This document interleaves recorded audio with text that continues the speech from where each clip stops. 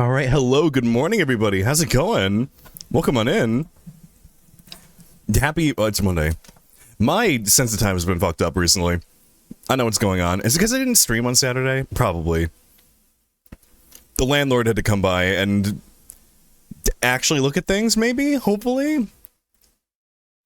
I will fight the landlord if he doesn't fix our bathroom in the next 2 weeks. Because literally one of our toilets has been, like, out of commission for, like, how long ago was it? It's been, like, a month. And he hasn't come to, like, fix it yet. Pumpkin fucking season? Well, congratulations to all who celebrate. I hope you're having a good time. I am excited about pumpkin season, though. I kind of want to go to, like, an apple orchard. Like, every year I always go with a bunch of friends to, like, an apple orchard. We do a corn maze, get some cider, get some, like, donuts, apple pie. Oh, I love apple. So I'm very happy. I'm happy. I love fall. I need to find apple orchards near me. Here, let's get over here. Well, hello. Getting shivers and hard cider? Oh, I want some. Can I have some? Just put it in like a little baggie, like a plastic Ziploc bag, and just put it, like, mail it to me. Edge, hello, welcome on in. Edge, it's really funny, actually. Like, speaking of big owls, like, yesterday, Lunar, my roommate, I had to go into his room to use the, like, bathroom, and so he sees me, he's like, hey, I need you to look at something. He's been trying so hard to find bird characters I don't know. And he's like, I need you to look at this video. And then he shows me the video of, like, you in your fursuit. And I'm like, oh, hey, that's Oomphy. And he's like, God damn it. Why? What bird don't you know? The last time I tried to do it was the owl from the Sonic OVA. He, like, didn't even show me the bird. Like, he showed me the video. And I saw the title. I'm like, oh, I know the bird. I'm sorry, Lunar. Yeah, there's Oomphy. The Oomphy that you were trying to show me. But good morning, everybody. Hope you're all doing well. Happy Halloween. Not yet. What is this song? I have, like, a Sonic mix going right now. This is Sonic CD? Like the boss theme? Let's skip to the good stuff. There we go. That's the good shit. But I'm really excited for the game today. We're gonna be looking at a Dead Ringer. I've been seeing, like, stuff about it on Blue Sky. From, like, it turns out I know, like, half the people who worked on this game. I didn't even realize, like, I was like, why am I seeing, like, because Jin was, like, messaging me, like, oh yeah, hey, I know, like, the guy who does some of the music on the game, like, and he's been looking for people to stream it, and I'd kind of thought about it anyways, and then I looked at the staff, I'm like, wait a minute. Because, like, Cards of Ace is someone, he does character art. The main writer, Dom, I know him. I know Jaws Noir, he does some programming on it. I think I know one or two other people who worked on this, but I'm looking forward to this. Also, there's a big owl man in it. I don't know anything about the game. I know, like, the basic premise. Oh, and Edge, thank you for the follow. Welcome on in. Also, I need to point out the person that followed before that, their name is Goo That Floats. And just something about that. Almost beat Omega Savage? I hear Omega is, like, really difficult. Hero's been telling me about it. I think he only beat him, like, recently, but apparently Omega is, like, super hard. I still haven't even played World, or not World, Wilds. I have access to it. I should play it. I almost want to resub to 14 to do the Wilds content and that, get my Sacred Mount. At least that's not, like, timed, so... Wait, is the Final Fantasy 14 stuff in Wilds timed? Like, I know they tend to do it where there's, like, timed events, and then after, like, a while they just unlock everything. Because I think Behemoth in World was timed for a bit, maybe? Omega's a complete bastard? I see. Also, Ben, hello, good morning. Kilo.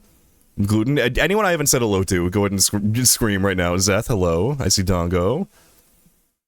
Hi, Oompy, I love your TikToks. I found something last night. And, like, I'm trying to figure out how much I can talk about it. It's really Okay, oh yeah, yeah, we've been friends for a while. We actually roomed for FWO this year. But so last night I was just on Steam looking around, and I found like these like artist reference tools, like these programs. I don't know what was the name of the company. Hold on, I need to find a screenshot I sent to Brave.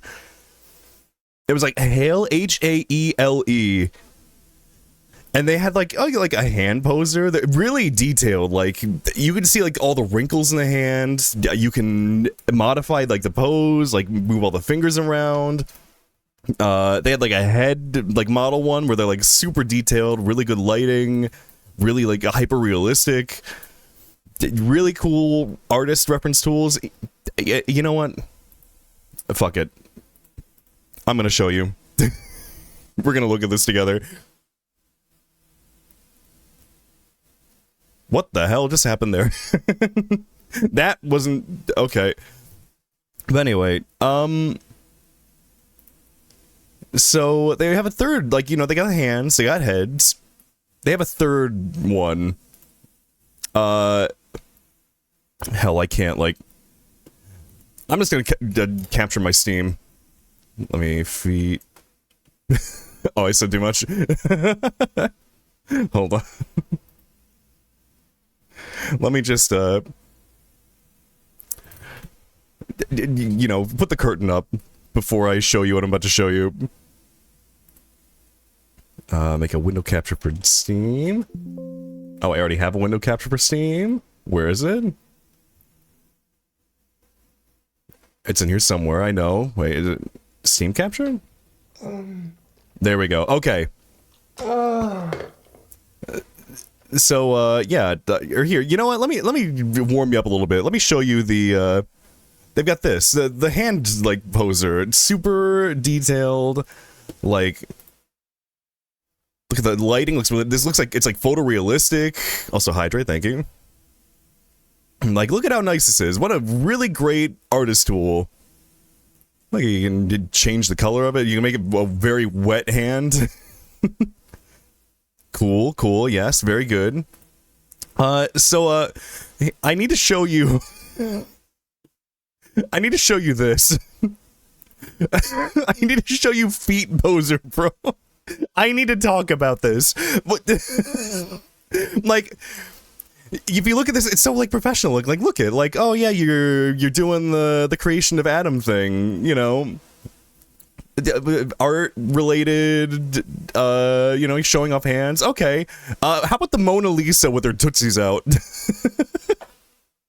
This is insane. Like, I'm sorry for how much feet I'm about to show you. Like, this trailer is wild too. It gets worse too. Hold on. I'm so sorry in advance for how much feet I'm showing you right now. I hate the way that they wiggle. Like, I get the feeling they made this as, like, you know, an art program, you know, for reference, because feet are really difficult to draw, and this is a really good tool to have. I get the feeling there was a pivot in their marketing at some point, when they realized, like, yeah, there's gonna be some freaks, like, who are into this. The fucking Mona Lisa with her feet out is crazy. Also, they know, they fucking...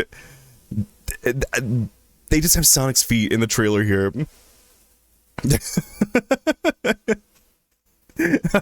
Like, what? I have to, like, give them credit for this marketing here. It's insane. They absolutely know. Like, they're leaning into it. Like, they wouldn't do this for, like, yeah, like, hold on. There is, like, another art program that, like, is much more, like, normal with the trailer, because, like... Here, this one's, like, more similar. Like, oh, yeah, look at all the features of our program. Like, you can make the feet fatter, which is definitely a thing. But yeah, look, you can pose all the toes, which... For art references, you pervert. you can look at, like, look at how detailed and, like, vascular they are. Like, you got every, like, wrinkle. That was kind of a weird one. You really can't escape it. Like... They made the hand one and the head one, and, like, of course the next step would be feet. But I'm sure there were, like, meetings to be like, okay, fuck, how far do we lean into this? Like, Are we just making the foot like program now? Is that what we're doing? I'm still blown away. This fucking Sonic feet. Very lickable. All right, I'm getting this out of here. No more feet. I found that last night and I was like haunted by it. It was insane. You know, good on them though. I'm sure they got some sales from that. Like, that's good marketing. They know who their audience is. Oh yeah, but because the reason I found it is because the Steam sale is ending soon. I'm like, oh, I'm gonna look around and see if I can find anything, you know, like good. And then I found all that. Oh, is it over? Oh, rip. I was really about to ask, like, is there any like last second things I should get? I didn't buy anything during the Steam sale. I don't think. Like, did I? Okay, I technically bought one game. I bought Voxelgrams, too. And I have a problem. I've already gotten all the achievements for the game. I haven't 100% of the game yet, but, like, Zaya, I'm so sorry. No, Feet Talk is over. We're done with Feet. I will never show another foot on stream again. Don't look at my sub badge. I was, like, saying that, like, me realizing, oh yeah, my sub badge is Feet. Oh. Uh-oh. I need to update those. I need to make more. I'm running out. There's only so many toes you can, like, show, too. Like, what do I do at a certain point? I can make them, like, gold or something. I don't know. I'll figure it out. Well, hey, you want to do some Scrandle before we move on to the game? Kind of, you know, a palate cleanser from the foot conversation. I think I'm down for that. Horo was showing me... Okay, before we go on, I need to show you the thing that Horo showed me. Because it might be one of the wildest, like, Scrandle picks ever. Where is it? I need to scroll up in this chat. Dig for it. Okay, I'm going past some mushy peas. Here it is. Alright, so Horo, like, messaged, like, a group chat that we're in. Being like, hey, check this out, Scrandle lovers. Hot dog with 2 drinks for $40.20. That's in pounds, too. In, like, USD, that's like 50. 54, I think? What the fuck? Why is it so expensive? And Lunar was like, he was like, oh, it's probably like the cup. And I mean, maybe it is, but, like, I couldn't imagine, like, this cup being, like... Okay, so let's imagine, $50 for all of this. How much would that cup be on its own? It probably only costs like $5 to make. This is actually a scam. That beer is probably like $3 at most.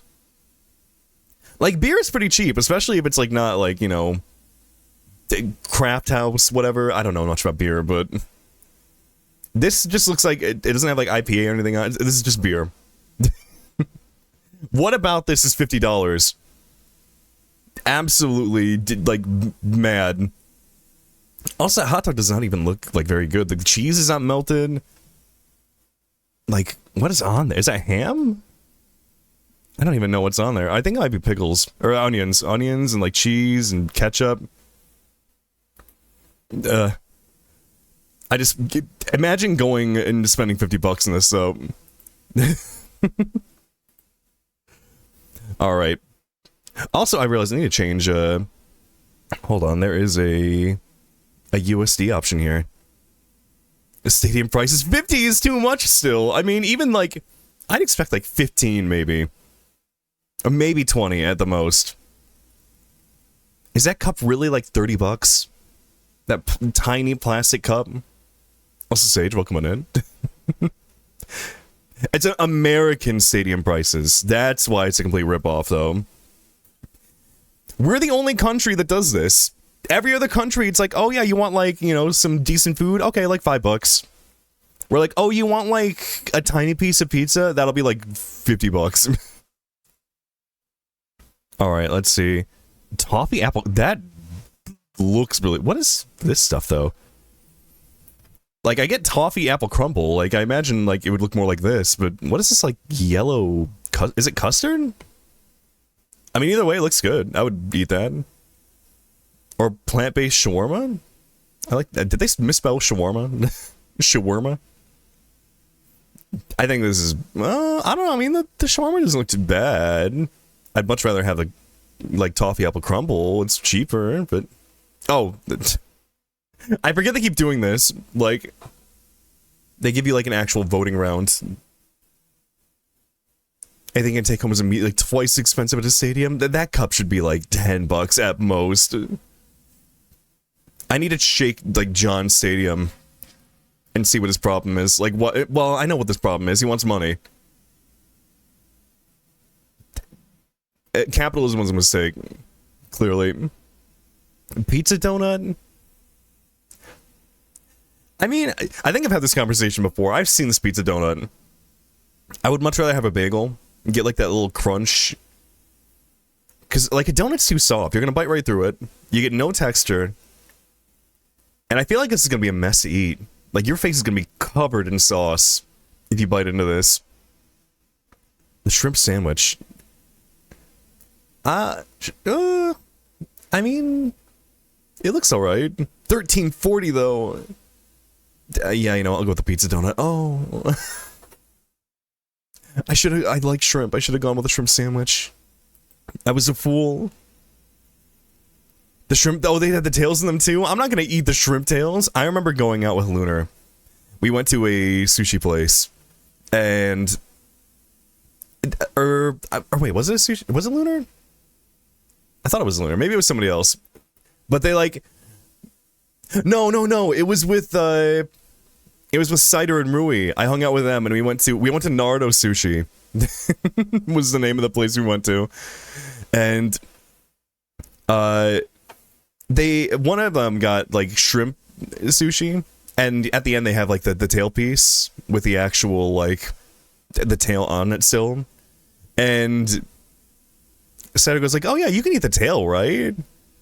Chomps immediately gets shards of like shell in his throat. I'm not eating the tail. I don't want to eat the tail. It sounds bad. Like there's no flavor in there, I think. I mean, maybe there is, but Incredible shrimp video? Oh, The Incredibles. Shrimp on sale at this hour. How convenient. That video has ruined, like, anytime I just say, as, like, I'm thinking, or, like, just as a response to something, it's ruined that for me. And I do it all the time, too. It's a problem. Minced beef and aloo dosa. What is aloo dosa? Hold on. Research. Aloo dosa. Are you telling me a shrimp Santa the Switch? Aloo dosa is... Potato masala is a simple and delicious South Indian side dish of boiled potatoes tempered with whole spices, onion, and herb. I mean, that sounds really good. I would eat this. Absolutely. Or the Balti pie, chips, and curry sauce. Yeah, I think I'm gonna go with the... Oh... It was close. Oh. Oh no. At least the cheese... How is the cheese melted when the burger looks like this? This is microwaved. This did not touch a grill. Like, there's no way. Also, like, or I guess they must have, like, just put the ketchup on because it's, like, dolloped, but... Yeah, the cheese got melted. How did it get melted? Not, like, there's a little bit on the, like, hamburger itself, but... This is crazy. For $7.37, for this... Not even grilled, microwaved, like, pre-cooked cheeseburger? Or the Chicago-style dog? I mean, okay, the amount of, like... It's too much pickle. Only one pepper, one tomato. Barely any, like, relish or onion. Like, I've barely been a Chicagoan for, like, even half a year at this point, but even I'm offended by this. Like, we have a really good Chicago dog place by us, and, like... You get, like, at least 3 peppers, like, enough to, like, cover the entire length, like, enough tomato to, you know... Not just get one bite of it. And that's an entire... There's more pickle than hot dog on this thing. It should be like 50-50. How do you fuck it up this bad? Chicago Fire... How am I more Chicago than you? I've been here like, okay, but who? I would rather have the Chicago dog. Yeah, I mean, I'm sure it probably still tastes good. It's too much pickle, but oh no, no, not the hot dog waffle. The fiery hello, welcome on in. Good morning. Can't eat the tail. This is what it feels like chewing on nails. You have to chew thoroughly. See, there's also like those crabs with like the soft shell that you can just eat, and I feel like I'd be nervous doing that. I don't want to eat the shell. Just give me the meat. I'm fine. I'll work for it. Like, who was I talking to that was like, I like crab, but it's just like, it's too much trouble. And I'm like, I don't care. I'll put in the work. Crab is that good. Chips, beans, and cheese. Why? The cheese is all like relegated to like a third of the entire thing. Why that? Like, unless you like mix it yourself, but like... Hot dog and a waffle though, like it could be good. I'm scared of this. I don't want to eat this. Like, I don't want the beans though. Like, just give me some like fries. I don't care. I don't eat the beans, sure, whatever. All right, Britain, you win. I'll eat the beans. Jerk chicken with rice. Oh, that looks really good actually. Or cheese and onion panini. Why is this bread looks so, like, underbaked? It's so pale. How did they manage this? They put, like, grill marks on it, but, like... You'd think there'd be, like, a little color to it. Drift King, hello? What cursed thumbnail? Wait, hold on. Please tell me it's not still the feet. Oh, God. We were looking at feet earlier. And I'm hoping that's not what my thumbnail is right now.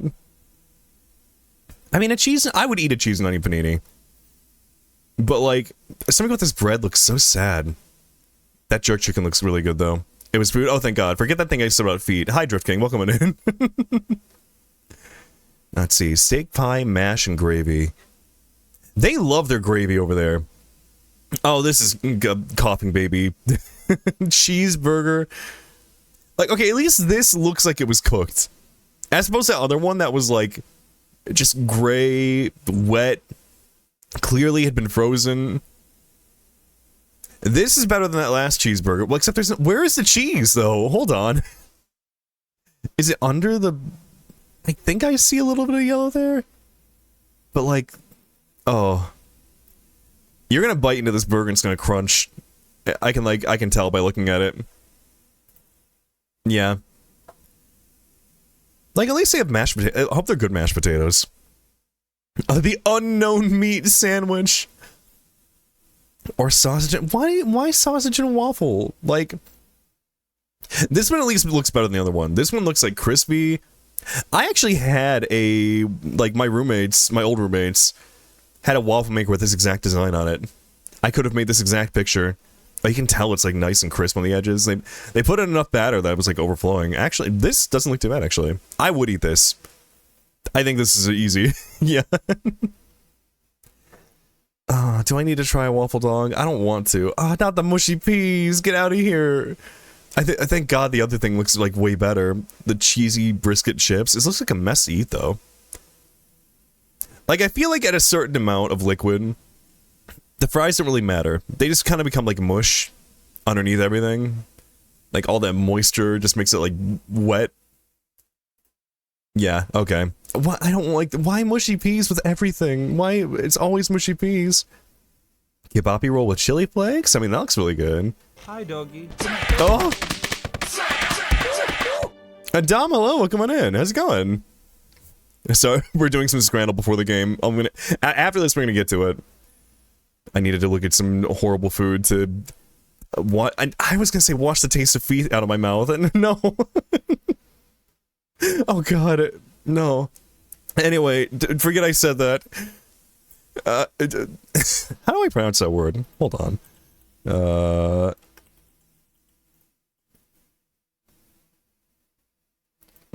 Okay. How do I pronounce that word? Come on, YouTube, load the video. Pronunciation video. Feijão. Feijão, okay. Love me some Scrand. There have been some things today.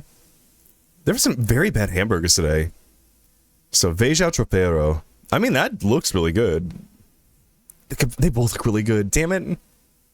I hate when they give you two good things and you have to, like, figure out which, like, to take into account, like, alright, are there things that people would, like, look at this and be like, I don't want that? Like, I feel like more people would look at the kebapi roll and be like, yeah. Oh, damn. Sausage mix and chips. Is the drink included? But, I mean, it looks alright. You know, you got your, like, sausage, french fries, sauce on top. I mean, I mean, I'd eat that. Or chips, chicken, and chip chop curry sauce? It's very green. If you hadn't told me it was curry sauce, I would have thought it was, like, mushy peas again. Oh, it's way too expensive. I think I'm gonna go with the sausage mix. Kivy, hello, good morning. Hands on the Brazilian plate, $3.35 for that much food, sign me up. Yeah, like, see, personally, I was thinking that. I was trying to get into the mind of the, you know, the scrandler. The people who, go to the stadiums and, like, order this food. You know what, here, let's go, like, the Saturdays are always fun. Let me check out Last Saturday, and then we'll go. Oh no. I every time, if it's an open-faced sandwich, you know it's gonna be a problem. Why is it so low? That doesn't look too bad. I mean, maybe it's because it had that and compare. Oh, Jesus Christ. What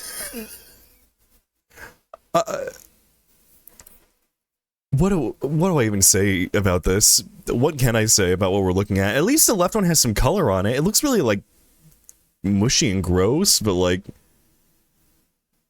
that one on the right, there's so much wrong with this. Like, the bun is completely split in half.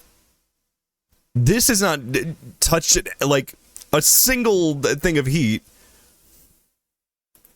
Yeah, easy. None of the colors are good. Yeah, what? Okay, oh, thank God. Pork stuffing, chips and gravy. Or boneless chicken bites, barbecue bacon loaded fries. I mean, this is less expensive.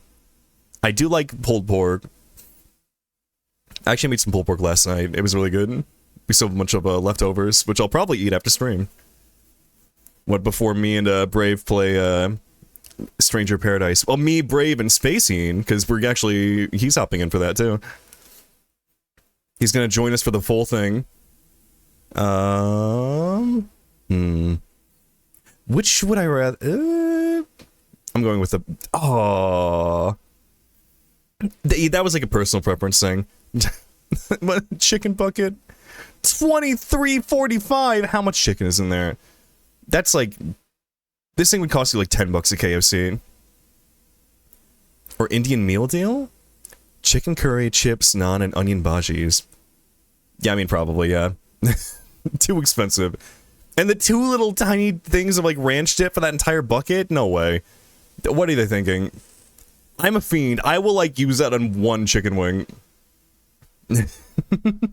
Like, I just like ranch a lot. Okay. Meatballs, chips, peas, and no. The peas! I don't want the peas! Get them out of here! Just give me the pulled pork loaded chips. Good. Hot chicken sandwich or pork sandwich with crackling. That's a lot of arugula on there.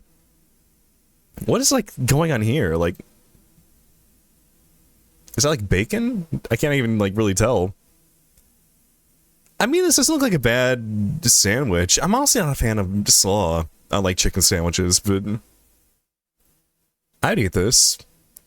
Why is it less expensive than the Canadian one? I think this looks better. This doesn't look like as much food. This looks like huge. Okay. Was it the arugula? Did people not like the arugula?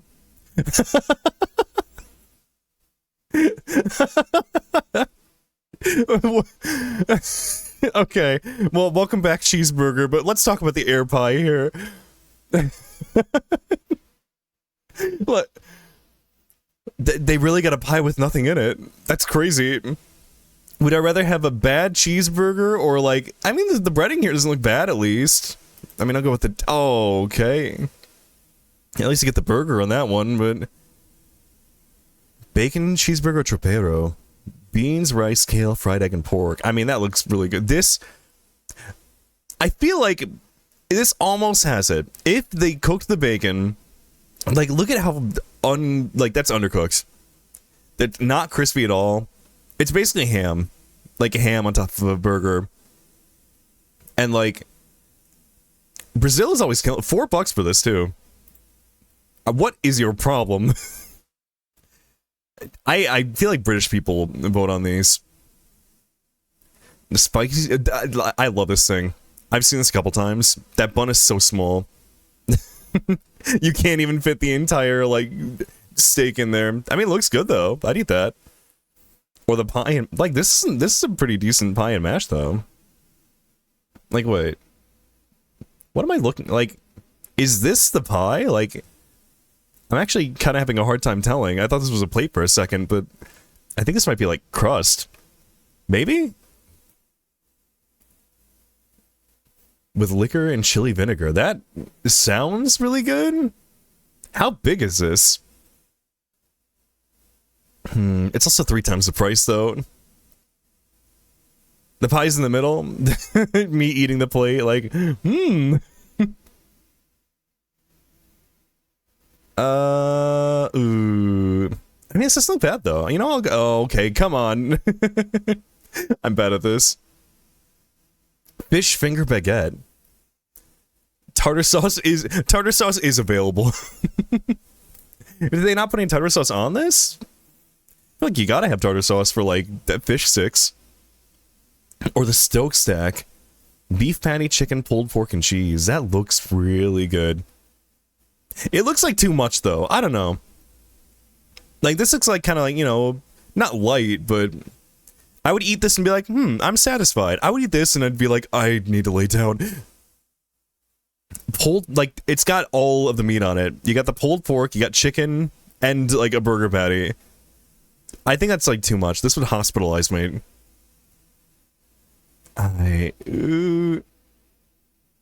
My heart says fish finger baguette, but my mind says Stoke stack. Yep.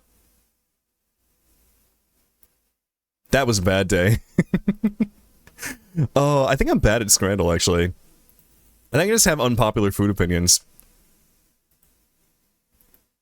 Speaking of, I'm very excited to make the jerky shakes eventually. I gotta start planning for that. I'm 30 away from 3K. It is entirely likely that I will be doing the subathon, like, by the end of the month. What are we looking at? Oh, this one, by Tristaniel. Big group piece. You can't even see me. I'm covering myself here. There, I'm in the jar in the bottom left. Everyone here wants the burger that'll hospitalize them. Like, I would absolutely eat that, but I would feel terrible. I would be in, like, physical pain afterwards. Alright, let's get the game up. Enough Scrandle. Oh! Oh! Oh, let me get this in full screen. There we go. Alright, hold on, let me get some... let me get Cock. Hey, Cock was already up. I've been saying some things today without thinking about them. Anyway. Just eat greasy slop and being proud of it. Listen, that's... I have my own methods. I don't need, like, big greasy burger. I can, you know... But what am I saying here? Yeah, I'd much rather get fat off, like, ice cream. I mean, I would, personally. Okay. But yeah, Dead Ringer, I'm excited to check this out. It looks really neat. All the art and stuff I've seen is really good. It's got a big owl in it. What more can you ask for? I need to drink my coffee. I haven't touched it all day.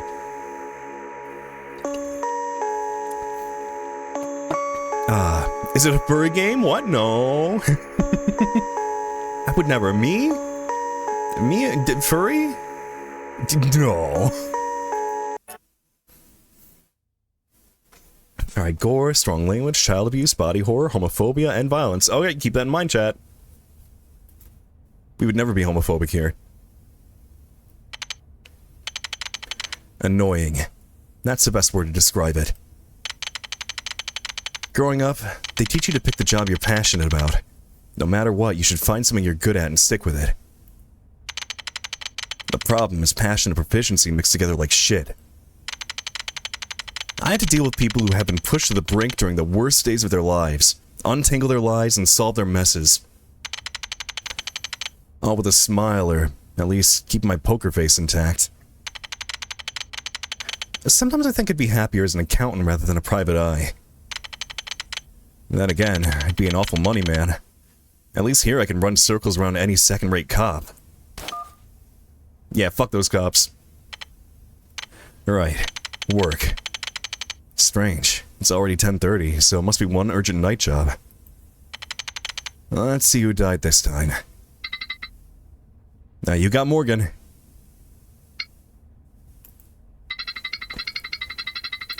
That's a pretty penny to pay out, but it would help knowing that the job, or what the job is first. She's frazzled. Clearly wealthy at the very least. Must have been a gruesome death. Or maybe she watched the person die. We'll see. I understand. Wonderful, so my reputation precedes me. Alright. Cops haven't been called yet. Fantastic. Keep it that way. I'll be there soon. Goodbye. At least I'll have less people in my way. Should take some coffee with me, as it seems like this one's gonna take quite the while. I like cream and sugar for a nice energy boost, and I'll put it in this fancy disposable cup to keep it hot. I need to drink some coffee too, actually. Hold on. There we go. Now, before I forget, I'll text my better half to not wait for me tonight. Looks like it's gonna be a long night. Oh, he's got his coffee. Now, this address is pretty far up from the city. I'd take the local police at least 25 minutes to get out here. Can't forget the time between the gate and the front door. The miracle worker finally graces us with his presence. Please tell me you can finish this quickly so my hired help can be penciled in for Pennsylvania's finest electric chair. Meredith Eloise. She's a successful pharmaceutical rep who likes to tout her connections with several private events she hosts all throughout the year. She's also known for being a pretty effective fixer in the medical field. Quite the woman to have as a client. This game's presentation is awesome so far. Like, I'm loving this. She's got power, money, and a reputation she'd kill to uphold. I just hope she isn't trying to get me to cover up an alleged act of passion. She's clearly had a decent bit to drink, and she's probably got sharper wits than I do right now. Well, say something. I hired a detective, not a professional people watcher. People watching is part of my job description, ma'am. Apologies, I was preoccupied with the bloodstain. Did you? Kill them? Oh god, no. They're my money, my connections. I could never even think of it. Was going to say touch the bodies. Then yes. It was a unique sight to take in. Thinking may have gone out the window until I called you in. Defensive. Whether it's the murder or something else, there's something she's worried about. Right. You mentioned something about hired help? I'd like to meet everyone who was here during the incident. Yes, of course. They're right inside. Nice place. A bird! Oh, sir, your titties. Anyways, hi. Nice place. It'd like to be 3 stories outside, so either access to the 3rd floor is past the foyer, or there's an attic with the entrance through a different room. Also, Orca Man? Okay, hello. I know Boo Radley and Cards of Ace did the art for this game, so you know the men are gonna be good. Very good. Yeah, there's 2 other people excluding myself and Meredith. Did they send any potential suspects home? Evening all. Is this everyone, or is there someone missing? Even after all this, you refuse to call the police. You're impossible. Oh, hi, hello.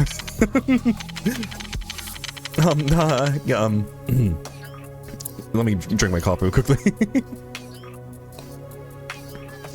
And this must be the hired help Meredith was referring to. I believe she said his name was Richard Torres over the phone. He seems less than pleasant, but given the situation, I wouldn't expect anyone to be cheery. Even now he looks well kept and he has some level of self-control. His contempt is apparent, but he's not indulging in it. I'd have to agree with Mr. Torres. Weird or not, there are 8 people dead here.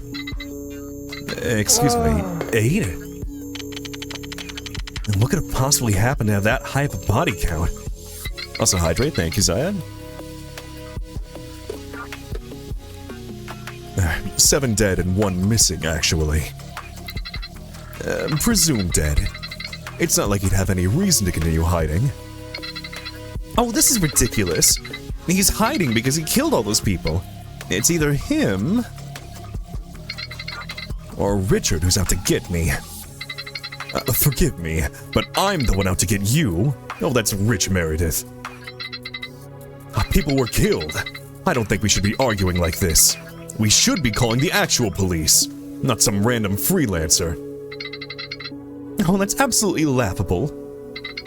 You're just some insignificant little whelp having his 15 minutes of fame. Do you really think I, Meredith Eloise, would invite an ant like Alexander Florence to my midnight dinner as an equal? You're fleeting entertainment at best, so act like it. Gruton, hello, welcome in. Alexander Florence. I could have sworn I heard that name on the news before, but I'm drawing a blank. I'll have to inquire more about him later. He seems nice, though. But what would possess him to wear nitrile gloves at a party?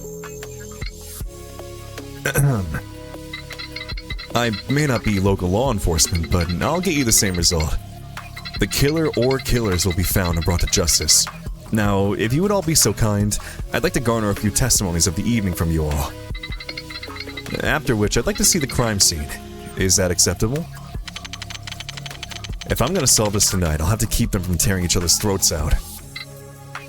Fine. Since you're already here, we might as well make use of you. Well? Fine. If everyone else agrees, there's no use arguing. He's cute, I love him.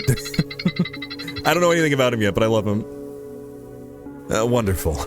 I asked that while I'm interviewing one of you, the other 2 wait outside. Let's get this underway. You know, we'll start with you. We'll leave the best for last. What do you want to know, Detective? God, the UI in this is awesome. This is great. So tonight's events, about Meredith, a drink choice. Yeah, let's start there. Tell me, coffee or tea? Are you being serious right now? That face is really good.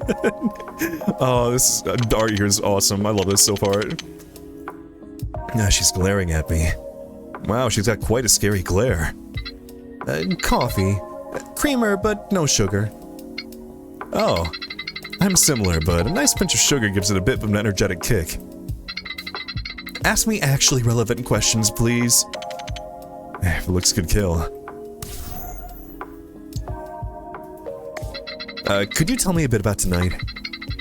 Where you were and what you were doing?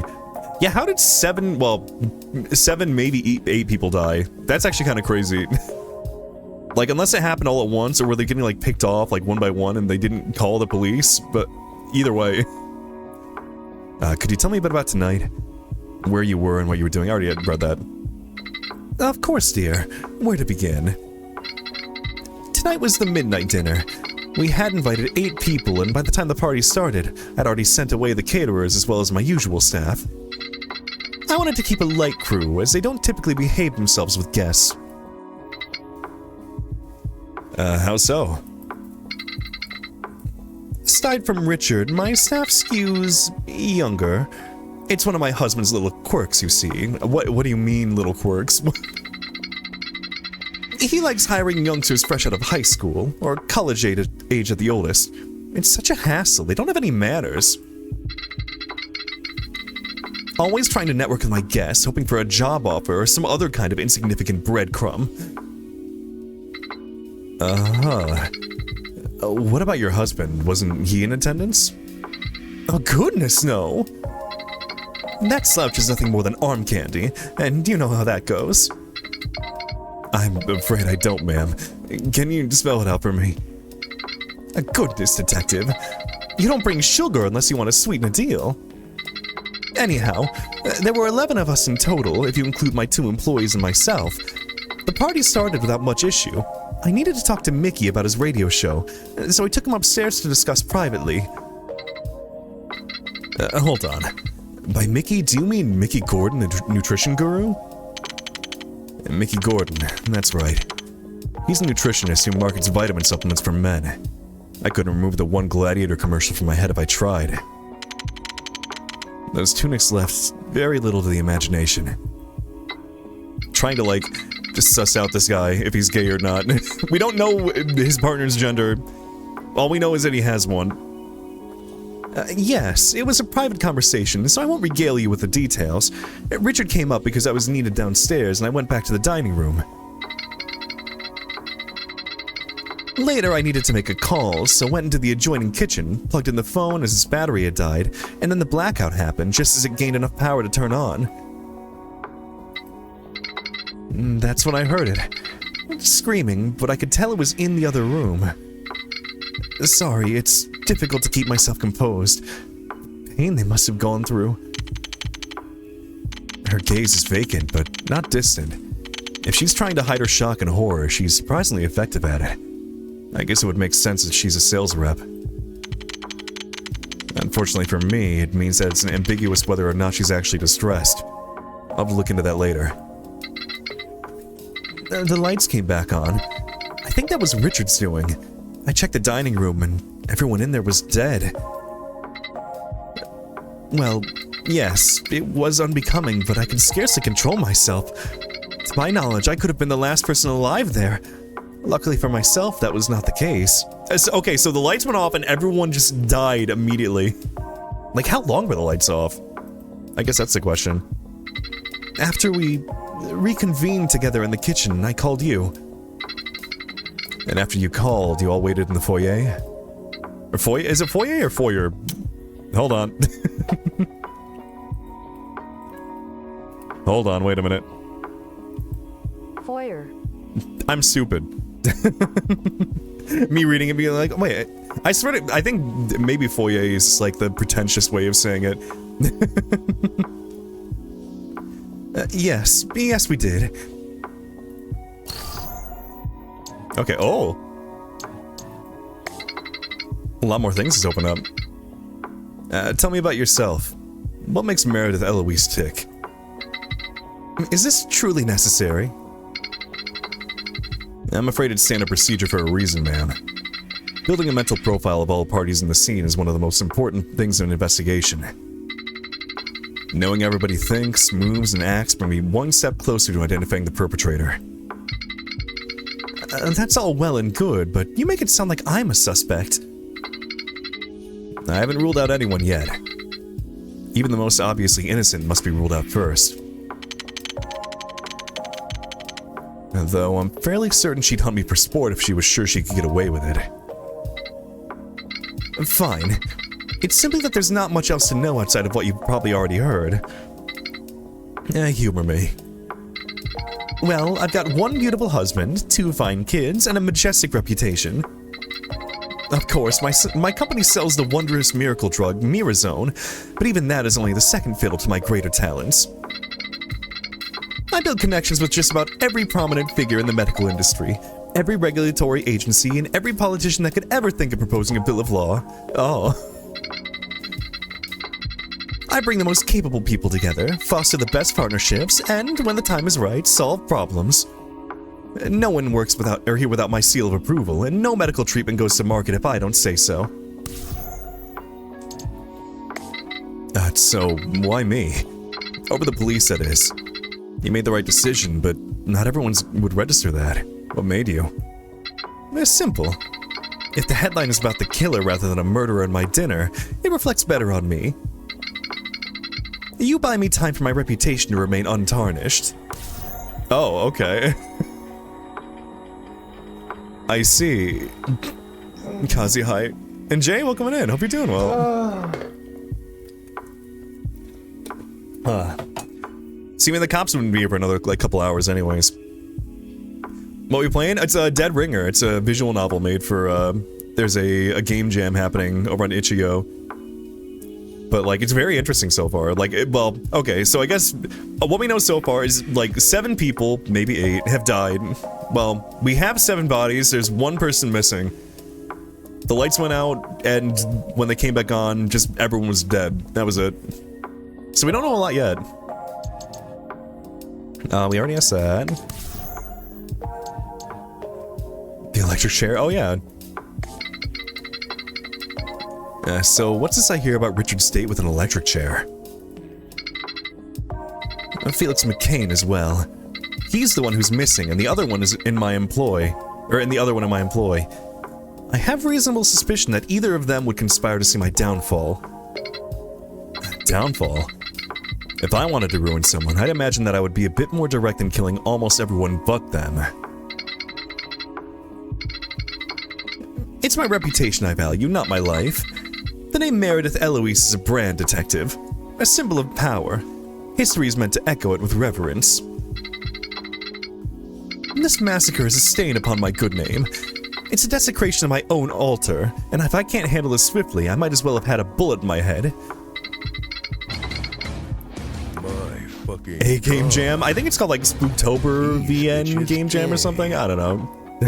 Good for them. Apparently it's already looking really good for them. I mean, so far I'm like really enjoying this. I haven't even gotten very far.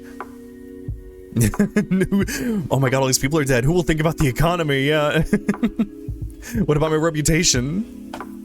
The only difference is that this death is slow and agonizing. Oh, wait, hold on. I read that in the wrong voice, I think. I asked for your account.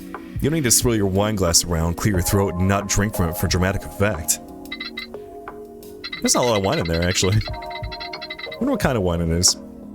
Ah, detective. Those who died, those poor souls strewn in my foyer. Or should I say foyer? I think she would say foyer.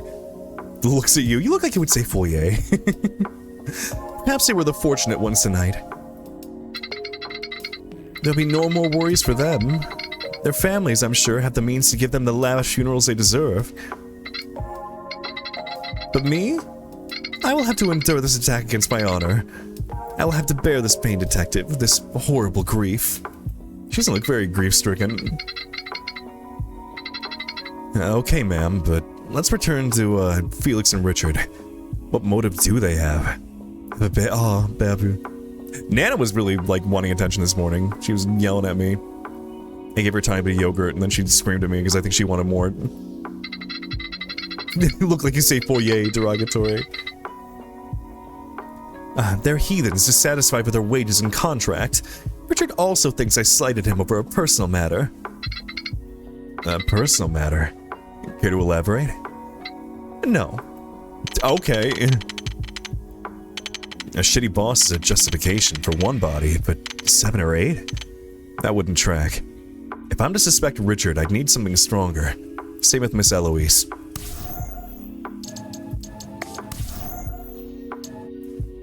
Who's this Alexander fellow to Meredith? Oh yeah, the bird guy. So, tell me what you think of Alexander. A child in a gentleman's club. Excuse me? We're adults, and he's barely out of college. He's only here because he was filmed doing his job in front of a camera, so I have to begrudgingly make nice with the impotent scrubs. The only admirable thing about him is that he clearly cares about his caring for patients. Well, that's what the job's about, right? Yeah, some of these talking sprites are really good. Like, God. It's one part, yes. Okay, so he's like a doctor, I guess? That's in front of a camera, though. Is he like a doctor, like, influencer? What? I guess we'll see. Richard Torres. First word that comes to your mind. Go. Smart. Okay, now the rest of the words. Uh-huh. He's smart. I've kept him on for years because he's a good leader. He keeps the house clean, he can fill in for the chef if need be. He's also a crafty wretch who wants my empire to burn. Understood. Yeah, maybe you should pay him better then. I love, like, all my help wants to kill me because I don't pay them well enough. Oh, man, if only there was some way to have rectified that. Who's a mysterious missing person? Tell me about the other employee of yours. Felix, was it? I would have fired him if only that didn't involve severance pay. Holy shit. I've been telling my contacts in the Senate that we simply must do away with this workers' rights travesty, but I'm afraid they're too afraid of backlash. And that left me shackled to that rat Felix. Oh my god, okay, I think I hate Meredith. She's awful. He's a worthless do-nothing who only wants to smoke the devil's lettuce and spread his malaise to my other workers. And the worst part is that he does exactly the bare minimum. He skirts around doing illicit drugs on the clock, well, which I know he does. I just can't prove it yet. He's a slithering snake out to make my life worse. Yeah, she might be evil a little bit. Like, again, it sounds like you just need to pay him more. Literally, everyone's complaining, oh, people don't want to work, they will do the bare minimum. If you paid them well, I guarantee they would actually, like, you know, give a shit. He's probably off somewhere completely unaware of what has happened tonight. Okay. Alright, Meredith. We've learned that you suck. Do I talk to Big Orca Man? I kinda leave the bird for last. Oh, hold on. We'll talk to the Big Orca Man. Birdman seems sweet. I think I'll like him. So we'll save him for last. Hold on, let me get the himbo out. And then we'll question Big Orca Man. But you know, like, the way that he looked at me when, like, during his introduction scene, like, hot damn. I mean, I could tell he was, like, angry at me, but I mean, like, you can keep being angry at me, I don't mind. The orca kind of, yeah, no, I mean, like, look. The men's titties are bigger than Meredith's. It's kind of crazy. As they should be. What do you need from me? Tell me about what happened tonight. Of course. Before the party, I worked with the caterers to prepare the food. I received a call from my husband, and he's gay! Yeah! Who was one of the victims in this. Oh, he's widowed. I'm so sorry. He wanted to RSVP late, but knew to call me since technically the registration period had passed. Whoops. Yeah, he's gay. Ooh, so he's single. Listen, the body's not even cold yet. Hold on. Like, maybe we can like talk about it later, but you know, I'll give you a little bit of time to grieve. I will look very respectably at you grieving, though. Your husband? I'm deeply sorry for your loss. Wait, hold on. He doesn't really seem torn up about it, though. Like, we haven't like seen him like grieving at all. I can't imagine what you must be going through right now. My feelings are of little consequence. What's important is that this killer is caught. Now then, from where I left off. I, of course, foresaw this and RSVP'd for him, so the call was meaningless. When the party started, I took everyone's phones in order to restrict any photography of the event. Taking phones is always a bad idea. Wait, what? Why did I, like, replay the thing again? Whoops. I think I hit the scroll wheel and it, like, backed up. That's good, though, that you can back- oh yeah, there is, like, a back button, too. That's neat. The number of times I've, like, accidentally clicked through text and just had to go through the log. Oh, no. Oh, no. Oh. I'm so sorry for your loss, Richard. Everyone's phones were taken away? Did you or Meredith have yours? When on the premises, I rely solely on the landlines in the house, and Meredith partakes in the same restrictions to be fair to the other guest. As the party begins, I remain in the foyer to prevent people from wandering upstairs without proper supervision. After the party started, Meredith goes up with a business associate to discuss a private matter. I spoke with Meredith. The associate was Mickey Gordon, yes? Yes, this is correct. Can you tell me more about him? I refuse. Yeah, they do all have unique, like, highlights too. Green, orange. Why are they so tight-lipped about this Mickey fellow? There has to be something going on with him. Was he one of the people who died? I mean, he's not here. I think these are all the survivors, but... soon after, the lights in the foyer flicker. Knowing the cause, I head into the kitchen and find that my subordinate, Felix McCain, is charging his phone in a faulty outlet. It's located next to the stove in the kitchen and it tends to trigger the circuit breaker. I unplug it, return his phone to him, and give him a lengthy lecture about this fact I'm telling you now, and then head back into the kitchen to serve the next round of appetizers. Once I return to the dining room, Felix is gone, so I'm left to do this myself, after which I return to my post in the foyer. Then, once I realize that Meredith is still upstairs, I go up to gently remind her that she has a party to run. After Meredith returns to the party and I to my post, I have a discussion with my partner. It's brief and he returns to the party. Are you gonna tell me what it was about? No.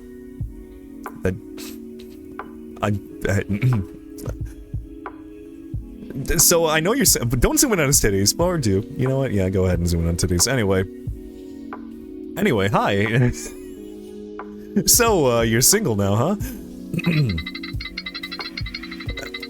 The power goes out soon after, and I swiftly head outside to manually reset the circuit breaker. It requires a key to open and is on the outside of the house. Once the power comes back on, I head back inside. How'd you see in the dark? Why is he looking at me like that? Oh! Oh, why did you flash me with that? Mini flashlight. I keep it on me at all times. I tend to avoid the blue light ones. I consider myself particularly red on these sorts of subjects, and I heard that bluer lights cause eye strain. So don't worry. I doubt a little flash harmed you in any meaningful way. You can't just flash someone and tell them to man up. What is it with this guy? Anyhow, soon after the lights came back on, I heard Meredith scream. So I rushed to her aid and found the pile of dead bodies in the dining room. After that, I ascertained Alexander's location while looking for the two potential survivors. He was a short distance away in the nearby bathroom. In that time, Meredith made the call, which we later learned was to you, and now we're here. So, you left Meredith alone? How did she look? She had blood on her dress and looked as if she'd just seen 7 corpses in the dining room. You know, that sounds fair. You know, I can give him a bit of leeway, though. His husband did just die. What is it? Hold on. Is this like... Ah, the evidence. Okay, Meredith's account. Right before the blackout started, Meredith borrowed a phone and went to the kitchen to make a call. The mini flashlight is evidence. So, Seeing that it's evidence and that he has it does make me think like, tell me about yourself. What makes Richard Torres tick? I'm the head caretaker of Meredith Eloise's residence. I help with cooking, cleaning, and managerial work for any events Meredith hosts. I have a husband, no children, and a stable job position. So, I'm so sorry. You had a husband. Like, I just, not to go to the Wikipedia and make everything past tense, but like, anyway. Am I being mean? I think I'm being mean. I think he's hot, and I'm weaseling my way in. Anyway. No, but I get that you don't want to answer the question in earnest. Coffee or tea? Black tea with milk. Anything less would be an affront to my taste buds. I've never had, like, tea with milk before. I always just do tea and sugar. So, what do you think of Meredith? She's my boss. And... she's my boss. Oh. Uh-huh. You know, based on what I know about her, I'd be pretty, you know... I wouldn't be too happy about her either. So, what do you think of Alexander? He's not, like, okay, you know... He might have a bit of a chip on his shoulder, but also, you know... I get it. I would hate working for her too, like... Infant. Okay, I like you a little less now. You're very rude. Just infant? Infant.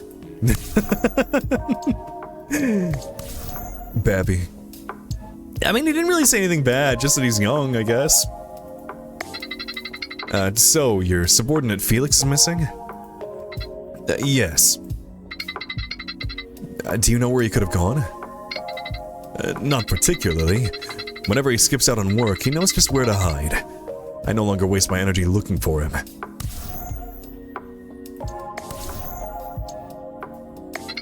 So, just a quick question. Why didn't you call the police? Eating good night? You haven't even seen the owl guy. Just you wait. Though, I mean, there is something about him. I wonder if he... If you've seen the art, you know that there's something about him. I trusted Meredith to handle it when she said she would. Then she called you. So, you don't think she did well? Do you have a police badge? You don't need to answer that. Next question. I think that was it for him. Okay. Alright, let's go talk to Alexandra. How can I help? Detective Morgan, right? Could you tell me a bit about what happened tonight? Just to get some perspective. Right. You would need that. I arrive at the venue, and I'm not sure if it's the place that... I'm not sure if it's the place because the gate is so far from the house itself. It just doesn't feel quite right, you know? Sorry, I'm definitely not looking at your titties right now. It doesn't help that they have a stark-like shadow below them that really makes them pop. Anyway. Yeah, why are you wearing gloves anyways? I get a bit turned around, end up wasting time making sure it's really the place, and wind up there basically last. I'm behind one of the doctors we work with, Dr. Edwards. Brooke Edwards. They take our phones for some security reason and we're let inside. Everyone's a decent bit older than me, well, excluding Felix. Felix McCain. I'm well aware of the man. He's the one who's missing, yes? Yes. He is. We talked during the party and he seemed nice enough. Yeah, hey, are you... Listen. Not that I'm here to, like, shop for men, but, hey, are you... Is there a Mrs. Alexander? Just asking for, you know... I need to know for the, investigation. It's very important. I guess we will ask him, actually, in a second. What was next? They took our phones, dining room, charcuterie... Felix! Yes, oh... That face is goofy. Felix then asked if he could show me some of the paintings upstairs in the guest room. So he takes me there. We talk, and then we go back downstairs to the party. As we're leaving, I noticed that Richard was upstairs too, talking with Miss Eloise. But I don't think he noticed us. Something more definitely happened with Felix and Alexander, but I don't have anything to go off with that yet. I'm more interested in... Can you recall what the tone was like between Meredith and Richard? It seemed like they were trying to, yell. Softly. Whisper yelling. But I didn't catch more than that. I don't consider myself a nosy person, I wasn't gonna start there. Anyway, I return to the party and eat some food, but something doesn't agree with me. Maybe it was the oysters. Maybe it was the talk about ending this workers' rights travesty, I don't know. Alexander's a good guy. I like him. He's a big bird man with big titties and a big heart. That literally has a heart on his, like, shirt. Not quite in his sleeve, but you know what, good enough. So I head to the bathroom. While I'm there, the lights go out and... Oh man, you almost got murdered. I can still hear everyone calling for help. The sounds of tables being knocked over. A muffled panic just beyond the back wall of the bathroom I'm in. Was there anything strange that you noticed during the blackout? Anything at all? Something that sticks out during all the chaos. I don't think so. It was so... Here we go. You just needed a little nudge. A light under the bathroom door. It was blue like a phone screen, I'm pretty sure. Okay, so it wasn't the flashlight, because the flashlight was specifically not blue light. Or was it specifically blue light? Because he was saying blue light's bad for you, and so he has a flashlight that's not blue light. Phone screen. I mean, the only person we know who had their phone was Felix. At least so far. I need to make sure who had a phone during the blackout. I just froze. Something in the back of my mind was telling me that if I moved a muscle, it'd be the end for me too. Even after the lights came back on, I couldn't budge. Not until I heard Richard's voice and Miss Eloise screaming. I left the bathroom only after Richard found me. That's when I saw everyone else dead. After that, I don't think I could really do or say much until you arrived. I'm still kind of... I don't know. I'm in disbelief. They're all dead, aren't they? It's not the same as losing a patient. You're prepared for that possibility. Not this. The concept of murder weighs more heavily on him than it does for me. I don't know what that says about me. I mean, to be fair, you probably work with it a lot. I mean, he accidentally kills people all the time, probably. Well, maybe not all the time, but, you know, he's probably done it a couple times. He's used to that. You're used to this. That makes sense. No, the discussion between Meredith and Richard intrigues me. I could potentially pry a delicious nugget of information if I had them to redo their testimony. Okay, so I can go back and talk to them at some point. Alright, do you have a boy girlfriend? Tell me about yourself. Who is Alexander Florence? Well, I'm a nurse practitioner. I take care of patients at the behest of their assigned doctor. I basically act as the hands of practicing physicians. We spend the most time with patients. I'm only here because I saved a patient who was having a stroke while their hospital doctor was out on a golfing retreat, skipping their rounds for 3 days. Leo Jackson was his name. He's both a physician and a psychiatrist, so he still takes on some hospital work. Was it particularly unique that he wasn't there? Doctors have to do daily rounds of patients admitted to the hospital, or at the very least find someone to cover their shifts. The hospital didn't assign this patient a replacement physician, and nurses can't do much without a doctor's order. I technically acted out of line when I took charge, but he had a stroke and needed to be saved. I'm just lucky I was caught on camera and covered. It saved my job. But you wouldn't have done the same even if you would have been fired? I'd rather be jobless with a clean conscience than to keep my employment and lose my mind. So yes, even if it was the end of my time at the hospital, I would have done it. Except now, I'm surrounded by big dogs and they're all so much more experienced than I. You mean everyone here at the party? Yeah, it's intimidating. So literally the only reason he's here is because he was caught on camera. Like, he probably would have been fired if he hadn't been, but like, it's kind of, you know, bad.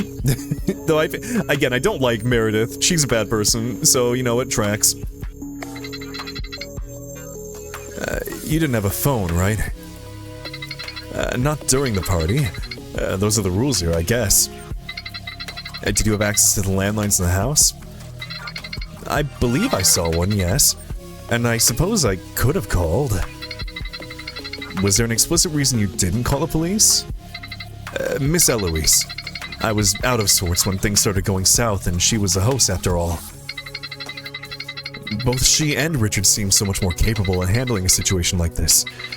I barely knew the victims, barely knew this part of town. I just found myself standing on the sidelines, relying on the two of them to handle it. Makes sense, I suppose. Coffee or tea? Juice. I'm a butterfly who likes sugar. Must be past this child's bedtime. You can't seriously disregard both options for juice. I mean, it's valid. I like juice. Some people just don't like tea or coffee. I mean, me, I'm drinking black coffee right now, but I wouldn't be able to drink black coffee if it wasn't, like, good coffee. Before I got my own, like, burr, like, grinder, I had to do, like, tons of tea, or tons of cream and sugar in it.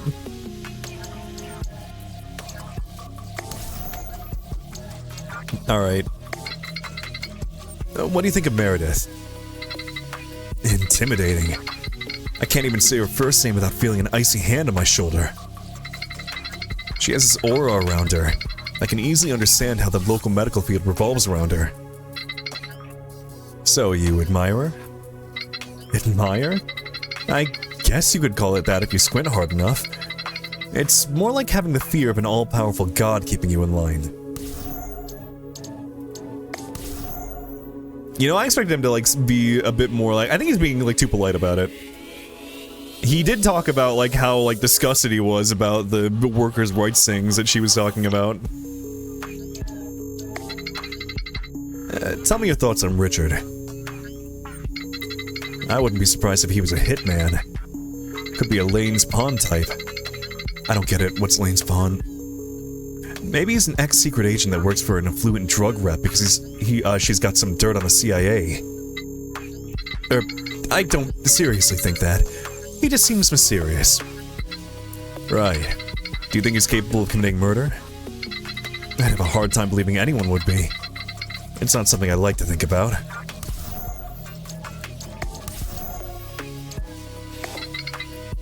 Tell me something. You're the only one who thinks Felix is dead, right? Why? Well, you're going to think it's stupid. If he were alive, I feel like that'd mean he was the one who did this. That's how it usually goes down. The person hiding has the secrets. I just don't want to believe he'd kill 7 people. Were you two off like making out or something? Is that why? Do you like Felix? Do you like boys? do you like boys? Hey, asking for a friend for the investigation. Do you like boys? I think that exhausts all the important questions at least. That just leaves one thing I need to see before I check out the crime scene. I need to see what phones were out of play. I need to know if they could reasonably communicate with each other. Just to cover my bases. If the phones aren't important, I don't want to have to worry about them later. Okay, I should probably ask Richard about taking me to where the phones are. What do you need from me? Alright, phones. Wait, where are the phones? An investigation? Oh, okay, so that's... There was something that he said about, like, added testimony. Would there be more in tonight's events, maybe?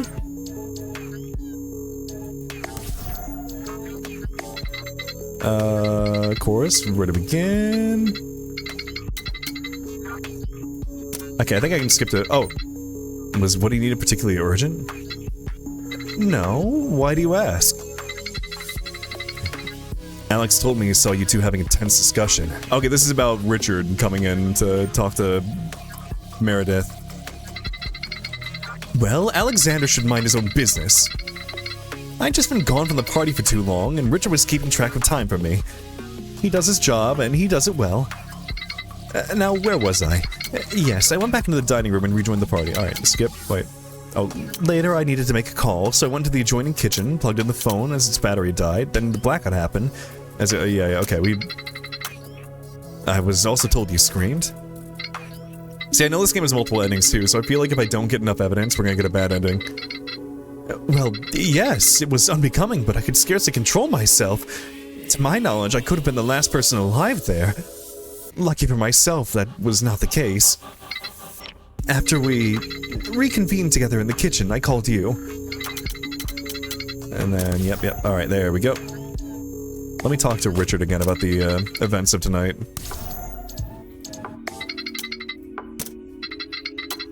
Was the discussion particularly heated? Of course not. It was brief and she headed downstairs shortly after.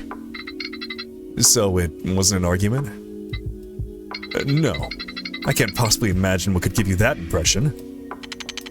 They were definitely fighting about something, but I don't exactly have anything that can tell me what it was about. Yep, okay. Okay, well, they didn't really tell me much, but... He is hiding the fact that they did have an argument, even though they were, like, whispering to each other. I think I have all the information I need from everyone. Could you show me where the phones are kept? Of course. I'll take you to the storage room and leave you to your work. I need to start knocking out possibilities now that I have a vague picture of the evening. First one on the list will be knowing the phones were out of play.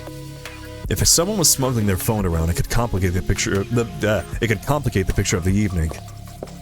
Well, I think we know Felix had his phone, because Richard talked about giving it back to him when he tried to charge it. And we know Meredith had her phone to call me, so if there's another phone missing, that's, you know, that's something.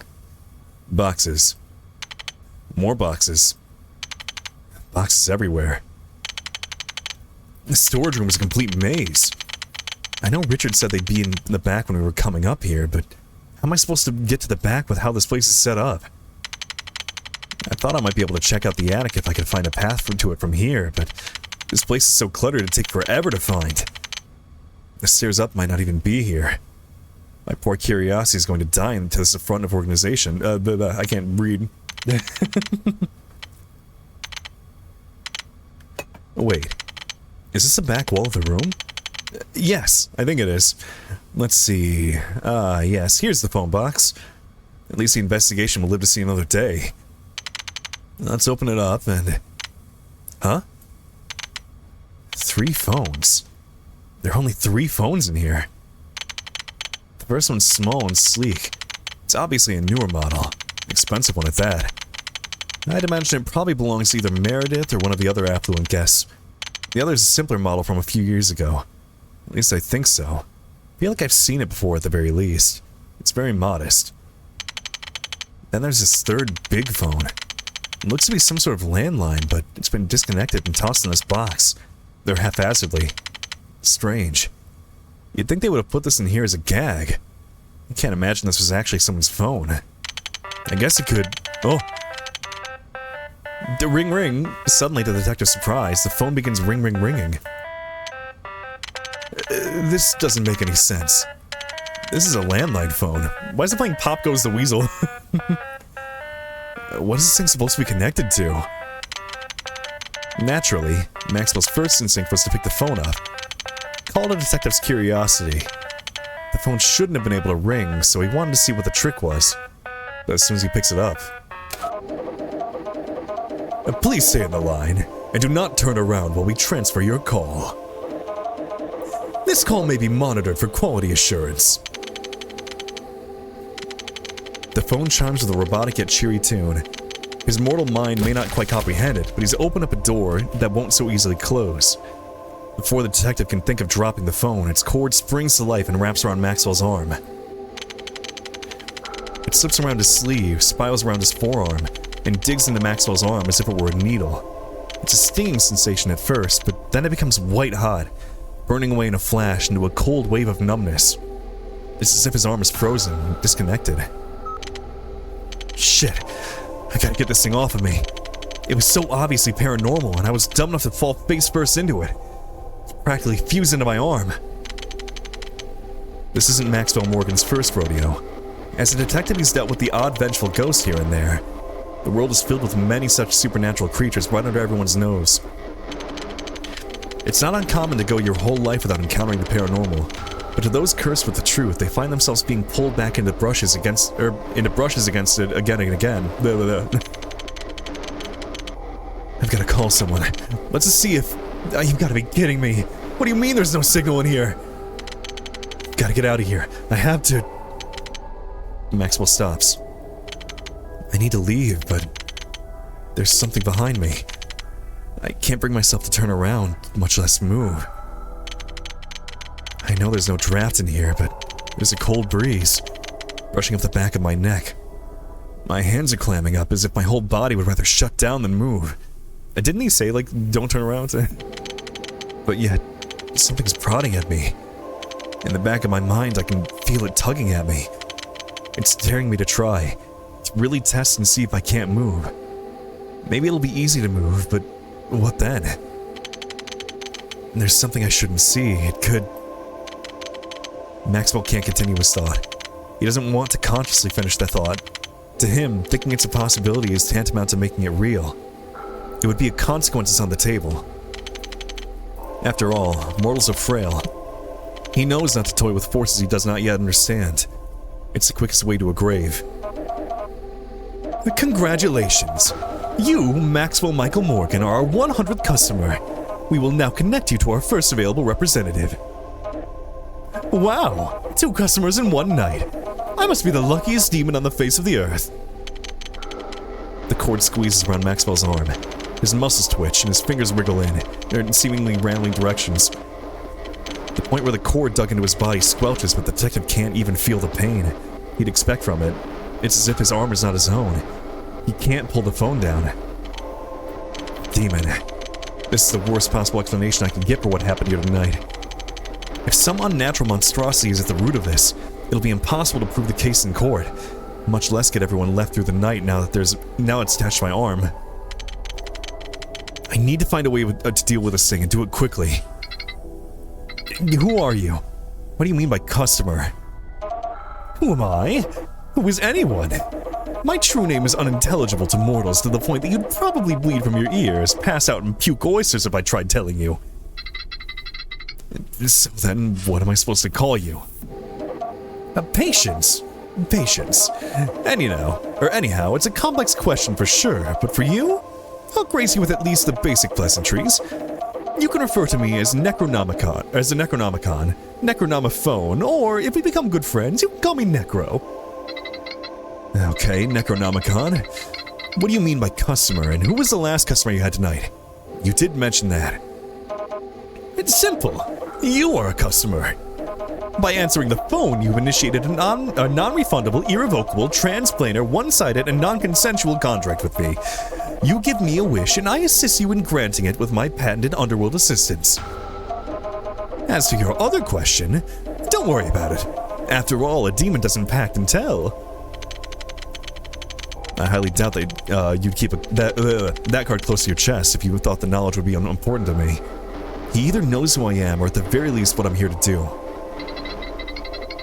Well, if you obey my wishes, then I'll ask that you dislodge yourself from me pronto and end this process.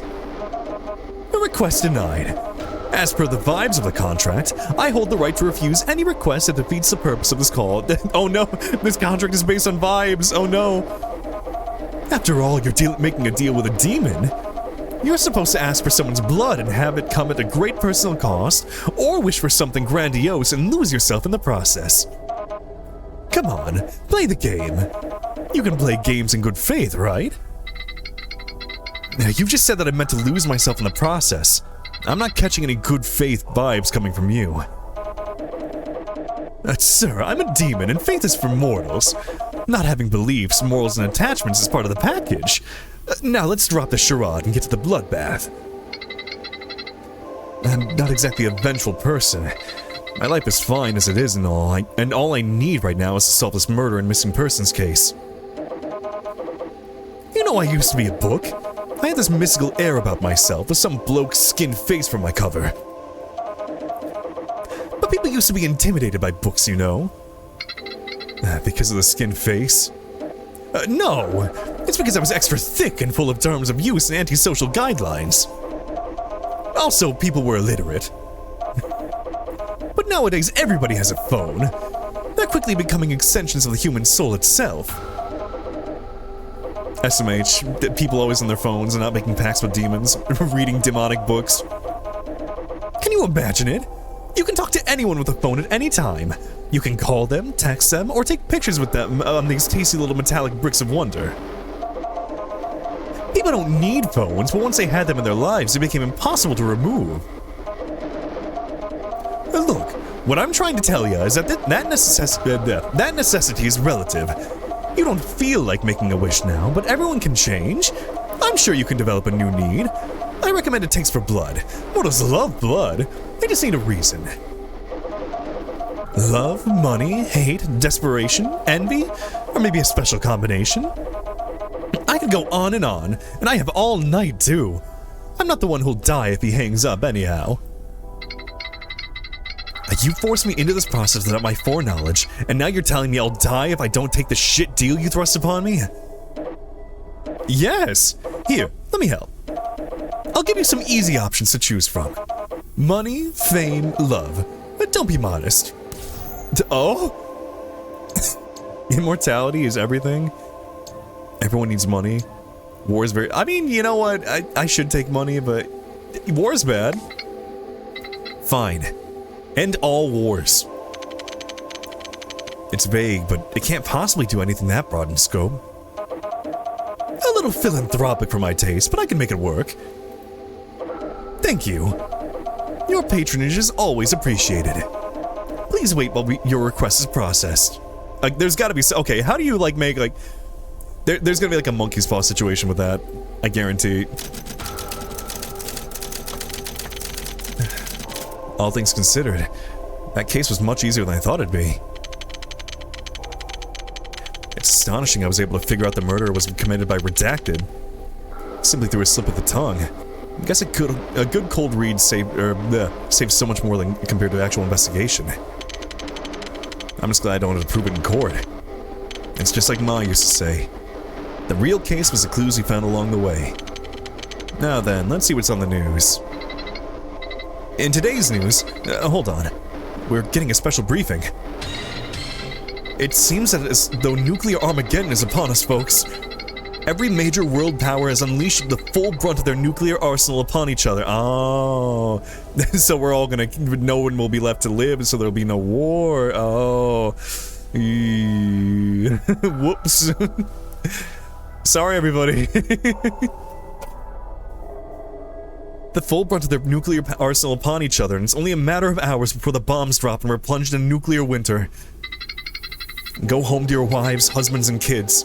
And tell them you love them. It's been an honor being your newscaster.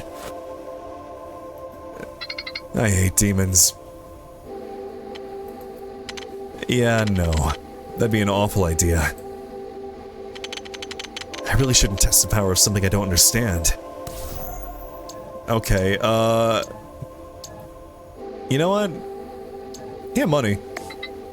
Fine. Give me infinite money so we'll never have to work again. Happy? And maybe if I ask for something impossible for it, it'll just give up. You can't be that powerful. Of course I am! Your wish is my command! Thank you. Your patronage is always appreciated. Please wait while your request is processed. Poof. There's a puff of smoke, and suddenly Maxwell is standing over stacks upon stacks of cold hard cash. What on earth? Is this money real? Is this money real? That's what you're thinking, right? Well, why don't you look more closely? With great suspicion, Maxwell slowly bends down and picks up a bundle of cash. It's solid, it's the right texture, and even smells fresh out of the printing press. This money may indeed be. The person on the dollar is a cartoon demon. This isn't even real money? Is this supposed to be a joke? Thank God it's just a joke. Well, you humans say you gotta spend money to make money, so I made money that turns everything it touches into real gold.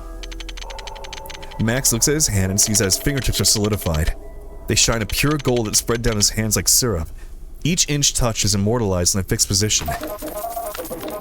Oh dear, I probably should have excluded people from that. Oh well, you get what you pay for. Soon, all that's left of the detective is a statue of sparkling gold. If he wasn't petrified, he could make quite the killing off of it. Yeah, no. That'd be an awful idea. Alright, yeah, we gotta see the final one. Fine. Immortality, I guess. I mean, that one just kind of sucks. Not being able to die is awful.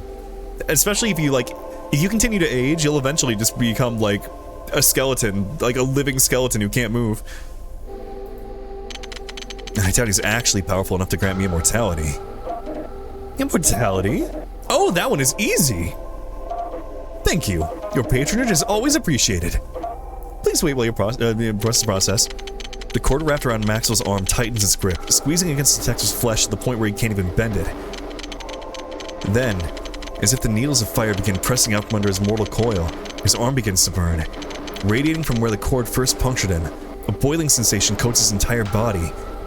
He tries to yell, but his strength simply leaves him. Maxwell falls to his knees and his eyes fall shut.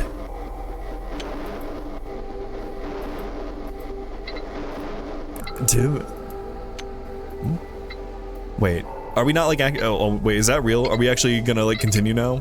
I was thinking that'd be like another fake ending like the bomb one.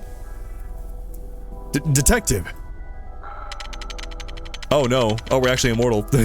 Oh fuck.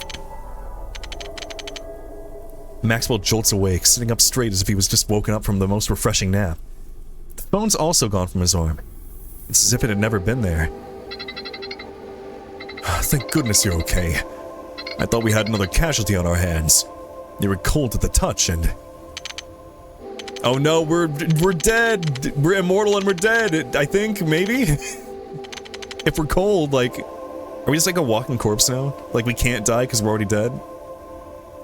What happened? That's strange. Did I pass out and have a weird dream? That's uncharacteristic of me. Was I drugged? I don't feel particularly sore. But my throat's a little dry. How long was I out for? A few minutes after I came in. I heard a loud thud and came rushing in. Right.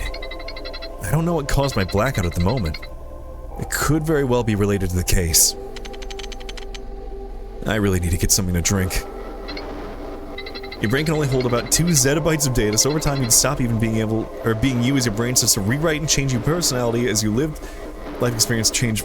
I mean, you kind of do that anyways. Like, as you grow up, you just change as a person, as you overwrite, like, old parts of your brain, but, like, that's not even the part I'm, like, worried about. Like, immortality, you need to, you know, with immortality, you need to not age, too. If you keep aging, you will just, like, hit a point where your body just can't even, like, handle living, but you're forced to. You kind of just have to sit there, I guess, at that point. Again, you're a living skeleton who can't move. That's the end state. I mean, even your skeleton would, like, you know, turn to dust or something at some point, and just... what happens to you at that point? I don't want to think about it.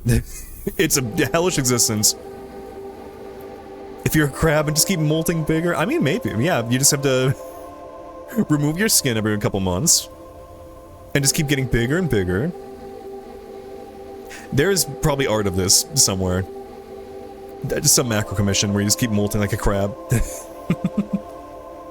Right. Allow me to accompany you during your investigation, then. Here, I'll help you up. Maxwell accepts Richard's hand, so firm. Oh, wait, oh. So warm. Rises up to his feet. Oh, you're so firm, so warm. Sorry, I know your husband just died. Some polite impulse in the back of his mind knows to let go, but something else compels him to linger. Yorka's warmth is simply... you can let go now. Right. Is your arm seizing up? You're gripping pretty tight. No, I don't think so. I'm just... thirsty. Are we a vampire? Maxwell's eyes trail down to Richard's arm. His mind slows to a crawl, processing nothing except for his thirst. His throat is a desert in need of an oasis. He needs anything to quench his newfound need. Oh, okay, oh, there we go. Maxwell simply lets gravity take over. Red splatters across the boxes and splashes onto the floor. Even with Richard's arm consumed, Max's thirst wasn't quenched. So Richard joined his arm. Yeah, no. That'd be an awful idea. Okay, I was wondering. That went on for, like... the fact that, like, it wasn't all in that style. You got me, game. Alright. Alright, literally anything else. I thought through your suggestions, my own ideas, and any other loophole I could possibly try. But in the end, I think I know what I need. Oh? Something scandalous and bloody, I hope. I need to cover my bases in case he's actually incredibly powerful. If I can limit what he can do, I might be able to manage him. It's simple. Help me solve this case, and let me be specific. Assist me in solving it, but don't do my job for me. I don't care how powerful you are. We're doing this the old-fashioned way. Investigation, interrogation, and deduction. No killing. No irreversible curses. Nothing you do can cause irreparable harm. Okay? You think you're real smart, don't you? Why should I agree to something so limiting? Because I'll add a stipulation. If we can't solve it, you'll be freed from your blocky metal coil to cause mischief on the unsuspecting world. As long as you don't impede the investigation, and help me when I ask, this condition will hold. Sounds like a good deal for the both of us, yes? I'm putting a lot of stock in this current case, but with what's probably the murder weapon on hand, it shouldn't be too hard to figure out who had this phone before I did. Let me rephrase what I just said. You are smart. You know what? It's a deal. You will receive my assistance for this investigation, But if you cannot solve this case come sunrise, the contract between us will become null and void, releasing me from my immortal binds. Thank you. Your patronage is always appreciated. Please wait while your request is processed. A circle traces itself around Maxwell Morgan's shoes. It glows a bright green whilst the light above the detective flickered that same otherworldly light. I can't read. Inside the circle itself, a sigil begins to form. Lines dance in different directions and compile into a complex arcane formation. Then, once it stops, 7 flames circle around Maxwell, which spiral into the air and then scatter in different directions. They slip through the bounds of the storage room, spreading out around the house. Fancy special effects. What was that exactly? Simple. I summon the spirits of the people I killed. Well, the ones I killed under orders. All my spells and functions come with conditions, exceptions, twists, and so on. There's no satisfaction with a hand wave and a wish fulfilled. Spirits of the dead, huh? He also basically confessed to the fact that his last customer was the one who ordered him to kill everyone. Actually, if I could get their testimonies, I could form a more accurate picture of the evening, even past my normal snooping. Ghost words won't fly in court, but I can figure out how to make it stick. Not like demon magic would fly in court either. Not in this district, at least. Fine. Thank you. I had to check out the crime scene, so if you could detach from my arm, that'd be appreciated. But there's no need. Watch this. Oh, he's gone. That's a pretty convenient ability. Isn't it? Now I can talk to you without anyone hearing me. I can't read your thoughts, though. You still have to speak to me and sound like a crazy person. Now tally-ho! You've got a timer to beat, mortal. I'm rooting for you. But why would he be rooting for me? This guy's way too chipper about this whole thing. I guess there's no worrying about it now. I still have my head, and now I have to use it. I should note everything down I found particularly important. I'll take the other 2 phones as well. Should come in handy when I'm interrogating. Yeah, okay, well, hold on. There's only 2 phones when there was... Okay. 7 people died. Richard... Did Richard have his phone on him? I guess we don't know that. We know Felix had his phone on him. Meredith had her phone. And Alexander, we don't know if he had his phone. But I'll assume it's one of the ones in the boxes, so we don't know... Who's the other phone? It might be Richard's. And then all the dead people's phones are... Oh, I need to click myself.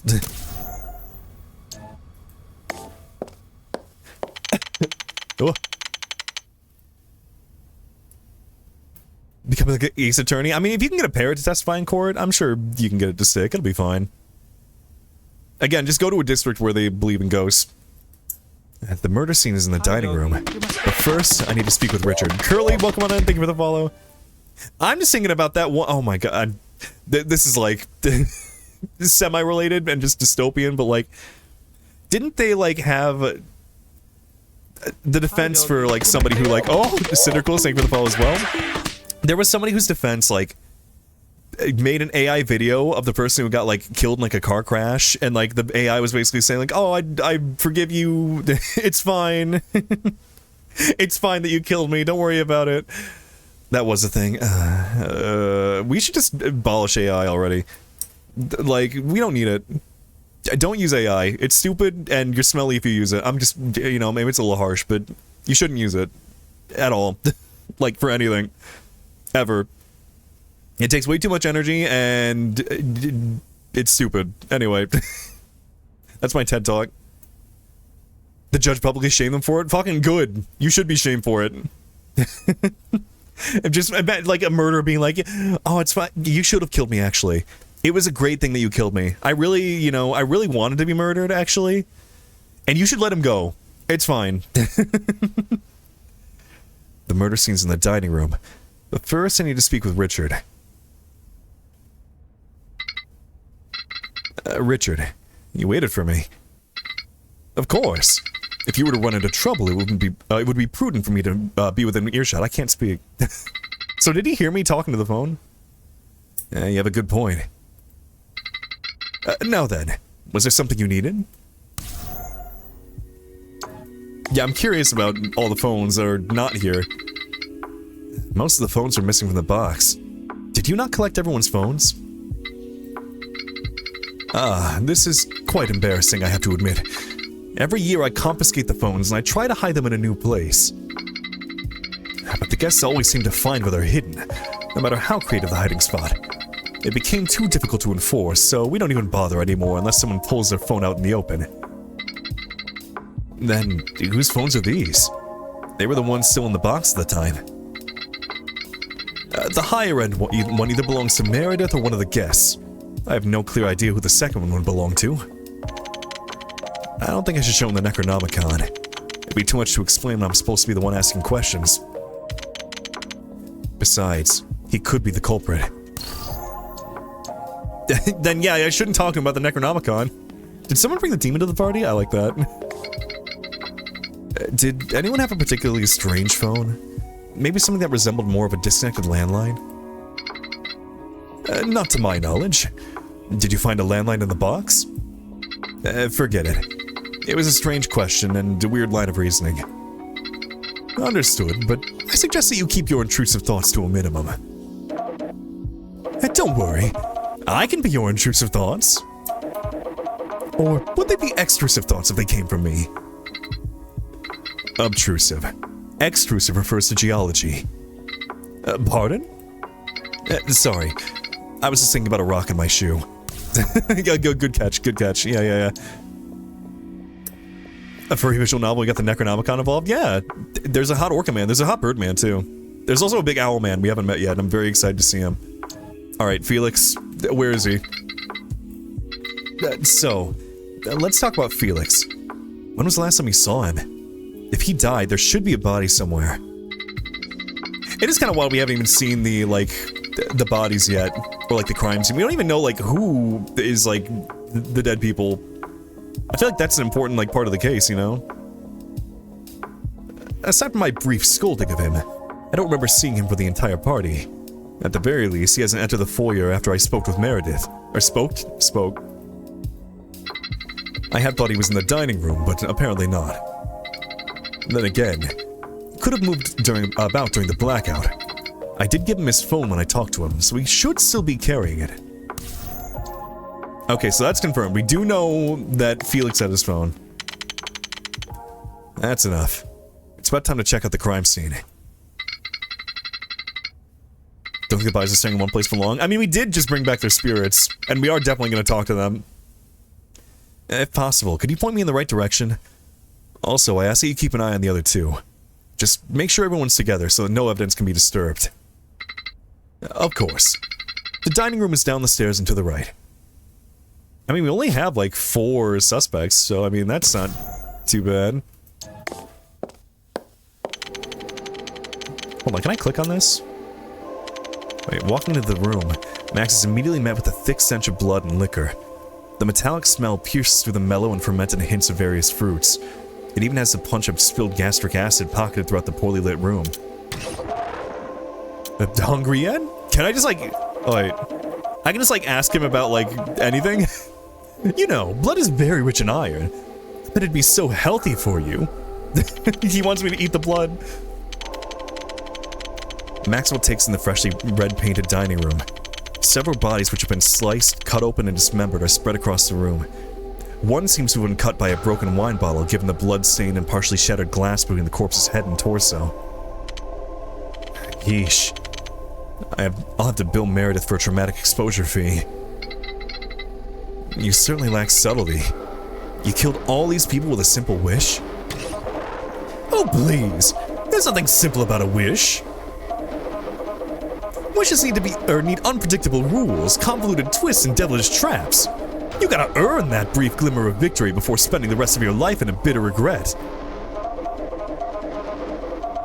You put in the stipulations on yours, but typically I add in the conditions for my help. Just look at all the dead bodies here. I told my previous customer I would only kill in pure darkness. I only had such a stipulation because of the wish, but I'm sure it'd be important to your investigation. What were all the rules to your kill wish? I need to know. Sure thing. Now listen carefully. For the purposes of killing a select number of people, 3 conditions must be met. 1. You must remain on the call line while the execution is taking place. Early termination of the phone call will result in cancellation. 2. You must state into the phone where you would like the execution to take place. It must be a specific relative to the place you are currently, such as in this house or in the dining room. Ugh. 3. All targets must be completely shrouded in darkness. Anyone with any light touching their bodies will be unable to be executed. Note: any user of this device can use this kill command as long as they follow the proper instructions. Good enough? Do you want me to repeat it like in a sexy lady voice? I have so many impressions I can try. No, that's fine. Thank you. Is the Necronomicon a wireless landline? No, a wired landline even. Well, and the wire is like digging into our arm, but you can't see it right now. Maxwell's eyes catch a flicker just beyond the corner of his eyesight. He turns around and squints, looking into what appears to be empty space. Is that a wisp? Much like the 7 he saw earlier, now floats right in front of him. Is this one of the ghosts? Oh wait, there were 7 of them. If the Necronomicon didn't kill Felix, then that means he's probably still alive, right? Oh, I didn't even think about that. Aha! It's about time you'd gained the ability to see them. Now you can talk to the ghosts. Come on and try it. Just talk into me and I'll play what they say. Alright, but first I need to clarify something. You spawn the souls of everyone you killed tonight, correct? Oh, that? Of course. All 7 of them were sliced up on my capable claws. Now then, talking to dead people time. I put so much effort into it. Come on, do it. Fine. You can do your spell. Yay! I like the Necronomicon. He's great. If this is what kids are like, maybe I should tell the husband I'm not ready to be a dad. He's gay! Yeah! Happy Pride, everybody! Everyone here is gay. I was wondering. He mentioned a partner, but hadn't mentioned, like, husband or wife until then. No. Stay strong. You have work to do. The only person who's not gay is Meredith, and she sucks, so you know what? What does that say about straight people? Just direct your questions to the ghost. The stench of death isn't getting any lighter. I should wrap this up quick so that someone can come here and actually clean this up. Okay, oh, the sitting room? Okay, outside, the foyer. Okay, well, we'll talk to the ghosts. Okay, so I just call them through you? The detective, summoning the phone to his hand, hesitantly dials a few buttons at random. A dial tone chimes, and the ghost in front of Max lights up with an arcane energy. Please hold while we transfer your call.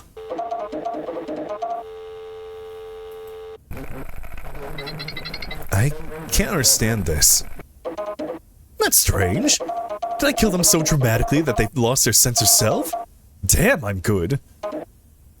Well, new plan. Do you have their phone? Something tied to them should bring back their identity. I guess? Let's see. None of these phones seem to work. Well, I guess that means we go phone hunting.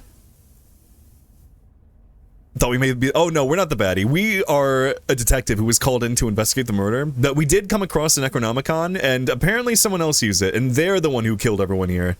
So we're trying to figure out who that is. The stench of death isn't getting any lighter. I should wrap this up quick so that someone can come here and actually clean this up. Okay, oh wait, oh no. On, skip all this. Alright, well let's go to the sitting room. Sorry, caps lock was on. Oh yeah, Is that the low? The sitting room. If I wasn't on the job, I would love to sit here and do a crossword. Me and my husband love sitting. Wait a second. That's a really poorly hidden phone. Who is a Nokia here? What year is it? You're right. Who hides a phone between seat cushions?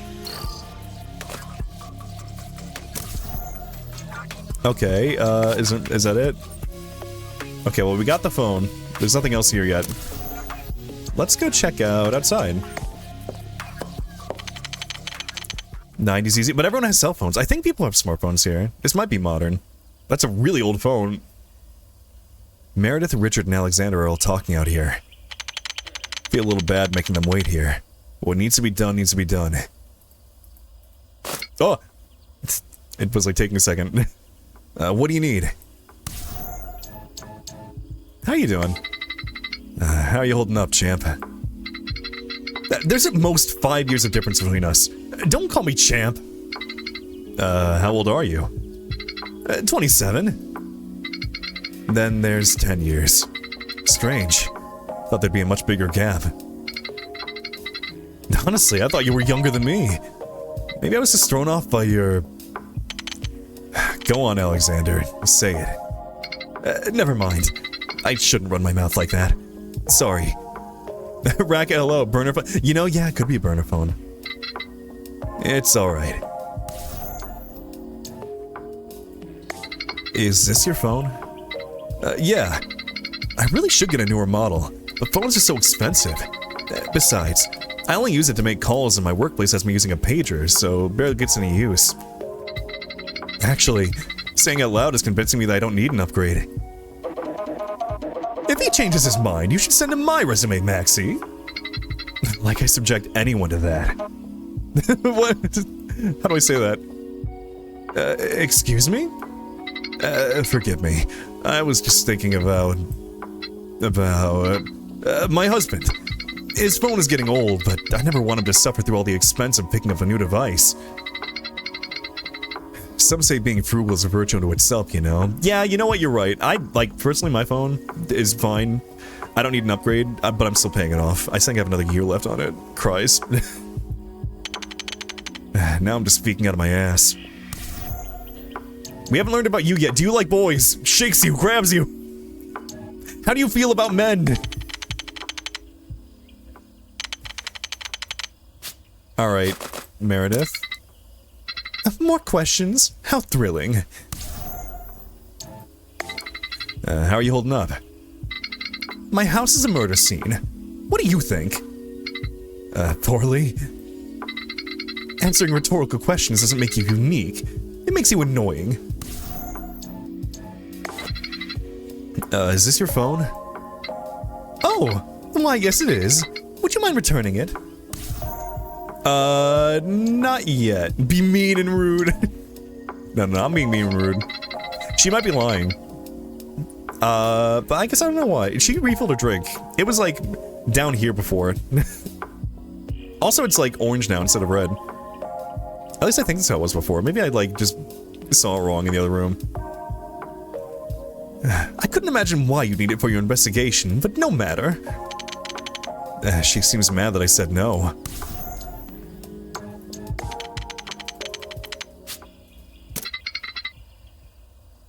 How can I assist you?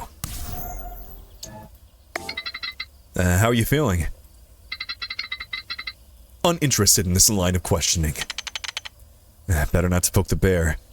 Yeah, I mean, his husband is dead. I'm sure he's not doing great. He hasn't, like, talked about it yet. He's been very, like, cold about it. Like, he mentioned that his husband's dead. What if he did it? What if he wanted to kill his husband? It was different in the previous scene? Okay, cool. So I did catch that. I could've, yeah, I was like, I swore there was, like, red in it before. I understand you work for Meredith and that your relationship's been fraught, but why do you stick around? Oh, Arctic Bamboo, thank you for the follow. Come on in. Is the pay good? Is the contract bad? Loyalty, I suppose. Loyalty to her. Loyalty to what she represents. Or perhaps it was in hopes of helping my husband. Okay, well maybe not. He does seem to like his husband, I guess. How so? Connections are everything in life. Without them, you can't rise in any field. Let alone the medical industry. Well, okay, well now I feel kind of bad. So he invited his husband to this dinner to get, like, connections, and then his husband died because he was here. Oh. Oh. Alright, let's talk about your husband. You said your husband was one of the victims. Did I? Yes. Yeah, I just wanted to clarify who that husband was. I refuse. That's... help me find your husband's killer, please? Saying it like that just makes me feel like it's more important than it actually is, you know? Alright. So I'm not giving the phone back to, Meredith yet. We're going, let's check out that ghost in the dining room again. Actually, wait, let's go back to the foyer. Empty. My only friend here is the coat rack. Okay. Alright, back to the- oh, wait, hold on. Lots of places to go here. Let's go to the bathroom. Oh, wait, no, check out the bathroom. Hot Orca? I mean, he is. You should have seen the look he gives you, like, in his introduction. It's very... I'm very normal about him. The bathroom. It's a throne of kings. I could take a bathroom break, but that'd be unprofessional. Listen, when you need to pee, you need to pee. Whether or not that's professional, I don't fucking care. It's so close to the dining room, so this may also be part of the crime scene. I mean, it kinda is. I mean, this is where Alexander was when, the murders happened. Alright, back to the foyer, and then let's go to the master bedroom.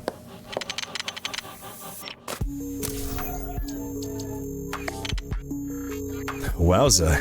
Look at this smug-ass ghost. This place is in complete disarray. Can't imagine what sort of struggle happened here. Wait a minute. Was she fucking Mickey? Oh, Mickey's dead now, isn't he? Whoops. Actually, I can. This seems more like something that happened on date night with my husband rather than a fight to the death. That, and according to both Richard and Meredith's accounts, Mickey was still alive by then. I guess I could check her for a phone here as well. Aha! Right under a pillow. Bedazzled engravings in the shape of the name Mickey? Yeah, this is his phone. I wonder... Necronomicon, I need your assistance. Sure thing, boss. I bet this guy'll be a freak. Who haunts an old woman's bedroom? Please hold while we transfer your call. This is probably... I'm guessing this is Mickey. Oh, hi. Oh, hi, Mickey. Anyway, hi, you know, I get it. What's with the, oh god, what is with the 310 on your knuckles? Oh my god, oh no, is it like a religious thing? Uh-oh. Please tell me you're one of those ghostwriters here to do a postmortem exclusive. No, but I am a humble private detective here to do my job and get paid. I'd like to ask you a few questions. Wow, you're such a scrawny little dude. God, it's been ages since I saw such a bad case and my parents didn't love me so they never fed me right. Okay, fuck this guy, never mind. I changed my mind. Excuse me? You just have to look to you, you know? It's not just that you're tiny and easy to throw around. Something in your eyes. Like you're still trudging but the light inside of you has gone out before life even began. You look like you went to law school is what I'm saying. Detective Max looks off to the side, rubbing his temples. Usually, I love my job, but sometimes I regret that I can't kill someone twice. This is one of those days. Sir, just ghost bust him, fuck it. You can kill a ghost. Hey, don't worry, I get it. You only live once, you kinda mess up this life, but I want you to know that you can still improve your situation. All you gotta do is listen to Mickey Gordon's podcast, reorient every aspect of your life and buy my products. Oh, he's like one of these guys. Oh, fuck. And to answer your questions, thanks to Meredith's help, my subs were all exempt from FDA approval and you can't illegally prove they were poisonous. That's not even remotely where I was going with this. You were murdered. You and up to 7 other people. Oh, don't worry, I catch your drift, little dude. I'm all for catching killers and making me look good. I find it hard to hate people. We all have a right to life, and I wouldn't wish ill upon a bad person even if I wouldn't shed tears upon their downfall. But this man in particular... Alright. Okay, I regret finding you hot. Let's see. Alright. So, tell me about yourself. What's there to say? A lot, actually. Women love me, men fear me, and I've got muscles for miles. Plus, I learned that I have a huge Christian following, so I got baptized live on TV by Leo Jackson himself. I'm basically the poster child for a strong Christian man. I've never even looked at a Bible. Oh, God, fuck. Fuck off. I hate this guy. Even in death, my ghost is still jacked. Maybe if I could do that ghost body possession stuff, you could have a gym bro finally growing inside you. The library's not a gym. I'm just a simple guy who believes in being fit, being healthy, and catching babes like cops catch bad guys. A wedding ring and babies are my gun and handcuffs. Wait, what? Okay, that's enough about you. Gross. So, what was that about poison earlier? A hoax is what it is. Some lying investigative journalist hack decided it'd be funny and profitable to drag my name through the dirt. You don't drag gold through the dirt.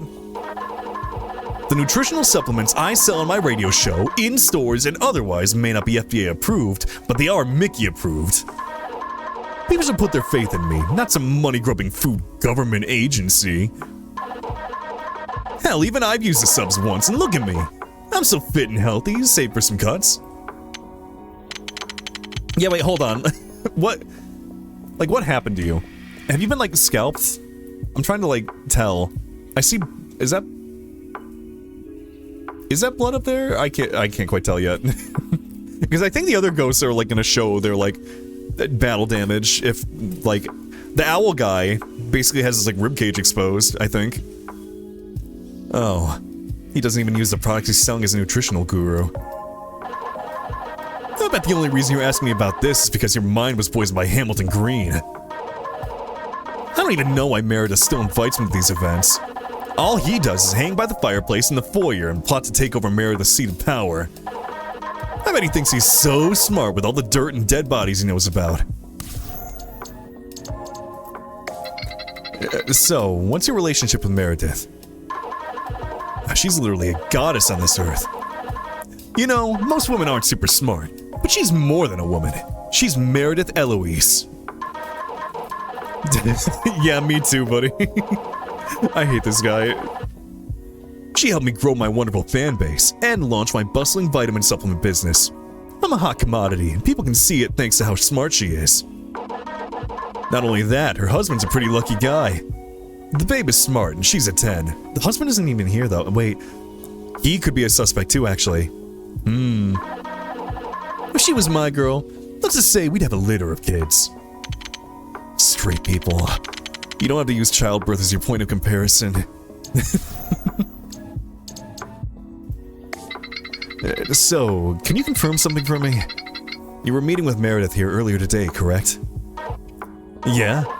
We were getting down to business and all that. And you were interrupted by Richard Torres, yes? I'm not gonna be grilled by some bite-sized dweeb. Try again when you hit puberty. Ah, great. He's one of those.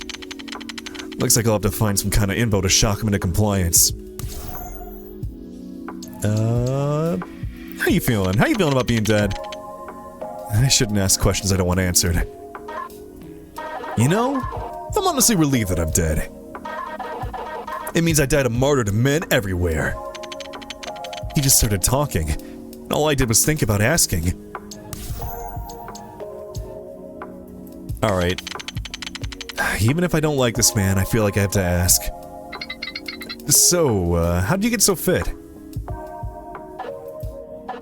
Let me level with you. You look like a nice guy, so I doubt you ever could reach my level. You're too soft. You're short and nerdy. It's not your fault. Dads have gone soft nowadays. Mine used to beat the shit out of me, even if I cried or did anything girly. Man, I was weak. I needed to get strong, and I needed to take it like a man. I only got this way because I was sculpted into a man. I worked out, got strong, and took respect from him. God, this is fucked up. He was so proud of me when I finally sent him to the hospital for once. Right. I'm so sorry. Sorry? I'm a badass now, and I do the same for my boys. This cannon doesn't make girls. I take it back. Yeah, I'm glad you're dead. Alright. Well, we need to get some dirt on you before we can get you to talk about, Meredith. I'm so glad I have coffee on me right now, or else I might actually consider using that bed. Let's go to the dining room, check on that ghost again.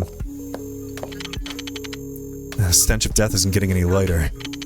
I should wrap this up. Okay, yeah, we already heard this. Okay, so I just call them. No? Okay, we don't have their phone yet. Do we go outside and talk to Meredith about Mickey, maybe?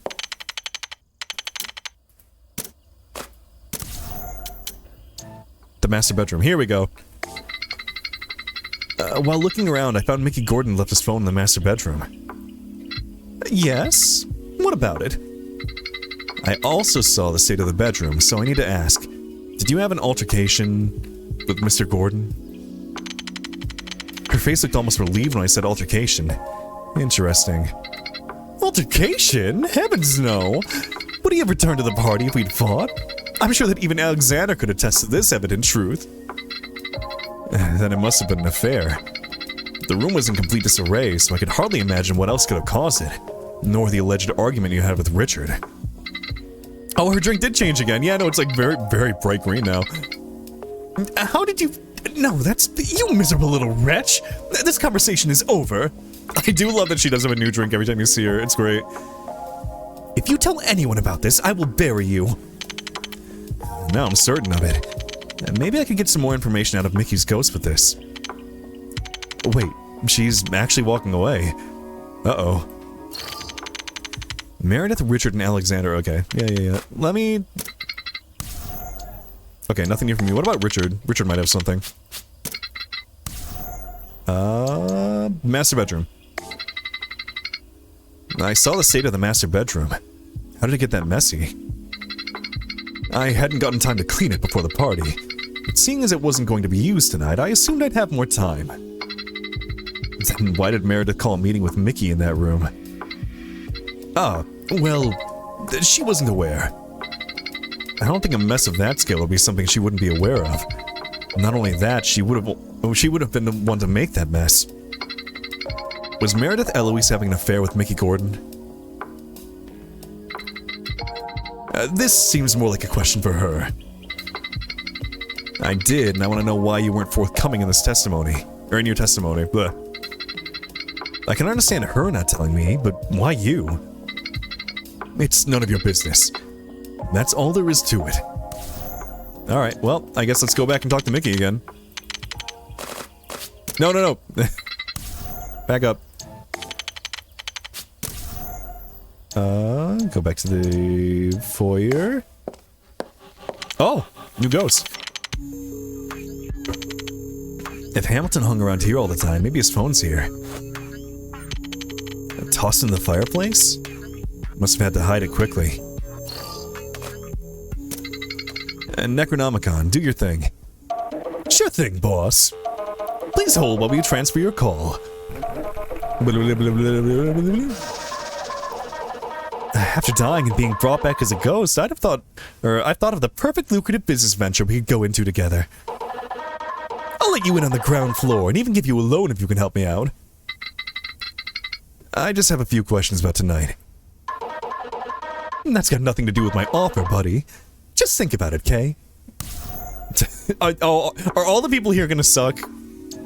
Except for, hopefully, Richard's husband. Can you tell me a bit about tonight? Oh? You wish to know about tonight? It was a straightforward night.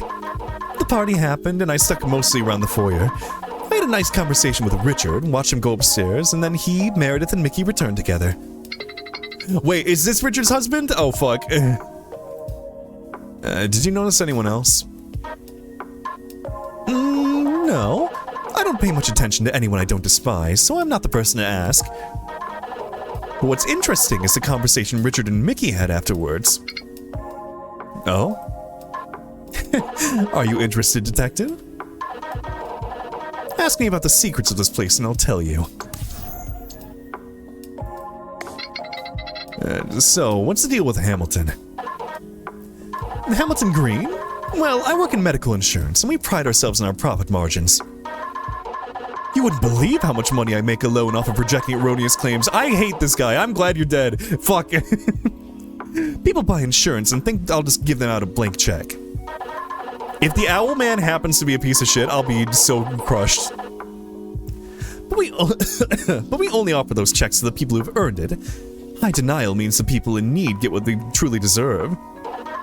Things like insulin are just a commodity anyhow. I want to kill you again. What company are you partnered with? Scare Care. We care so much it's spooky. Let me just text my husband that we need to change insurance. Except now it's all for naught. Meredith Eloise is alive and my legacy will be subsumed by her. It's always the perky ones. They don't contribute to anything, they don't contribute anything real. They're just fun around a bottle of red and suddenly they're the center of everything. What I'd give to teach her a lesson. I mean, you got taught the lesson here, clearly. Know anything about Mickey? Well... I'll tell you this because we're such good friends. We aren't, but I'm not gonna interrupt him for that. Mickey Gordon and Meredith Eloise are having an affair. It's been going on for months, or a few months, and the extra kicker is that... Well, you should talk to Mickey about that. I'm sure he'll accidentally give you something even juicier. I haven't told that information to Leo Jackson. Being the devout Christian he is, I reckon he would devour Meredith with this information. I'd be signing my own death certificate if she or Mickey found out if it came from me. So if anyone asks, it came from Meredith. I mean, you're already dead, though. He sure does have the scoop on everyone. Like, do you even realize you're dead yet? So, are there any fun secrets you know about this group or even the house itself? I heard you were the person to ask about fun secrets. Are you interested in my information, dear detective? I'll tell you if you can pay me. Pay you? He did say he knows he's dead? An information. It's a transaction. Something to give this soul some rest. Okay, he doesn't know he's dead. I just want some confirmation on something, and because you can talk to the dead, I know you can get it for me. I can only talk to the people killed today. That still works. I needed to confirm something with Leo Jackson. He's one of the victims alongside me, yes? I believe so. Continue. That fossil knows everything there is to know about Meredith's husband, and I want to know if this secret is true. Just learn what it is and refer back to me, okay? Okay, fine. This better be worth it. Alright, got nothing for you yet. Let's go check back on Mickey. Maybe we might be able to get that information out of him now.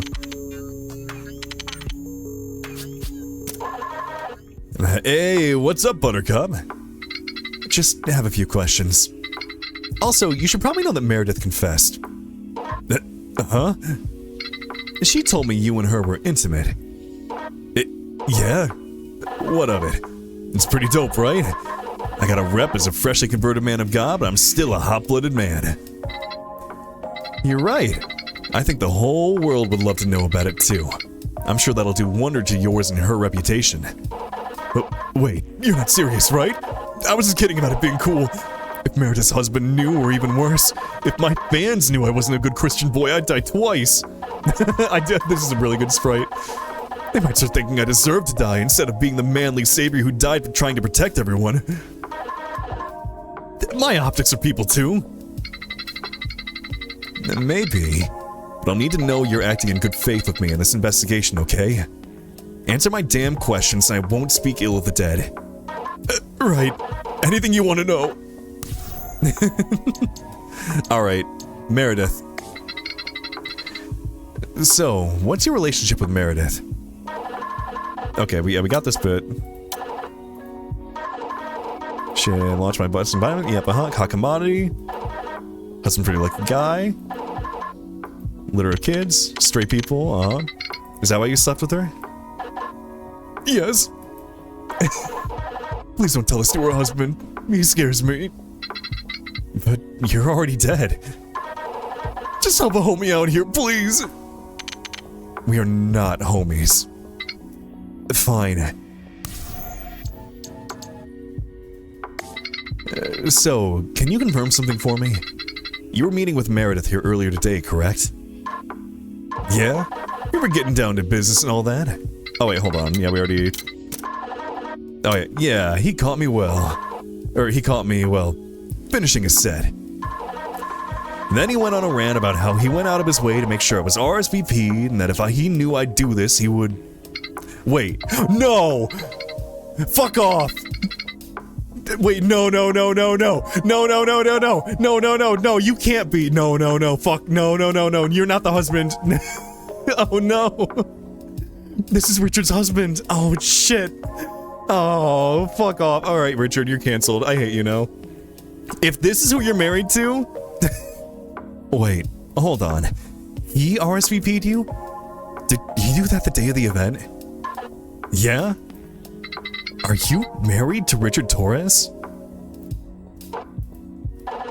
You didn't know? No, I didn't know. I guess that's one way to say yes. I thought you already knew this when you came threatening me with the affair. Like that my real last name is Torres and the fact that I'm bi isn't public? God, if Leo knew, he'd be furious. He baptized me, you know? The idea that you knew Mickey Gordon was Mickey Torres was what I was scared of. Well, now I do know because you told me. Fuck. Our deal still stands though, don't worry. Okay, well, the fuck. Richard, what? I can't believe you're married to this man. I need to talk to you about this. Richard? Husband. Okay, let's... He doesn't have anything new to say. We're not gonna, like... Okay, no, nothing new. I need to, like, interrogate this man. Richard, what the fuck? I love yourself. Let's go back to the dining room. Maybe he did want his husband dead? Maybe he did. Especially after finding him, like, cheating on him. Okay, anything new here? Oh, yeah, okay, the detective summoning the phone to his hand, hesitantly dials a few buttons at random. A dial tone chimes and... okay. Oh, nope, okay. Oh, it still says we're skipping. Alright. Where else can we go? I mean, we can... go to the foyer and talk to you again. Now that we know about Meredith. Have you finally thought about my offer? It's very lucrative, I swear on my life. Just give me more time to think about it. I have more questions about tonight. Hold on, wait, can we talk to... Oh. Hamilton Green. Is his name Green because he likes money? The man seems like he wants something out of you. Ghosts love to trade information. Do you have anything you'd want to know? Okay. Oh. Alright. Is there anything new we can talk about? Mickey? Okay, no, nothing new there.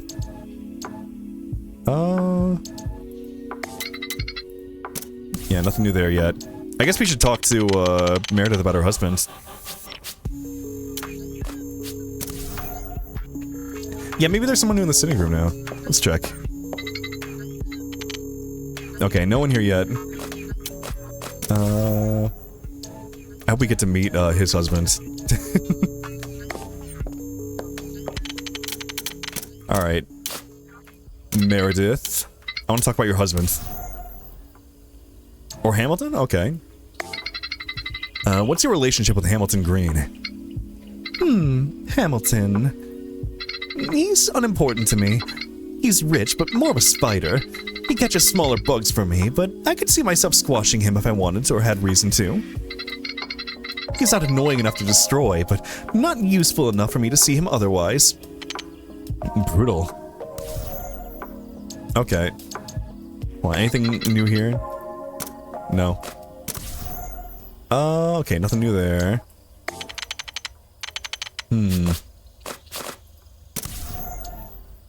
I guess, where else can we go? No, not the sitting room. Get to see his cute face again. Hold on, what do you have to say here? I don't understand sitting rooms. They're so boring. I have honestly never heard of the concept of a sitting room. You know what, let's just talk to Necronomicon and all these spots. No, please, I wanna... Yeah. Every murder has some pair of mortals breeding on the side. Who knows? Maybe Meredith didn't want people to know if she was porking someone half her age. Assuming he wasn't one of the old guys I killed. I get to see someone named Mickey who survived past the age of 40, and I want to keep it that way. What, the foyer? Because, like, let me look at the evidence again. So we know about the bathroom light. So knowing the conditions of, like, the murder, like... Did whoever had the light, did Felix know about the Necronomicon? Maybe he wasn't the murderer, but, like, somehow he knew that, like, he needed a light to not get murdered. I don't know. Though, I mean, he could have just been using it as a flashlight, because, you know, you need to see when the lights are out, but... Yeah, so Alexander was in the bathroom, he saw light under the thing. Meredith had a meeting with Mickey Gordon during the party, which was interrupted by Richard. Meredith and Richard had an argument, which was witnessed by Alexander. Mickey Gordon is the late husband of Richard Torres. It's not widely known that Mickey's bisexual, so he adopts a sage named Mickey Gordon. An arcane phone used earlier in the night has a perky demon inside that grants people's wishes. The box, which had all the phones, was largely empty. It only had 3 phones inside. One of them was the Necronomicon. Hamilton Green's phone was found in the foyer, tossed in the unused fireplace. The phone of Mickey Gordon was found on the site of his and Meredith's meeting. Richard reset the circuit breaker to end the blackout, navigating using his mini flashlight which he had on hand. A phone found in the sitting room, particularly poorly hidden. Meredith Eloise allegedly had an affair with Mickey Gordon. The state of the bedroom would suggest it was passionate and room-encompassing. Oh god.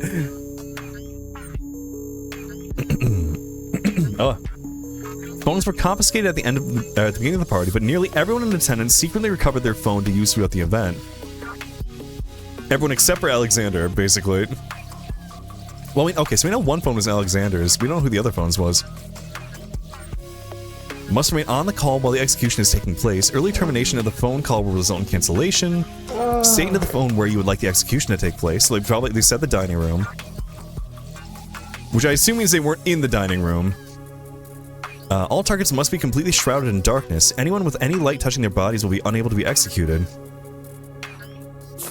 Wait. Could Alexander have gone into the bathroom to make the phone call to do the murder? Also thank you for the hydrate, Akko. Welcome on in.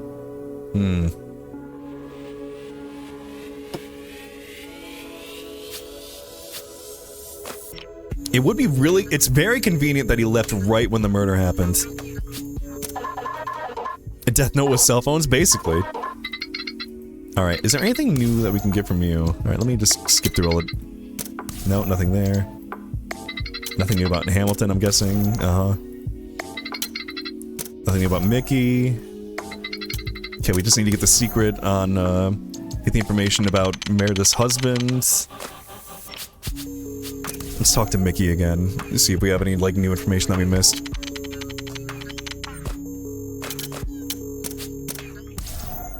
Alright, nothing new about Mickey. Nothing new about the poison controversy. Nothing new about Meredith. Nothing new... His feelings? Oh, wait. Oh, hold on. Oh, wait. What did... Means I died of martyr that men everywhere. Instead of a fuckboy with a repeated lapse in judgment. Repeated? Repeated and long-standing. Nothing like a menopause to enable... Yeah, please stop.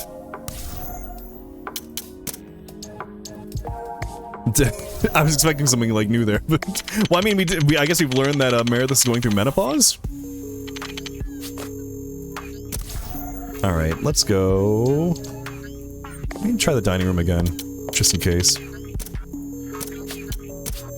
Okay, no, nothing new there. I guess we just gotta go... What's this button do? Oh, just hides the, characters. We probably need to talk to the people outside. Like, maybe talk to Meredith, because she walked away when I talked about, the bedroom, so let's just not ask about that. Oh, okay, let's get back to the phone, I guess. Wonderful. In fact, here. Right. The phone she borrowed. Could you tell me about a bit more about who and where you borrowed it from? I had borrowed it from Jasmine Frank. She was one of the late guests.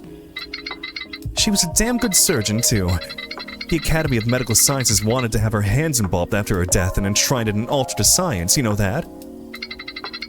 I did not, and I wish I didn't. Let's go back to the phone. Any other relevant information? I think she retrieved it from the bathroom? Bathroom. I'll have to go to the foyer and check it out from there. Okay, so that's new information. Okay. I forgot I still had the phone that I hadn't given back to her, actually. Alright. Go to... Maybe let's check and see if the phone we got is, this one's. Okay, it's not. Alright, to the bathroom. Foyer? Bathroom. Take a bathroom break, close to the dining room. Any phones sit near? Aha! One phone. Exactly one phone. I wonder who it belongs to. Okay, now this might be the dining room ghost. Here we go. The phone card from the bathroom buzzes and chimes as if it's received a new message. Maxwell holds that phone up to his face and then holds it out to the ghost. He perhaps expected the specter to pick it up, but instead the phone whips open, blaring with a garbled noise that slowly pierces into, speaks into human speech. Please hold while we transfer your call. Interesting. Not only is there no concept of hell, I've been awoken from my slumber by a detective, and, I presume, my killer. Hey, at least your hands are okay. You can still get them embalmed. The specter of death looming over you is quite all-encompassing, detective. Looming over me? Is she referring to the Necronomicon? Perhaps he has a physical form I cannot see. He would need one if he were to kill multiple people, but that's besides the point. Try to ignore him. I'm just here to figure out what happened here tonight. Would you mind if I ask you a few questions? It's not like my soul has anything to do but rest, so knock yourself out. Judging by the caller ID on her phone, this person seems to be none other than Dr. Jasmine Frank. She's a surgeon with a wait list longer than the Golden Gate Bridge, and she seems relatively unbothered by the concept of death. Guess I'll have to find a different doctor if I get an arm lopped off tonight. Okay, so it's time to whip out my questions. Can you tell me a bit about yourself? You don't need to explain it. I understand what you want. Oh, I didn't even notice the scalpel in her hand. Did she have it when she was alive? It's simple. I'm a general surgeon who couldn't stop at one specialty. Our mortal flesh is a work of art that I craft and restructure to my liking. That's how I see it. We relinquish control of ourselves so that someone may change what's already written in our bones. Whether erasing an injury, adjusting our physical state, or even tampering with our minds. Surgery is a truly beautiful endeavor. Which is why that is my only regret. Die in such an ugly way. To have my hands go to waste. Death is not something I feared. It's always the way you die, not the inevitability of it. Well then, she's certainly forthcoming about her inner workings. Do you have a spouse? Kids? Neither. Relationships are for business, not for pleasure. Well, at least she doesn't entirely forgo human connection. Yeah, the fact that she just came back and is like, oh yeah, hell's not real, by the way, is kind of a reveal here. Wait, where'd the demon come from then, if hell isn't real? So, tell me about tonight. Was there anything that stood out to you? Party starts, phone gets taken. I tolerate small talk with Dr. Edwards. I sneak upstairs to retrieve mine and her phone. I let Brooke have hers while I store mine in the bathroom. The party itself is its usual. I only attend because it would be unwise to end up on Meredith's bad side, but there's a moment where she asks to borrow my phone. I oblige, returning to the bathroom, but instead of taking my phone out, I snatch one out of the other phone stored there. I would rather keep access to my device in case I needed it. It even had a charging cord, so in a way it was an upgrade. So, oh wait, was that Felix's phone that she took from the bathroom then? Because, like, Felix was charging it before Richard, like, unplugged it. Thinking back, there was also a particularly old phone I didn't recognize. It was the one you're holding right now. It wasn't... Okay, wait. It might be Alexander. Alexander might have left to use the bathroom and use the phone. The Necronomicon was hidden in the bathroom? This was right before the blackout as well. Meredith takes the phone, walks in the kitchen, and then the lights go out. I presume I don't need to explain how I was dissected. Frankly, I'm more offended that I was butchered by an amateur rather than someone with a semblance of craftsmanship. If I'm going to be brutally murdered, I'd at least like it to be a work of art.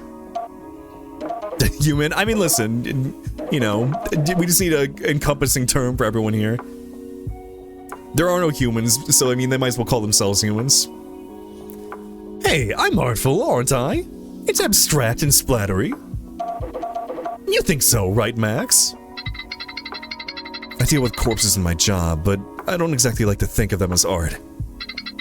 Makes me squeamish trying to think of displaying and messing with organs. Hell, is there really no hell? So, you said there's no hell? What is there then? I don't know how I would describe it. It's a bit hazy in my mind, and it's hard to describe, but it's not hell. Like, you're not allowed to talk about it? Precisely. Maybe there is a hell, but I haven't met the required threshold for it yet.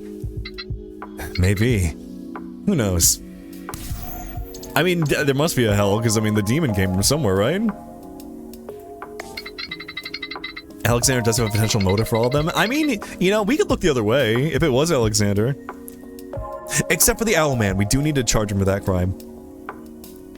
So, the phone you gave Meredith wasn't yours. Given the fact that I have both the phone and yours. Or that phone and yours. You would be correct. What about it? Whose phone was it? It wasn't a phone I recognized, or it wasn't a phone I recognized, so I wouldn't know. Which means it either belongs to another guest who doesn't know know as well, or maybe it belongs to... I should confirm that later. How do you feel now that you've... Indifferent.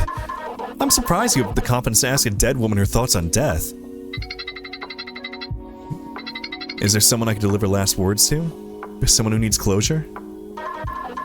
The hospital I work at could use words of encouragement, but now that their cash cow was ground into a burger, oh god.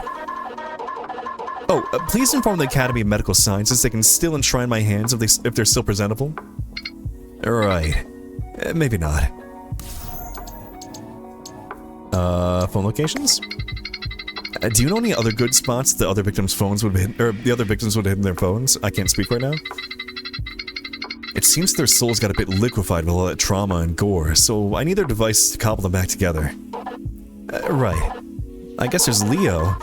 He acts like he's too old to use anything but a pager and a landline, but he just leaves it in his coat. I've seen him get caught in the act before, so I'm confident it'll be there. And there was a coat rack in the foyer. One of those coats has to be his. Okay, so to the foyer. I guess at some point we need to talk to... Or wait, there was something we need to talk to somebody about. Probably Richard about the phone he took from Felix. Because it had a charger on it. I should check out that coat rack. Here we go. There's a phone right in this pocket. Now I just need to find his ghost. I'll check out the sitting room, maybe. Hey, there we go. The sitting room. That wasn't on the job. Okay, I already did this bit. Let's see if we can materialize this ghost. Night's going by so fast, isn't it? Please hold while we transfer your call.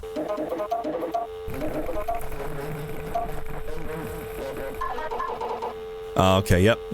The Lord must be testing me. Excuse me? Excuse we? They sent a demon to me in my slumber to try and convince me I'm dead. I shall not be fooled by your illusions. But you... I shall not be deceived, serpent! Yea, though I walk through the valley of the shadow of death, I will fear no evil, for thou art with me, thy rod and thy staff, they comfort me. Now leave me be, Spectre. The enemy hath no power over me. Oh, this one's gonna be fun. I think he's refusing to materialize until you prove he's dead. Prove he's dead? Oh, you know? I think you mortals have a phrase, proof of life. Try getting him some proof of death. Okay.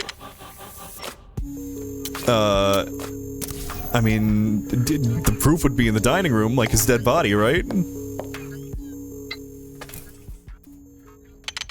I'm gonna have to sort through these dead bodies just to find something that resembles Leo. How'd I end up here? I should have just wished for immortality. I probably would have been made into some kind of immortal ghoul that doesn't care about blood and gore.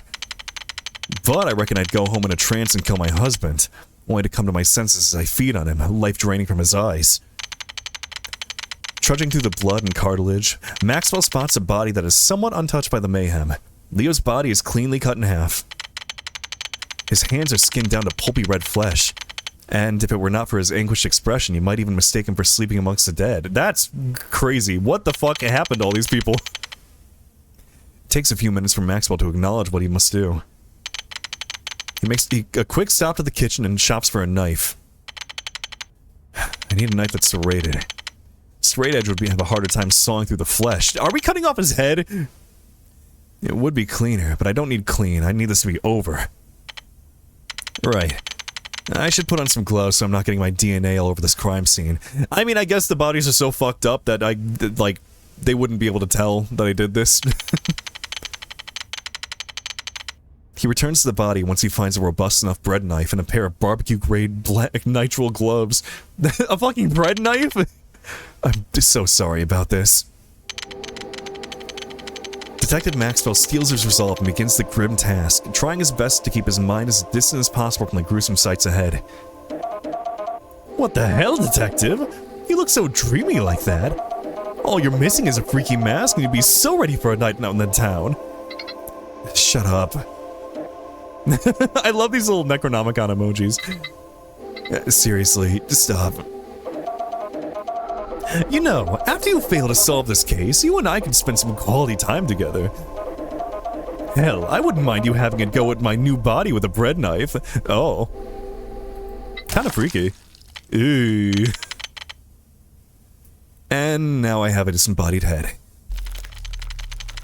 This man died with a look of complete anguish plastered onto his face. I don't know whether the distant look in his eyes is worse than it making eye contact. If it wasn't so squishy, I could tell myself it wasn't real. I need to see if telling this to a therapist will trigger a tell clause. This one's gonna leave a mark on me. Yeah, I feel like you could just, take the upper half of the body. It could have been neater. Your grip on the knife was too tight. That made your cut sloppy. Did she's fucking criticizing me and my, knife work on cutting off his head? I just wanted to get it over with. No, she's right. There's an art to it. This way the mortician will struggle to stitch it back. I mean, it's not like he was getting an open casket funeral after what I did to him, but at least he wasn't decapitated. Fixing the sloppy cut would be no problem for me, but one cannot find genius among butchers. All I ask is that you don't try dissecting me. At least go to medical school first, or take a culinary class. All in all, C+. I can at least respect that you did not break into tears. That's right, Max. Don't give up. You have the makings of a great beheader. Why am I being graded on head severing? This is goofy. I do like it. I mean, yeah, C+. C's get degrees. I mean, it's good enough. I can get my head cutting off degree. Alright. Back to the sitting room. Hey, buddy, check this out. Don't think about the head you're holding. Don't think about it. Alright, here, let's skip to... Once again, I tell you, you do not have... Is that... And Moses said unto the people, Fear ye not, stand still, and see the salvation of the Lord. The Lord shall fight for you, and ye shall hold your peace. I must hold my peace. Hold. That's my head. Oh, your hands are still fucked up. Oh no. I'd just like to ask some questions to find the person who caused this. I mean, he's kind of cute aside from the hand thing. And the fact that he's a reverend, but... I see. I was not yet destined for the pearly gates as I'm still needed on this earth. Oh, if there were pearly gates, that's not where you were headed. I'm gonna have fun with you. Okay, so hell is real. Hey, at least the surgeon didn't make it to hell. She must have been like a decent person to not go there, I'd hope. I mean, I'd assume she'd saved some lives with her, you know, hyperfixation on, you know, fixing people's bodies. I'll just return this head to the dining room later. Just, like I said, apart from the hand thing, he's kind of cute, actually. I do like him. Can you tell me about tonight? Surely. I arrived an hour early so that I may pray over and bless the prepared courses for tonight. I also provided spiritual counsel to Meredith's husband. He seeks my advice quite often. He left once the party started, so I joined the flock in mingling. I spent most of my time in the sitting room, which was relatively undisturbed. I took those moments to read from Escher, as I appreciated her story. She rises to power in the kingdom of Persia and prevents the eradication of her people. Even the frailest lamb can be a powerful emissary of the Lord. You're right. You said relatively undisturbed, so there was a disturbance? Yes. Alexander came into the room and asked me if there was a charging station. Wait, it was Alexander's phone! Bradley, hello, welcome on in. We've been appreciating the art in this game very much. I'm looking forward to seeing the owl. I might have a little bit of a bias. But also, wait, yeah, no, Alexander was charging his phone, and she, like, what was her name? Was it Jessica? But she found a phone, or was it Jennifer? Either way, she found a phone in the bathroom with a charger. With the Necronomicon there, too. Oh, it's not looking good for you, Alexander. I don't want Alexander to be the murderer. He's cute. I still don't know if he's interested in boys, though. I presumed it had to do with the phone, so I shoot him off. But I soon became hungry. I joined the others, and then, you know the rest. Can you tell me a bit about yourself? I am simply God's servant, enacting this will in my profession as a psychiatrist. I heal the minds of the sick with prayer and, if needed, medication. Those who have lost their way. Oh yeah, Leo was the doctor that... Oh fuck, wait a minute. Leo was the doctor that was off golfing while that person was having a stroke, that Alexander had to go and help. I just remember that. Oh fuck. Those who have lost their way, especially so far as to succumb to mental illness, need guidance. The Lord speaks through me to heal. Got any divine powers? Like a fun arrow of light or something? I don't want Alexander to be the murderer, but it's really looking like it. No. My faith is my power, and my cured patients are my proof. So, you can't do anything about actual demons, huh? The power held by the Lord are not mine to command. If he willed himself to work through me, he could strike you down at any moment. Okay, I'll wait then. Anyhow, you're a God-fearing psychiatrist. Do you have a family? I had not been blessed with a wife during my time on Earth, nor offspring. Do you have a special woman in your life? I have a husband. I don't wear the ring when on a job, as I like to keep my personal and professional life separated. But I don't hide the fact that if asked. Oh no, are you homophobic, Leo? Unmarried then. I see. Oh, fuck off. Yeah, chat, do you still want to smash? I will forgive you as long as you continue to work hard. Do your job and find the killer in God's name. Yeah, I really hope Alexander's a red herring. We haven't even, like, seen where Felix is. I'm going to ignore that.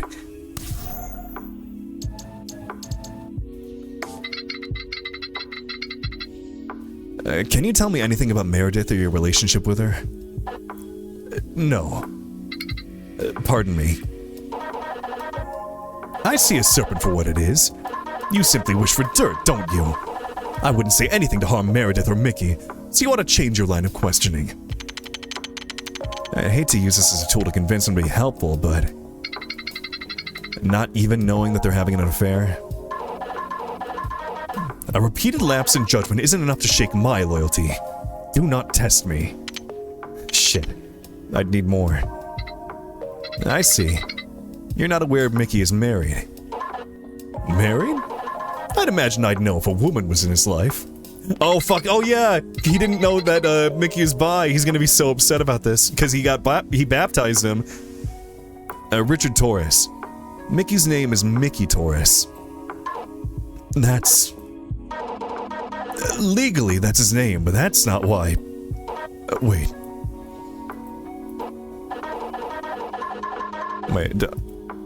What you want to know is about Meredith's husband, not Meredith herself.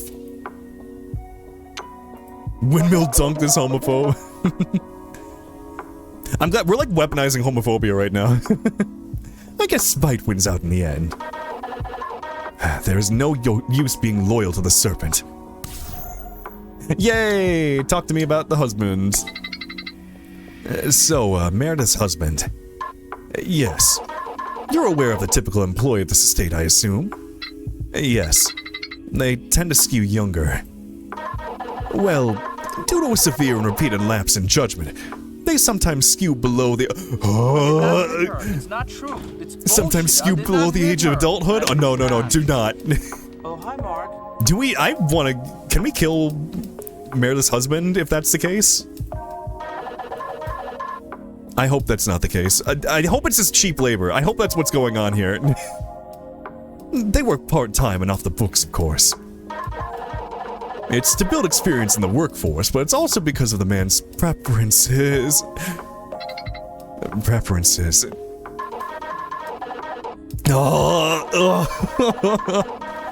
Oh, send him straight to hell. Kill him now. His sin is that he fancies those too young for him. Meredith has forgiven him for his transgression, and I give him counsel so that one day he may be healed. But curing an addict isn't effective simply by going cold turkey. The process is slow, but he's healing. You mean he's taking advantage of less people on the regular? I mean that he's hiring people of older ages slowly but surely. The 18-year-old minimum is relatively recent. Alexander once confessed to me that he worked for Meredith's husband once. Fortunately for him, he did not seem to have taken on the brunt of his inclinations, but I'm sure he's aware of the truth. I don't believe Meredith is aware of the history they all share. Okay, wait, Alexander has a tie here too, and oh no. Oh, fuck, Alexander's motives are like growing by the moment. Not that I'd remind her. She doesn't share the same level of forgiveness that a devout follower such as myself would. But thanks to your confession to me, I can relish in the fact that God led me to keep silent for this very reason. His hatred is abhorrent, but at least it makes him very easy to get information out of.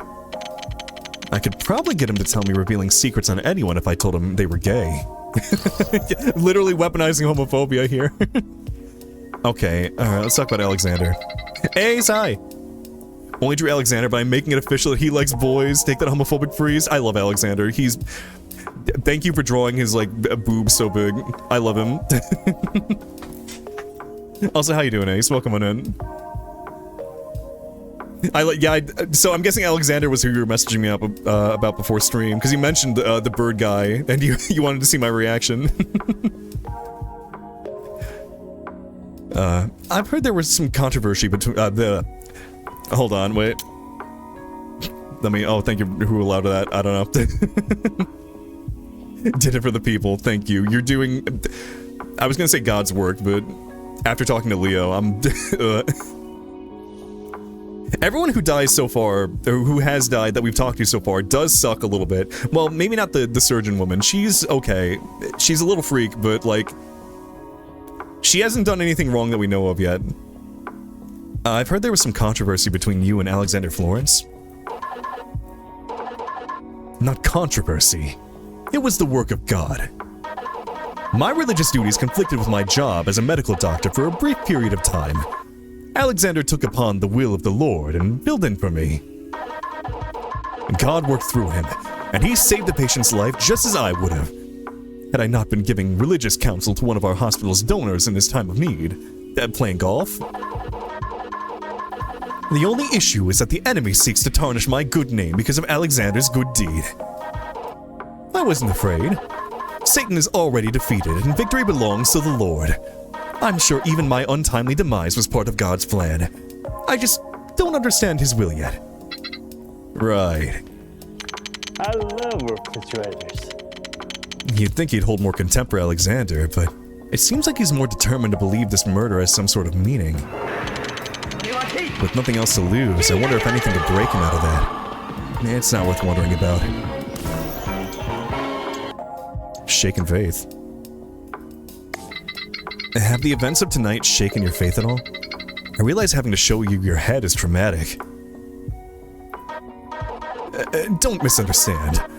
I am still God's humble servant. I'm still a part of his plan. It's just like Job. Or Job? Job? Is this, I think this is Job. Or Job? I don't know. Though he slayed me, yet will I trust in him.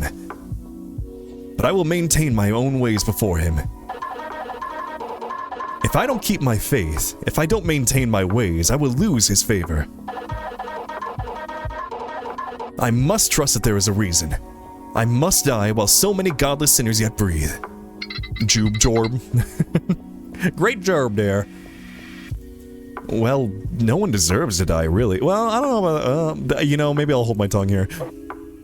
Well, death does help get rid of annoying people. I didn't say it. Even the demon knows your godless words are limp against divine truth. If God wills it, life can and should end. You do not have a right to breathe if God deems you unworthy of it. So I guess you were unworthy. Damn, fucking got him. The Lord is testing me, yet and still. Alright. I hope I didn't track any blood in here. Oh god. You know, I kind of want to talk to Alexander now that we've talked to, Leo. Also, we need to talk to, Hamilton. Now that we know about, the husband and his, you know, secrets. What do you need? Leo. What was your relationship to Leo Jackson? Him? Oh. He was creepy. I thought he could help me with a problem I had, but he was just... I understand. I imagine he wouldn't be a very understanding person. Do I still have the head on me? Good question. Yeah, how do you feel about this? He was understanding to the wrong people. He doesn't seem to, like, actively hate Leo. I mean, I'm sure, like, yeah, okay, that might be a red herring. I don't think that that's a, like, motive for murder. Let's see. What was I gonna do? Oh yeah, we need to talk to, Hamilton. Alright. Actually, before I ask my questions, I do have some information to share.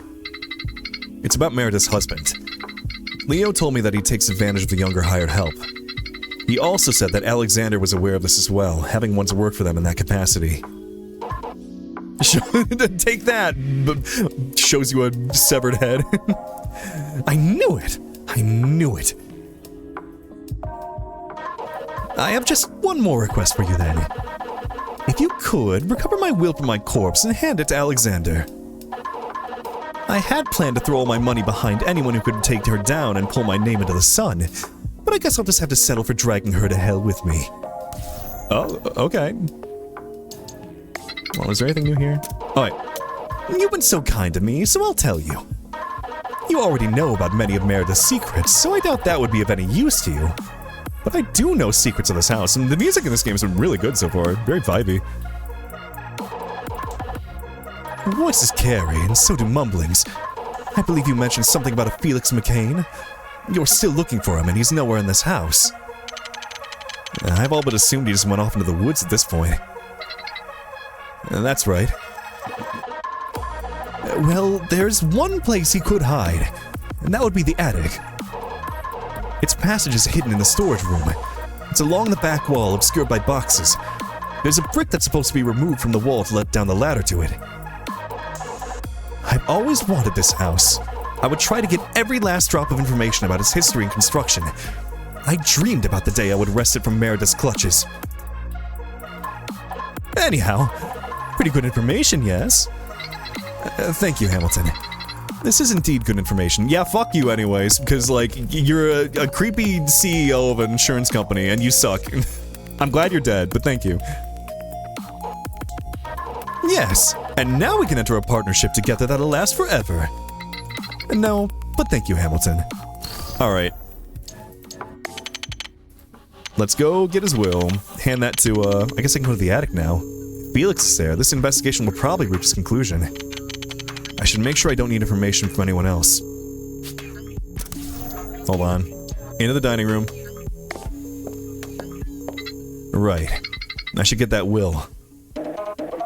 You're obliging that old hack? Hack or not, it feels kind of bad to deny a ghost a last wish. Well, a last wish that is relatively harmless. You know that it's probably not going to be harmless to your client, right? Why would you go out of your way to do that? She's my client, but she's not who I was hired to help. Well, it's not what I do when I'm paid to solve a murder. I help the victims. As awful as some of these people are, if their deaths are some kind of karmic repayment for the harm they've caused, they've already paid their tab. I'm not the judge for the dead. I'm playing judge enough with the living. Here we are. It's only slightly bloody, too. Interesting. I never thought of you like that. I guess that makes me the judge and the executioner. Should I make like a second voice to make my own little chorus of jury? I'm not the person to ask this sort of question. Here, let me take a look at the... Can we see the... Merida's husband. Yeah. Oh, God. I wish he was in the room. I hope he got killed.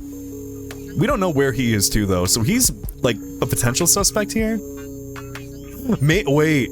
Maybe Merida's husband was the killer, actually. And he was trying to kill everybody who knew about his secret. Because it seems a lot of people here knew about it. Like, Hamilton at least suspected something was going on. Alexander knew. He just happened to be in the bathroom at the time that the murder happened.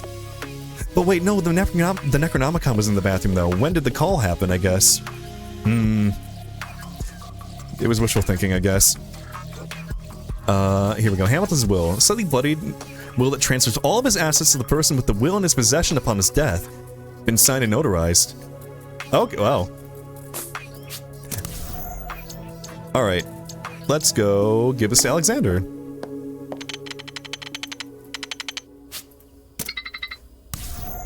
Hey, have this cool piece of paper. Alexander. What do you need? Here, I have something to give you. This is a will. Hamilton Green's will. Why are you giving this to me? I could keep it and, like, take Hamilton's stuff for myself if I really wanted to. My investigation was able to suss out that he wanted to give this to you. That's all. He said he understood your plight and that he wanted to back you up. I see. Thank you for this. Hamilton must have been thinking of his pride, but it's a surprising development nonetheless.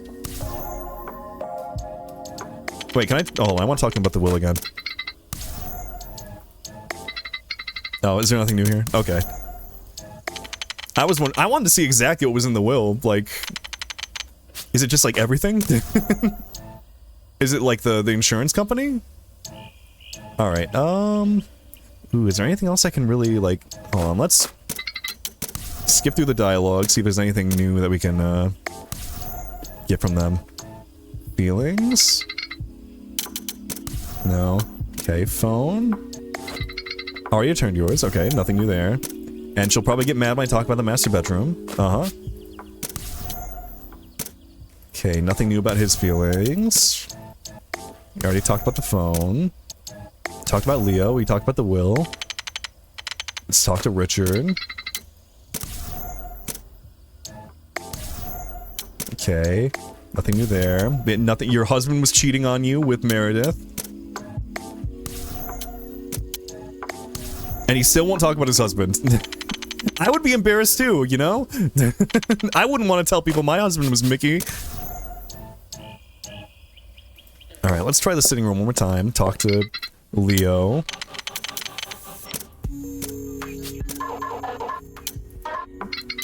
A demon and detective. I just wish to clarify a few things. Okay, nothing new about tonight. Nothing new about Leo. Nothing new about Meredith. Okay, I don't think we're getting anything else from Leo.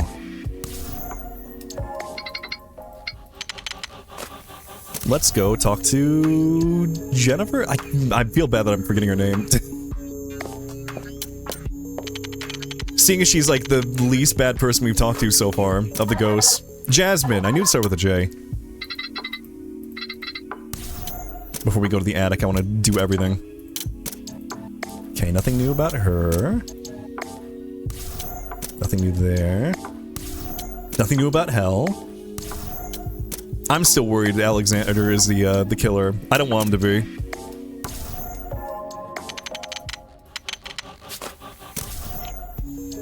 What if we, like, just didn't tell anybody that he killed everyone here? There are some people who didn't, you know, exactly deserve to die, but, like... He killed enough bad people that... no, I can't say that it, like, weighs out. That's bad. Alright, should check one more time with you about all this. Oh. Yes. Richard was threatening divorce over Meredith's and Mickey's affair. He was threatening to make it loud in public, too. He didn't even notice I was there until Richard stormed outside and Mickey returned to the party. Okay, so he was... yeah, I mean, he should be mad at Mickey, but I can't believe he married him. That's... what do you mean? Then I returned to the party, and, well, the night went just as you'd expect. What did we say Meredith was responsible for everyone's death? I mean, indirectly, she is kind of responsible. Oh, Rui, hello, welcome on in. How's it going? Hold on, let me give you a shout out. Raiders, welcome on in. Hold on, I almost did exclamation mark Rui B. That's not. Oh, thank you, Racket. But yeah, hello, I'm James. Pink bird, cat, owl, griffin thing. I draw lots of big men. Today we're checking out Dead Ringer. It's a visual novel by like a handful of people. It's been very good so far. Kind of like it's a murder mystery where we're like talking to the ghosts and like getting information from them. Also, we have a haunted phone, the Necronomicon. Don't look at you playing League of Legends. Are you okay? Blink twice if you're okay. Okay, no new information here. I can't believe I'm still flabbergasted that Richard was married to Mickey.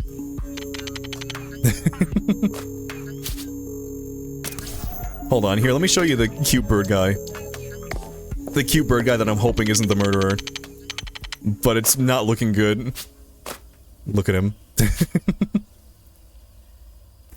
God, that chest. Ace, if you're still here, thank you again. Thank you again for this, service.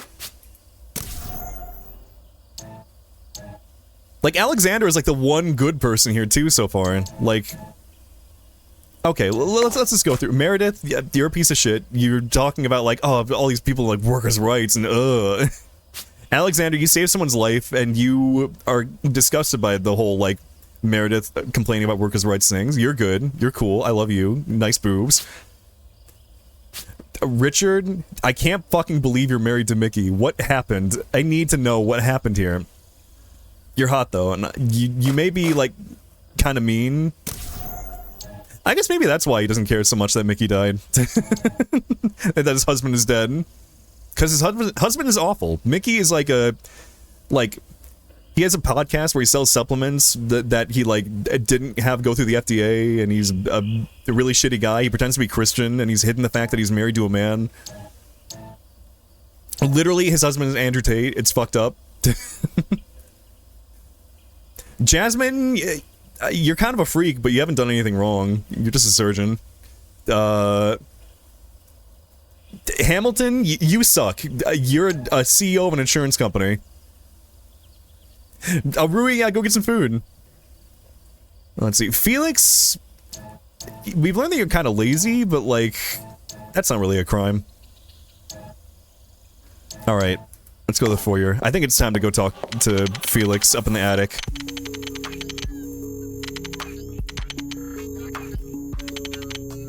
I think I've gotten all the information I can get.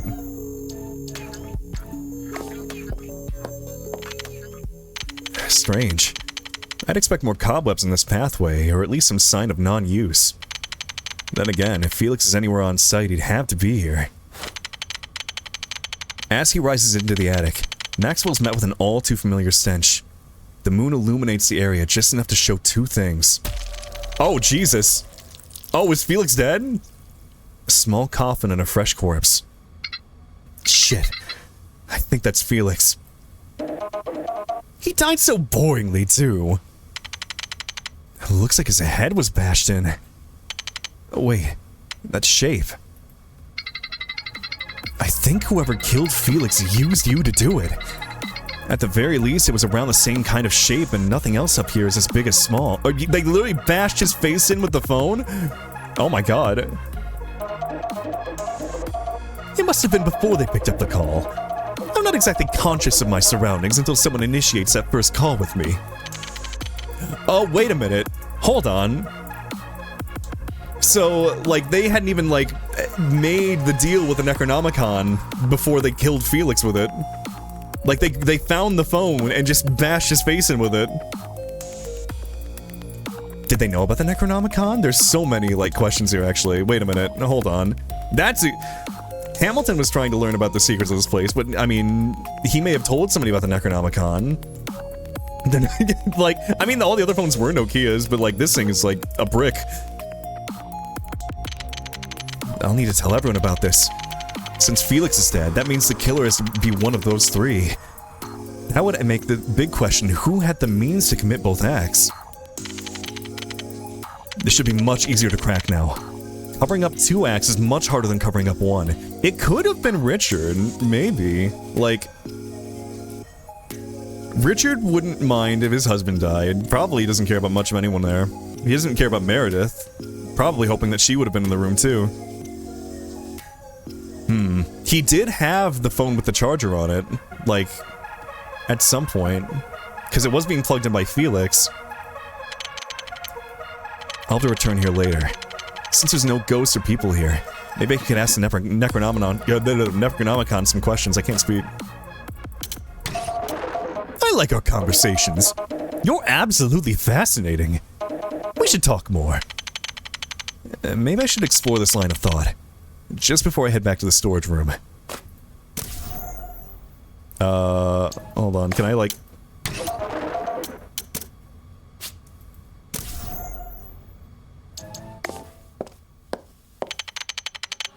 As Maxwell stumbles into the sitting room, worry plastered across his brow. Tree of... shit, I don't think I should have done that. Can I go back? Oh, I can... Wow, what the hell? I can actually reverse to go back to the room here. Like, wait, is there no way to talk to the Necronomicon aside of this? Just before I head back to the storage room. Like... I don't think there's anything else I can do. Well, I guess we're going back to the sitting room. As Maxwell stumbles into the sitting room, worry plastered across his brow, the trio of survivors turn to him. They exchange glances and approach the detective. Alright, what happened? If you called us back inside, I assume you have some proof on who is guilty. Were you able to figure out what happened? Felix McCain. You were able to find Felix? Felix McCain is dead. He was bludgeoned in the head. His body's in the attic. You! What? Was your little crony too incompetent to keep your dirty little secret? Excuse me? You really think I would kill Felix? Please, ending his existence was your wet dream. Do not project that onto me. You're just trying to get back at me because of Mickey. You want to tarnish my reputation that I've worked so hard over these years to cultivate. I just thought the only person stupid enough to go this far would be Felix, but I see you caught his idiocy when you smash his head in. Your reputation is nothing but a farce. I wouldn't be surprised if you decided to chop up everyone here just to garner a bit of extra sympathy.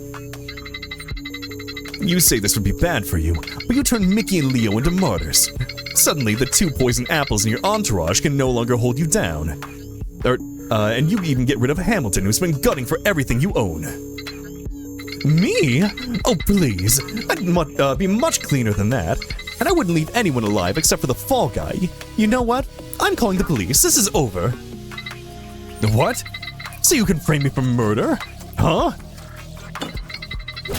You fucked my husband, you callous— Oh. Richard stumbles over and steps back 3 paces. He can barely believe that he was struck. Max's face, I can't read. Holy shit. She shattered her wine glass on his skull. With a thump, Richard falls back, toppling one of the vases near him. Okay, step back from the butler. Max, I'm gonna need your help evaluating him. And Meredith. Out. I said out!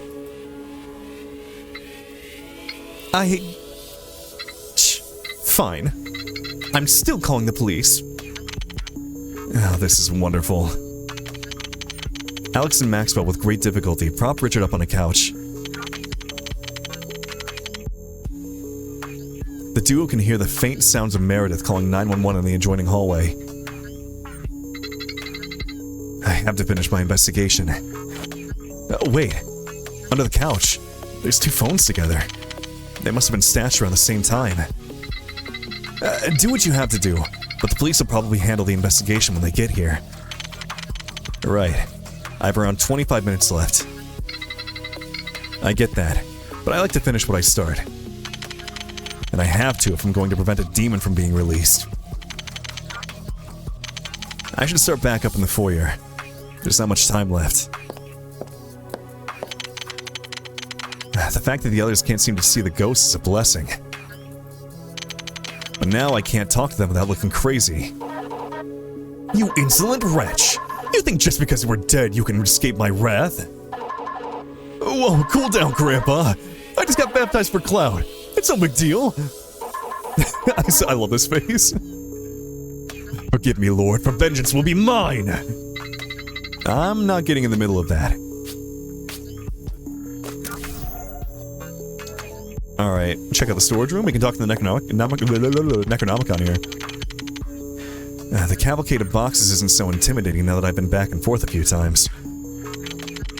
It's probably worse that I'm getting used to the clutter. Alright, let's do this one more time. Necronomicon. Now please hold while we transfer your call. Oh god. Oh, you were beheaded. What do you want? Me being dead doesn't make my time less precious, so out with it. Well, I just have a few questions about tonight. In order to get an accurate assessment of the case, that is. Fine, but make it quick.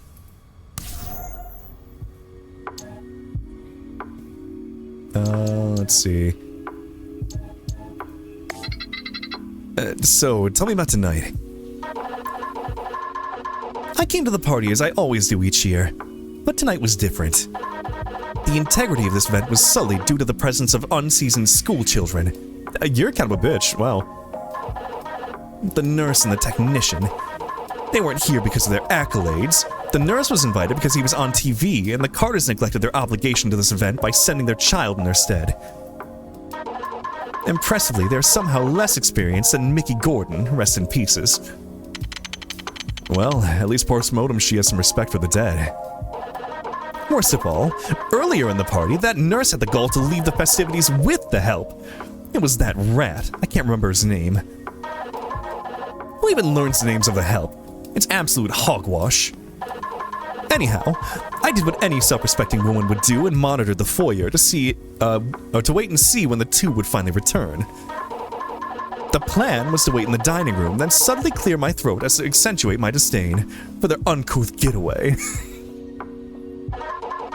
But that nurse had the gall to return alone, and not only that, immediately go to the bathroom.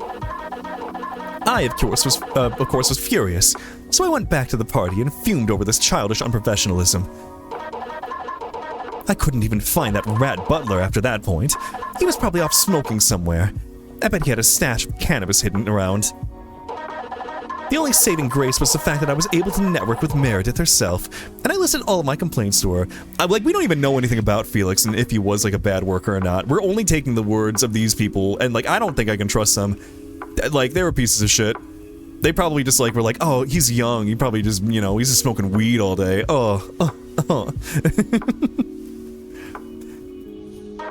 She didn't make eye contact, but I would hope someone of her acclaim would show some concern for the sanctity of this event. I don't even think Meredith bothered to mention Brooke in her account. Anyhow, Meredith said she had to take a call, and I offered my phone, but I seem to have left it in the sitting room. But yes, the blackout happened, and we were all sliced to bits. Any questions?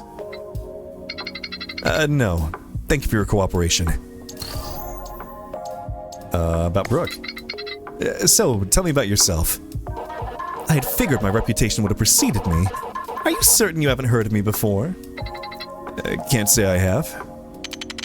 She seems rather sure of herself. The care you've received up to this point must have been shoddy at best. Allow me to educate you. I am Dr. Brooke Edwards. I belong to the Edwards lineage of physicians, and I hold my position in high esteem. I am one of the greatest minds in the profession, and my quality of care matches that distinction. Most other doctors in the city are uneducated rabble. None of them have worked as hard as I had in order to get to where I am. All of them operate under the delusion that they could ever live up to my family's name. I see. So, you voice a particular disdain for Alexander Florence. Why is that? Who? The nurse. That's what he's called? He should be ashamed of having such a low-born sounding name.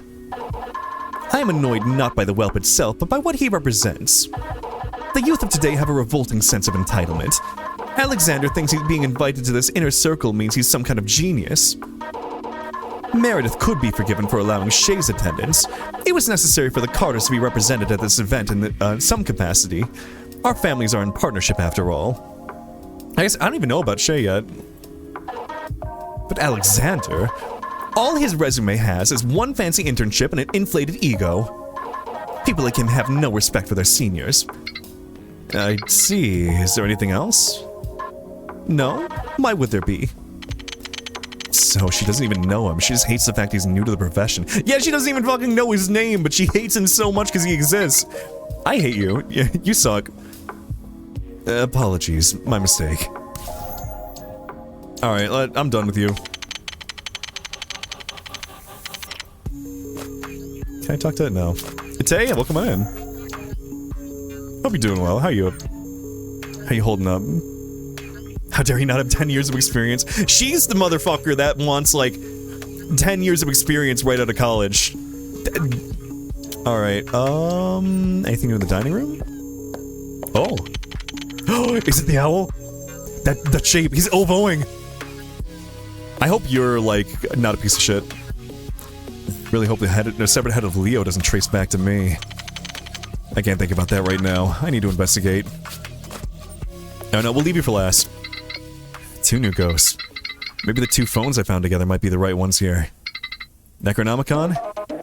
It's finally time! Please hold while we transfer your call. Oh. Oh, that's Shay. Okay. Ah, I can't believe we're ghosts! I thought there was no afterlife, but this is so much more stressful. Oh, cute! It'll be okay, Shay. You're not alone in this experience. We can figure this out together. I love him, I love him, I love him already. I love him. He looks all like Racket, but I love him. I remember the most important rule. Foster curiosity, not fear. I'm sorry. You were such a good teacher, and I died a screw-up. It's an insult to your work. Please, you don't need to prove yourself. If my teachings touched your heart and made your mind flourish, then I accomplished my goal. Sorry. I'm pressed for time, and I need to ask a few quick questions about tonight. Sorry. What do you need? We'd be happy to help. Alright. I'm curious about the Victor. I want to know more about him, just because he's Big Owl Man. I want to know more about him, please. How many people died? We're up to 8 now. It was 7 before, but we found a corpse. Can you tell me a bit about tonight? Was there anything that stood out? Something that stood out? I think so, yes.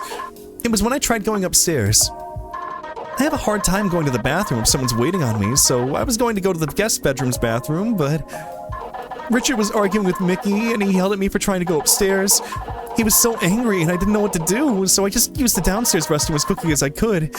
He shooed even Hamilton out of the foyer. And for me, I heard about Richard from Shay, so I went to check on him. This was around a minute or two before the blackout, but he was making his way outside. He ignored me when I called for him, so I just assumed he didn't want to be bothered. So Richard was outside during the blackout. Oh wait, that reminds me. Necronomicon, with your kill spell, can the caster also be killed? It'd be a pretty bad kill spell if it did. They don't need to shy around it, no. So they wouldn't need to be outside necessarily. Oh, one more thing. I remember Meredith's face. When the lights came on, I think I was still alive. Meredith came in from the kitchen and... yes, I remember her scream quite clearly.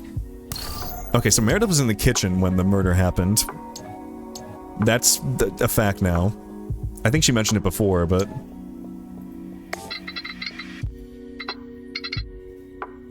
the multiple devs in chat right now. So, tell me about yourself. Yourselves.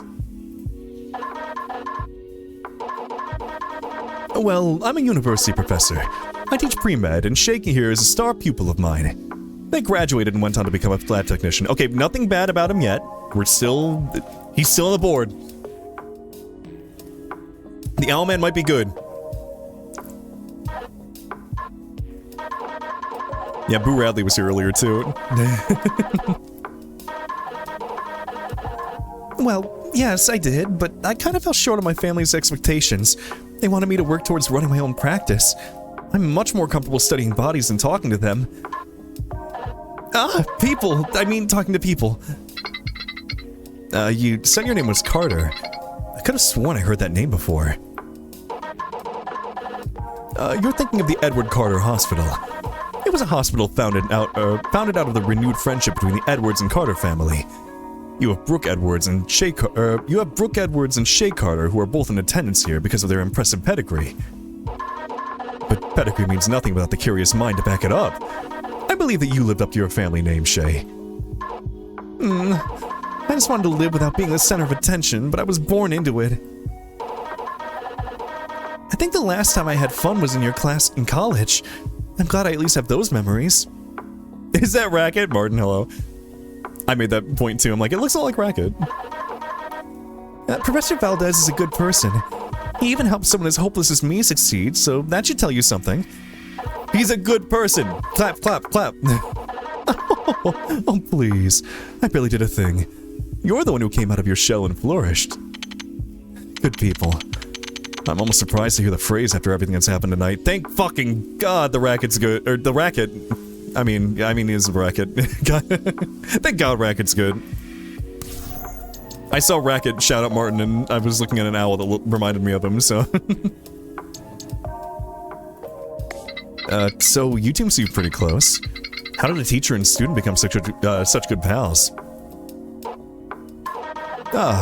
Shay was simply too shy to talk to anyone else before my classes in college. Not that I'm their only friend, because I'm sure they were able to make plenty after me. Maybe a few, but I wouldn't say plenty. Professor Valdez is such a cherished mentor to me. He helped me open up a lot, and I'm better now because of him. So, you feel like you owe a lot to the professor? I guess. In a way, I owe him my life. Shay, I didn't know it was that important to your life. It's a good thing you took my class then. I cherish all my students, but you've touched my heart. I love him, I love him, I love him. He's so kind and gentle and big and owl and... Anyway.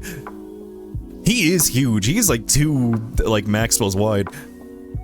Just settle something for me. Coffee or tea? Why not both? And he likes coffee and tea? I get him. Yep. Alright, perfect. Tea. Coffee's too bitter for me. Hold on, let me take a drink of my black coffee again. It's very cold at this point. It's been sitting up for hours. Weak answers. Coffee should always win out.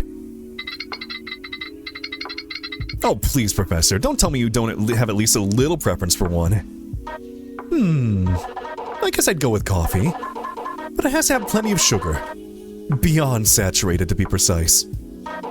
Back at the university, I'd go into the chemistry lab. I came up with this method, you see, through which I was able to create a super saturated solution of sugar and coffee. Okay, I like sweet coffee, but that's probably too much. Like, I'm imagining like a syrup. My face is 2 Maxwell's wide? Ow. Well, I mean, it's perfectly shaped for him then. Perfect. I would say I'd rest it in his belly, but he doesn't really have much going on there at the moment. It was a delicate, fragile thing. A single bump would collapse it and render it into a dark sludge. But it was worth it. Imagine a sweetness well beyond what your body would consider possible. And when I paired it with a slice of coffee cake, simply divine. A treat to be cherished. I made that really fruity. His sweet tooth is next level. I couldn't imagine ingesting that much sugar. Alas, with my passing, my secret formula will be lost to history. Don't worry, Professor. I'm sure another genius will come along and independently reinvent it. Or maybe the chemistry department will pore over your notes. When that happens, Detective, you should try it. Words cannot do it justice. As for me, I like the taste of honey, and I think it goes with tea better than coffee. They both like their drinks sweet. One more so than the other.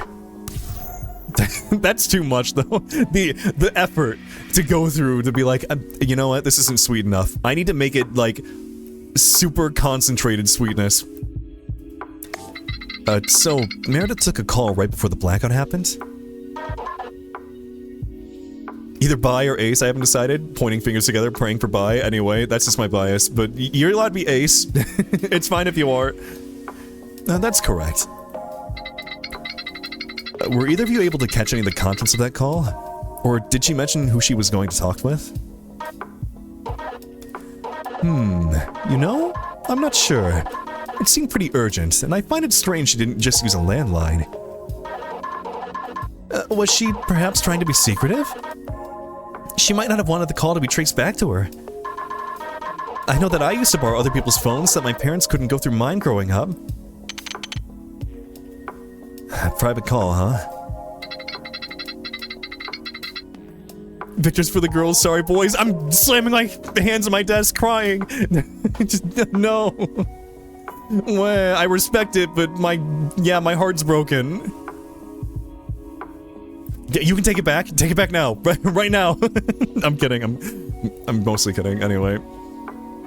Did she have a second phone on her, or was it just the one with the charger?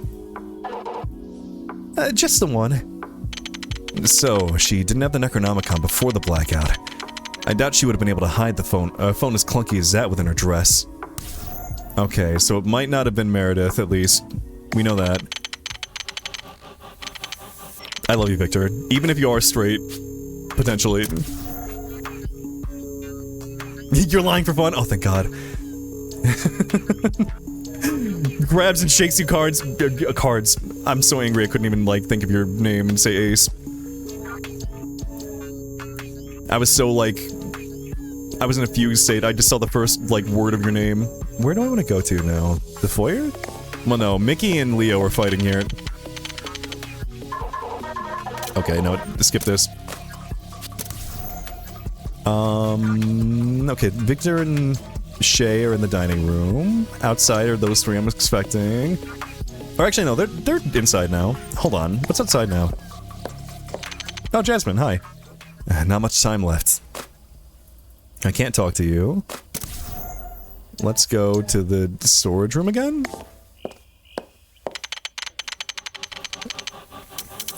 Oh, this is a Brook. Go up into the attic. Some things never change. There's almost always an extra dead body to contend with. I like our conversations. You're absolutely fascinating. We should talk more. Wait, just before I back to the storage room? Wait, what? Oh, here we go. Necronomicon. Will you also allow me to ask you some questions? Sure. While we're here alone in this attic, I feel like we're on some sort of romantic getaway.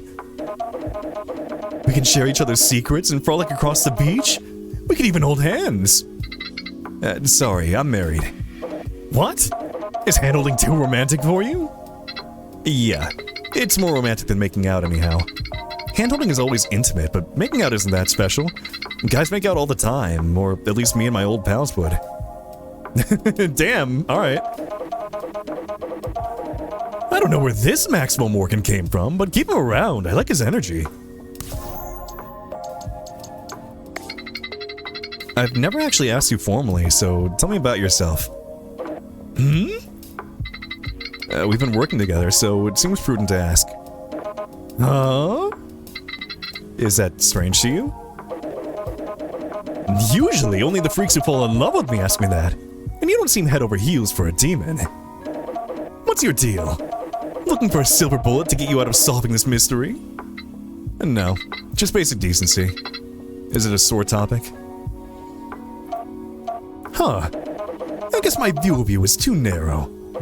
Then again, my very nature pre-selects for the worst people. Polite people like you tend to be the ones I'm killing rather than I'm working with.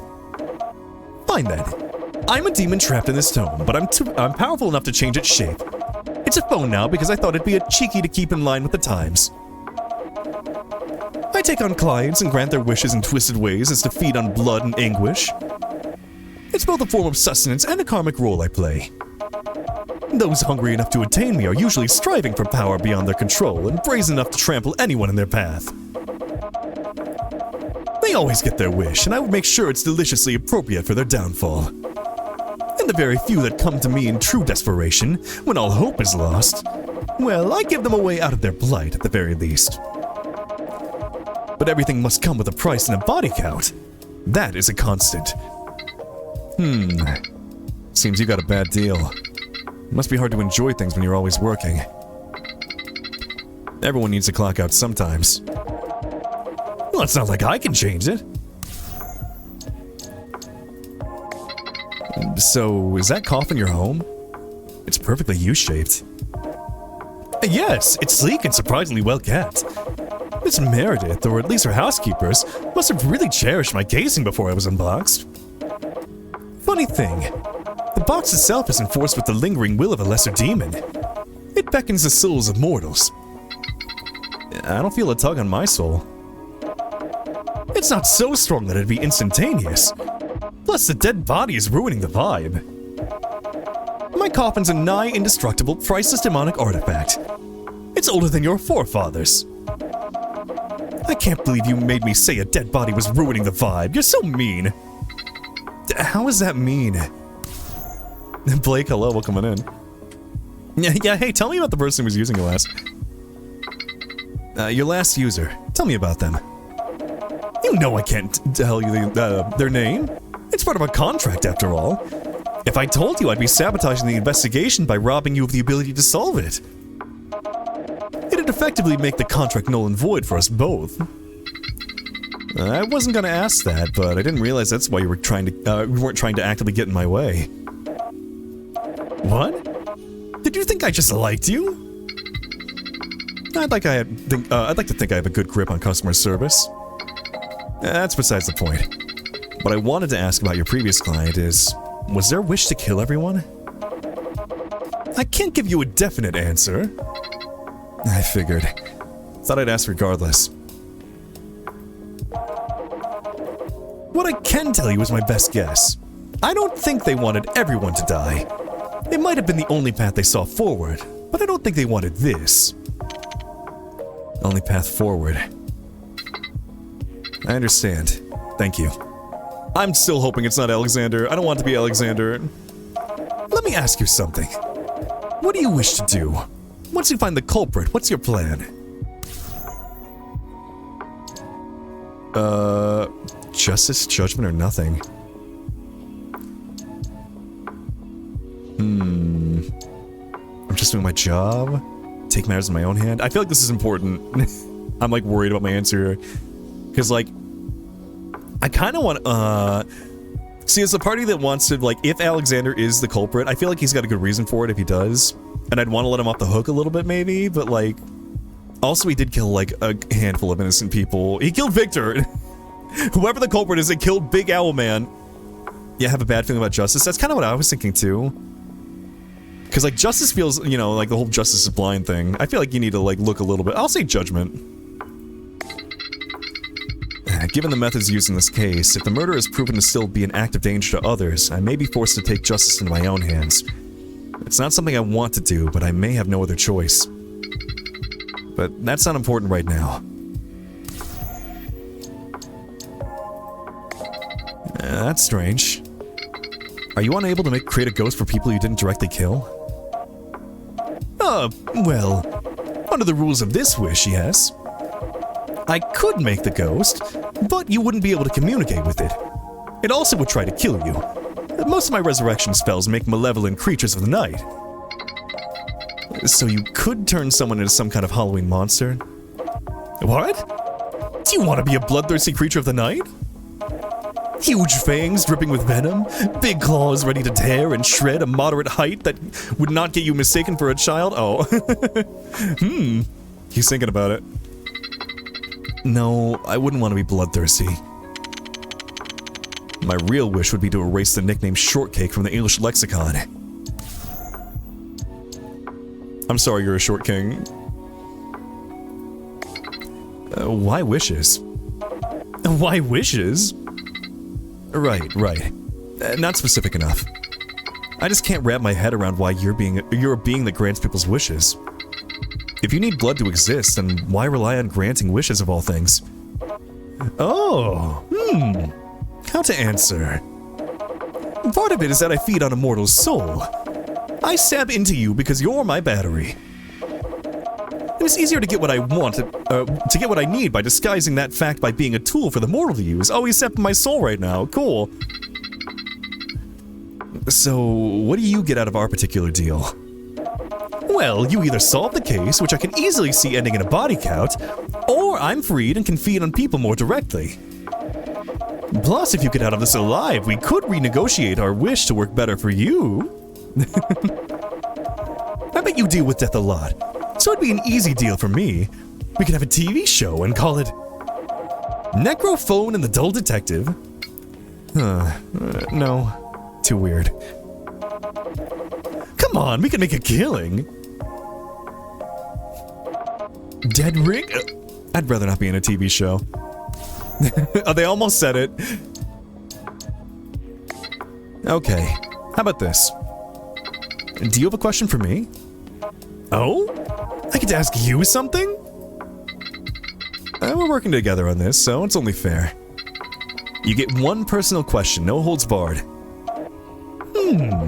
Boxes or briefs? Neither? I don't watch boxing, nor do I use briefcases. You're freeballing it? Oh, you meant underwear. Briefs. Boxers feel like a second pair of pants. I used to be boxers. I think I'm more briefs. Or boxer briefs. Okay, maybe we could do two. That one wasn't really that personal. If you're sure. Why are you a detective? You're not exactly grizzled nor grouchy enough for it. You're like a polite little man. What gives? Oh. Well, that's because I'm good at it. Any other job would either drive me insane or net me less money. Plus, I met my husband on the job, so it's not all bad. Ooh, was he a client? A family member? A rival. Oh, fuck. I want that game. Wait. I want to see how they met now.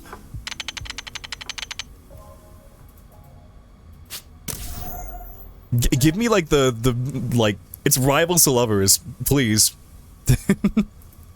People love that trope. Okay, there's nothing else for Brooke, I think, but yeah, we can give it a try. And don't just stand there. Speak. Ask your questions and be concise. I do love voice acting like bitches, though. It's fun. Oh my god, what if they were like both like investigating the body and they both accidentally like bumped into each other and like kissed and then they started making out? Might make a save? Oh shit. See, I know there are like multiple endings, so I'm assuming we're about to hit like the point where I can't go back and like change my ending.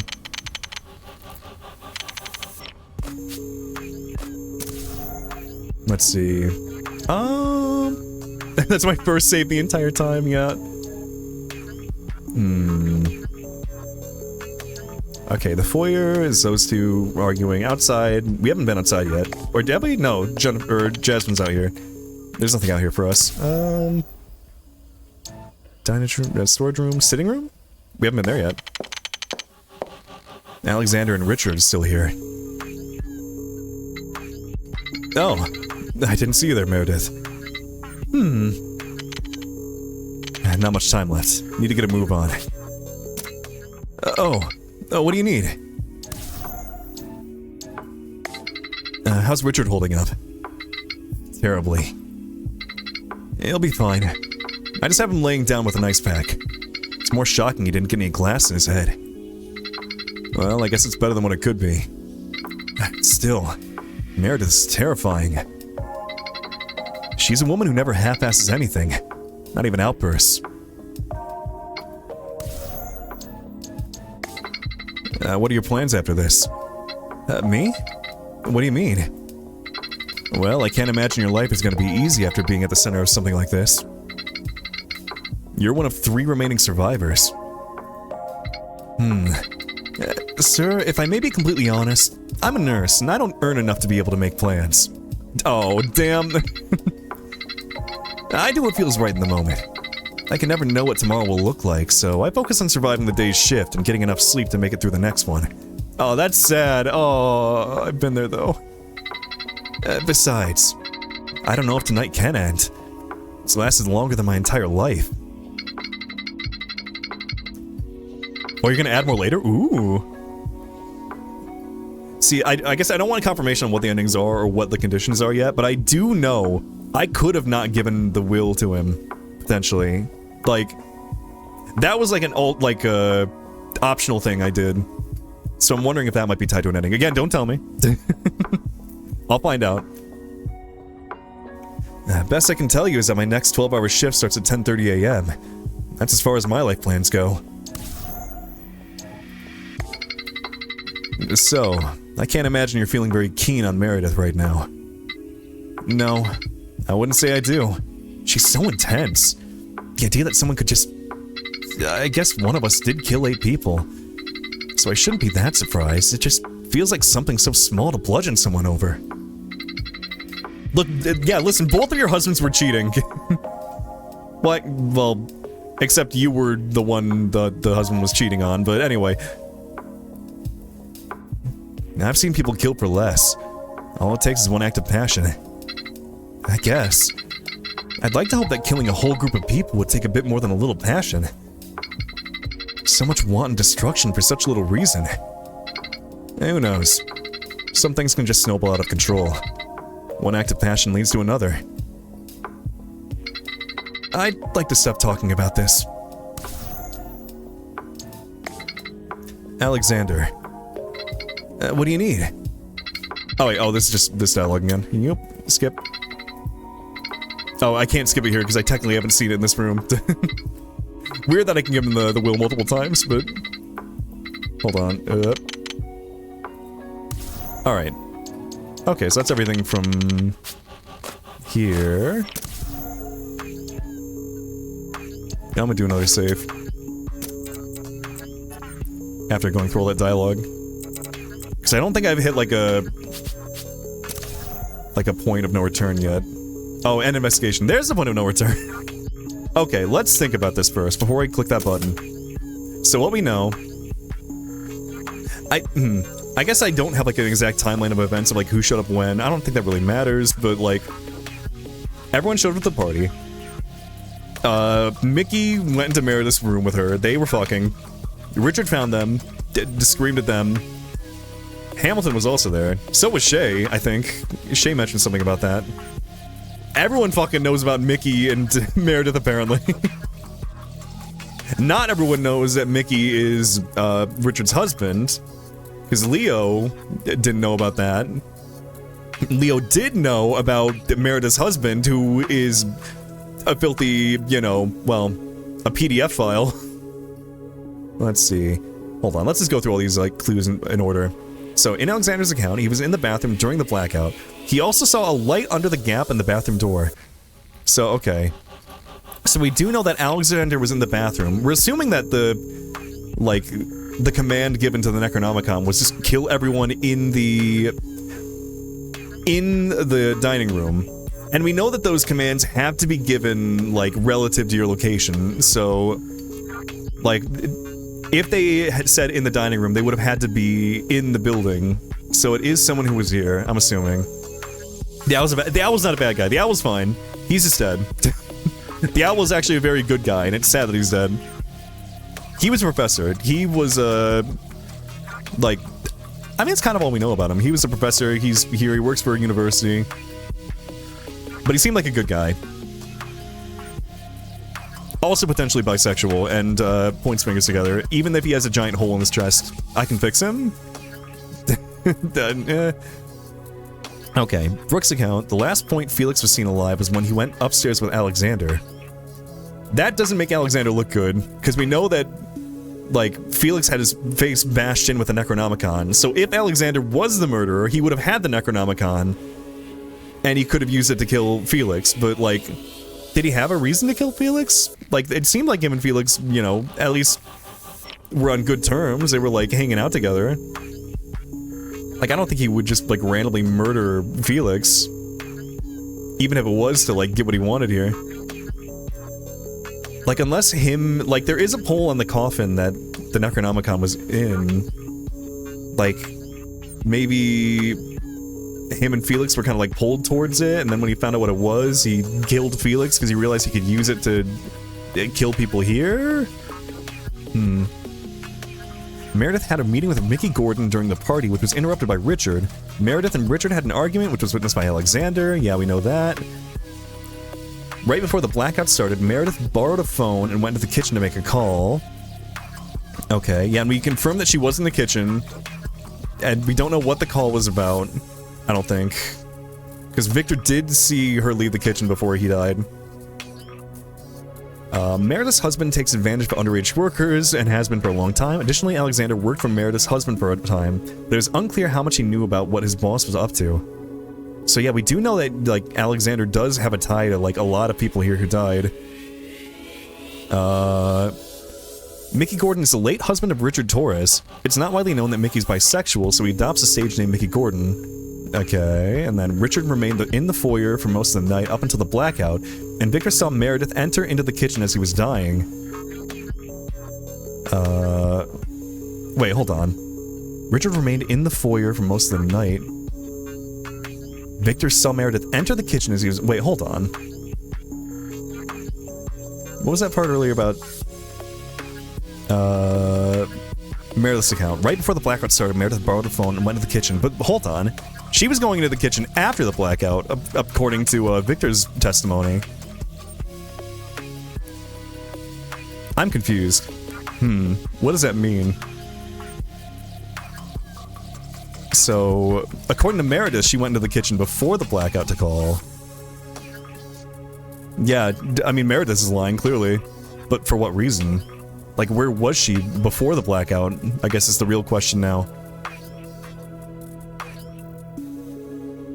I mean, she could have been in, like, okay, hold on. We do know that the Necronomicon won't kill the user. So she could have been using the phone in the dining room. Like, and when she made the call.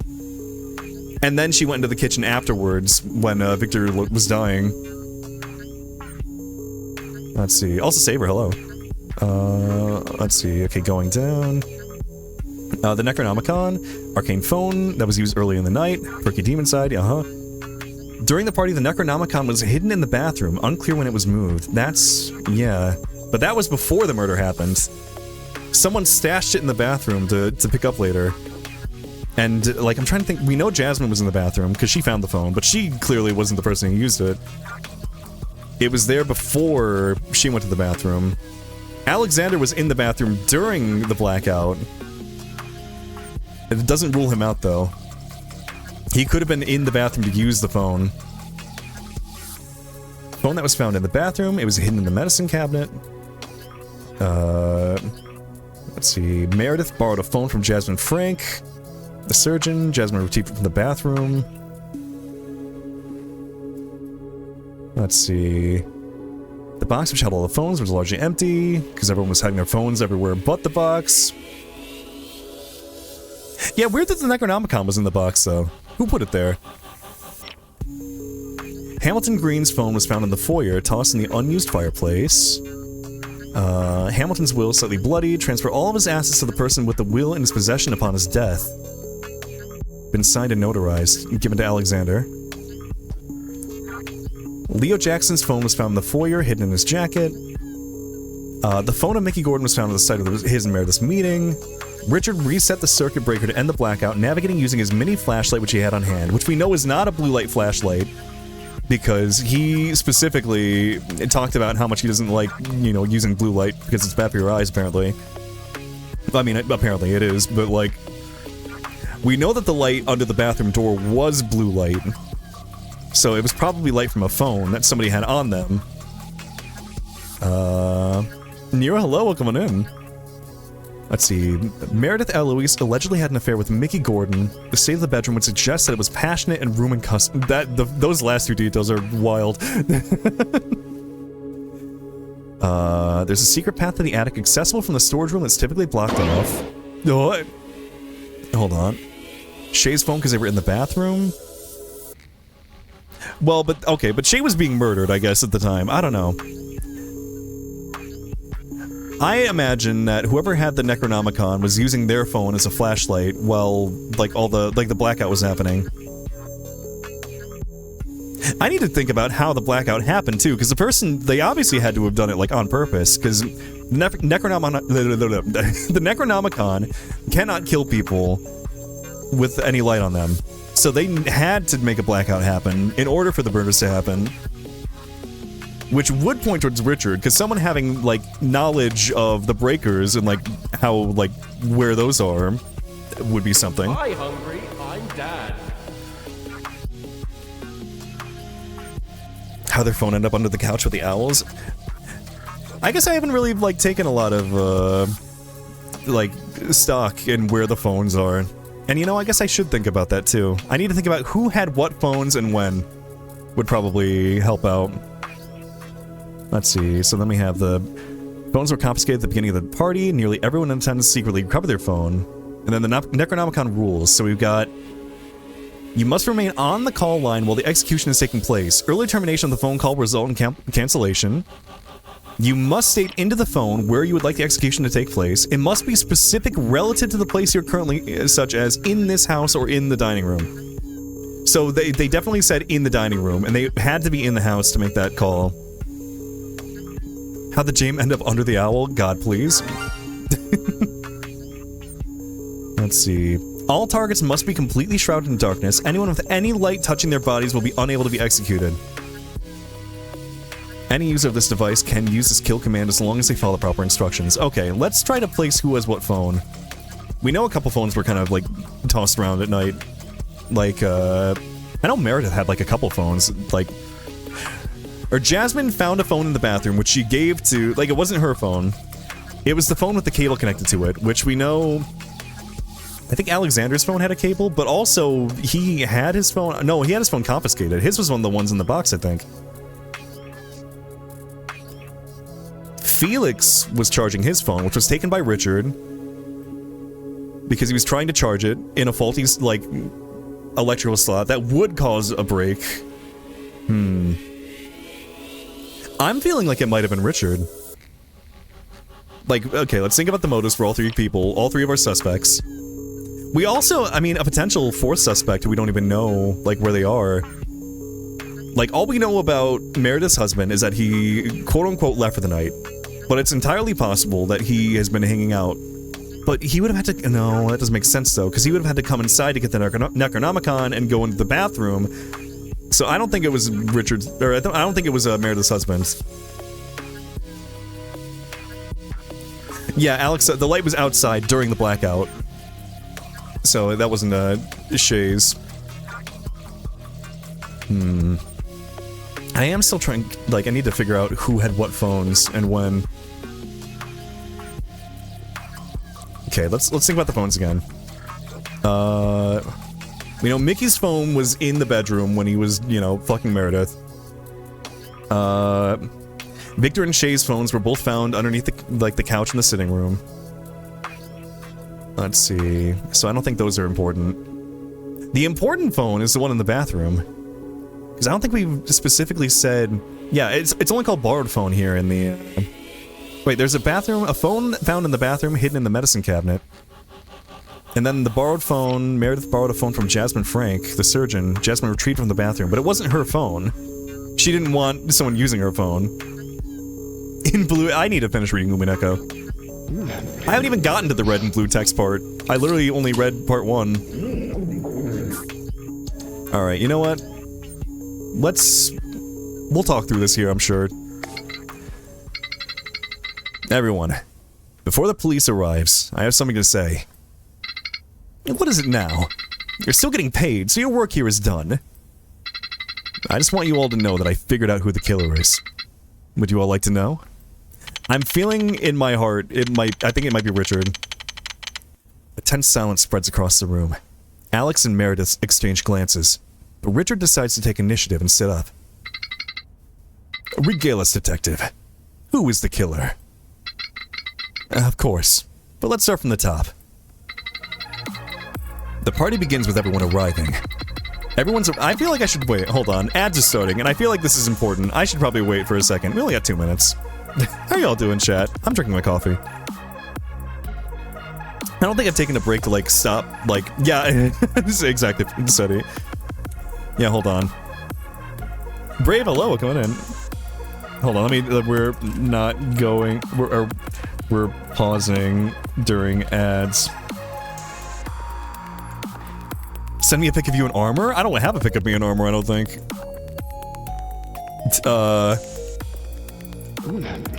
Or in combat or something?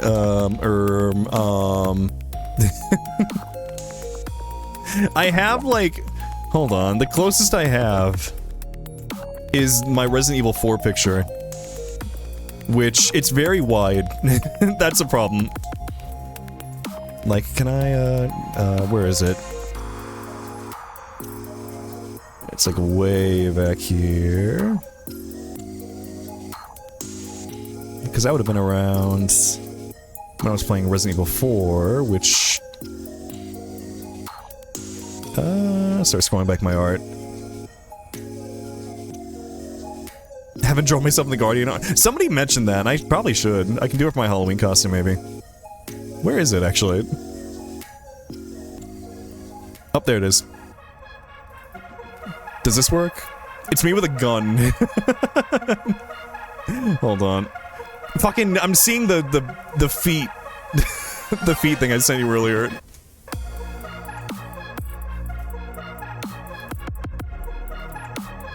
Like, I don't have any of, like, me, like... I have, like, actually, I do have something I could use. Hold on, if I give you the image, you'll need to, like, cut it out yourself. Because I can't do it right now. But, I do have... There are guns in the game, actually. It is true. If I can find... I did one of me with, like... If you don't want the gun... Which draw pile was it? It was this one, alright. You'll have to zoom in, because I can't cut it out or, like, crop it or anything. Actually, I can kind of crop it a little bit. There. Your other option is to take this and cut it out of there. So whichever you want to do. That's old Leonard too. That was like back from like 2 years ago, I think. All right, we're back. See, I didn't want to go forward like... It would have been really funny though. Like, oh hey, all right, time to solve the crime. Also, ads are playing. All right. So we're... Let's start from the top. The party begins with everyone arriving. Everyone's arrivals are staggered, some being early, others being fashionably late. And as per requirement, they all relinquish their phones to Richard Torres. You can avoid this because... Oh yeah, no, this is like... Yeah, this is the ending, so... Lurk if you don't want to be spoiled. Richard knows that the attendants never follow the no phone rule, but he makes a solid attempt, hiding the phone box upstairs in the storage room. After he sets roots in the foyer, Meredith is approached by Mickey Gordon. Sorry, Mickey Torres. They have a meeting planned, but there's more than just business to be handled. Shortly thereafter, Richard notices the lights in the foyer flicker, and finds that none other than the late Felix McCain's phone plugged into a faulty outlet. He, of course, grills Felix for this and hands him back his phone. Okay, now here's the important part. Who was the last person to see Felix alive? Like, it was probably... I mean, Alexander went up to the storage room with Felix. Alright, next. Felix and Alexander leave with each other to the guest room. Assuming everyone was telling the truth, you were the last person to see Felix alive, Alexander. Huh? Well, no, I wasn't. When we departed, he went to the sitting room. That would sound reasonable, but I know that's a lie. Certain someone would have mentioned if they saw Felix coming downstairs. Hamilton? Or no, it would have been Brooke? Yeah, Brooke was like waiting. I can't rely on the testimony of a ghost, but I think I can manage on another train of thought. I don't think he went downstairs. I don't even think that he went back into the foyer. Think for a second. For him to end up in the attic, he would have to leave the sitting room. And there's one big problem with that claim.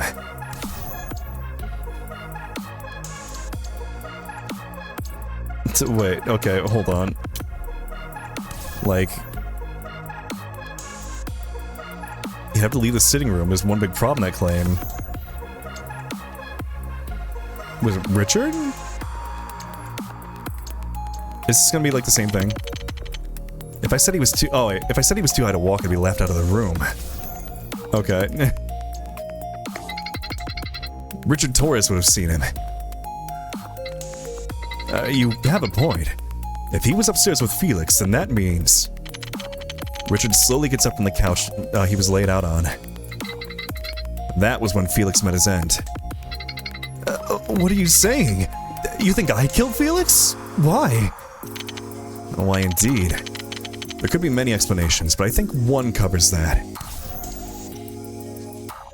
The Necronomicon, I guess. I don't want to go down this line, no! I don't want to... Alexander, I don't want you to be the murderer. That would be the simplest explanation for how you wound up in possession of this. A phone? What does a phone have to do with? Hey lady, I ain't any normal phone.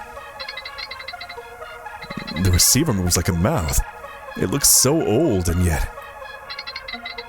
I present to you the murder weapon for all 8 victims. Yep. I killed them. It was me. But I can't implicate my last customer, so I won't confirm or deny anything other than slashing up 7 people. And now we can go and cross-reference the indentation in Felix's skull with his phone. But I trust you'll all be able to take my word when I say it matches. I guess the cat's out of the bag about the ghost thing now. This doesn't... Richard could have done it too, you know? He was upstairs as well. Do I know anyone that contradicts this? I mean, Meredith and, or well... Because, yeah, Richard was, you know, fighting with, Meredith. I don't even remember seeing Felix for most of the party. How could I contradict that? Wait, hold on. Oh, well, I guess... Because Richard, like, with the phone. Now, he could have been trying to save his skin. You have no proof for that. Police sirens? Shit, I took too long trying to explain the case. Oh no, oh, I see. Well, I guess calling you in was a waste of money. You'll still be paid, but it seems all you were good for is finding another body. Uh-oh. You're gonna have bigger problems than that in a second. At least stay out of the way. Don't be a nuisance to the police. No. If I can't solve this case, then the Necronomicon... wait, let me try again. You don't... Car door slammed just outside. It's too late. Well, well, well. Looks like I'll come out the winner of our little contract, detective. I'm really looking forward to having a body again. It's been so long. Maybe I'll be anchored to your arm until dawn breaks. But look at the bright side. We're gonna have such a lovely time together when I break out of this vessel. A bloodbath of doctors.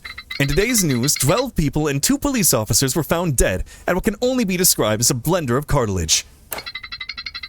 Renowned socialite Meredith Eloise and her known associates were all found dead in her mansion, with causes of death ranging from slicing and stabbing to decapitation. Despite the brutality of the murders, investigators are puzzled by the death of one Felix McCain, who was found bludgeoned to death at a separate location. Who could have done this? Well, police have yet to apprehend a suspect, saying, whatever could have done this seems to be more of an animal than a person. Stay tuned for more details as we keep you updated on the scoop. God, no. I have a husband waiting for back at home. I can't let something like that happen. Oh, that's okay, I see. Another fake-out ending. We're like... Alright, here we go. So wait, what am I doing? Last person to see Felix alive was Alexander. We know that. Hey. Someone would have mentioned Brooke... Or, no, we can't say Brooke. Alright, I guess well, we start with Brooke. Because then we have to... One big problem that came, then that claim is Richard. Because Richard would have seen him leaving the sitting room. Think I killed Felix? I mean, for the Necronomicon. Okay, we got that. Okay. Richard could have done it too. He was upstairs as well. Do we know anyone who contradicts this? It's not Meredith. Alexander? Your account contradicts all of that, Alexander. When you went downstairs, Richard was talking to Meredith, and they went downstairs together.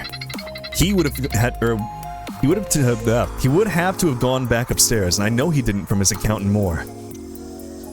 No, Alexander, please! You're the only person who could have killed Felix, and I can even prove you were the only one able to perpetuate the crime of killing everyone else, too. Oh, he's having his Ace Attorney crash out.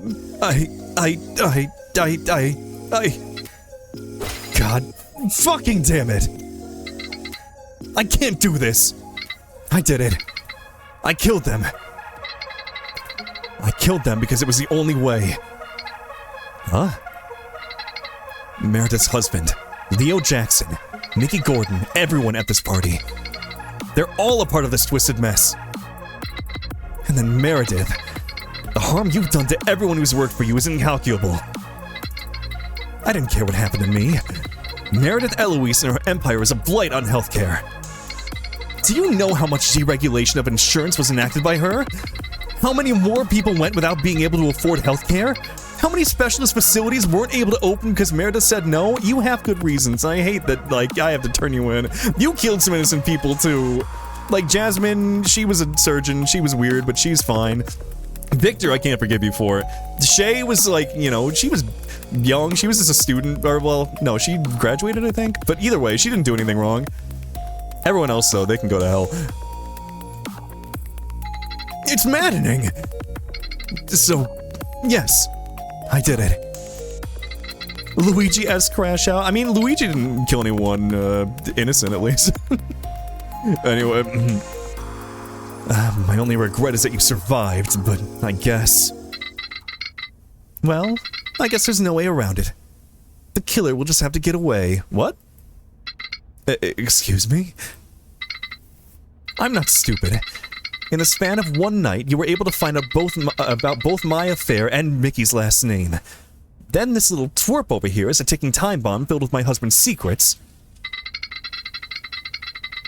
Who's a cutie and is he single? He's also, well, spoilers, but I mean, I say that because you're a first-time chatter, so I'm not sure if you've been here for the rest of it. Anyway. Hi, welcome on in. The moment you see the inside of a courtroom, things become a lot more difficult for me. So, here's what we're going to do. Felix killed everyone and then tripped on a loose floorboard, and I saw him go insane, and Richard here was able to fend him off all by his handsome self. He went back to the attic and to hide, and voila, case closed. Is he or is he not? I mean, as far as I know, he doesn't have anybody. We haven't even confirmed if he's gay or not, but, you know, raise his eyebrows. Why would I go along with any of that? You worked for me years ago, didn't you? Surely you didn't think you'd fly under the radar forever. I'm sure I can find a few people you wouldn't want to see inconvenienced by your repeated lapse in judgment. Well, detective? Oh, okay, here we... Oh, oh. The only... I can't sit on this. I have a responsibility to my job, and I cannot leave this unsettled. You can't be serious. I'm paying you money. You're my contractor. Listen, Alexander, I'm sorry. You have to go to prison, but you can take her down with you at least. You paid me to solve this case, and I'm going to give my recommendation to the police. Faint sirens bleed through the wall. Right then. It's about time I do my job. You can't just... do my job? I can and I will. I can't just let this go. In one swift motion, Meredith grabs onto a lamp. She doesn't have the time to think. She just knows that a problem needs to be solved. Detective Maxwell's hands shake as he searches for a way out of this. His gaze flies to Richard, Alex, then to the red and blue lights coming from the windows. He does not know what he's doing, but in a panic, he grabs the first thing that comes to his mind. Oh, is he grabbing the phone? Wait, no. There's one more thing.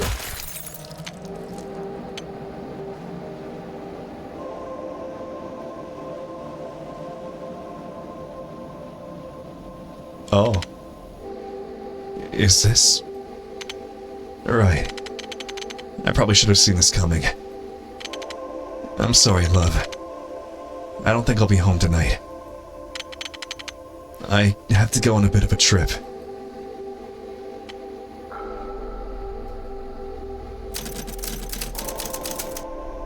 Oh. Oh no, oh, wait, hold on.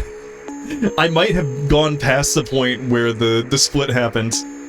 Because I chose Justice earlier. Do I need to talk to the phone again? Hold on, if I can go back into the, Wait, what? Oh, if I continue, if I load. Hold on. I might be able to go back and undo it. Hi, dog. Also, oh! Jackie, thank you for the follow. Welcome on in. Okay, I think if I go back up to the attic... So go to the foyer?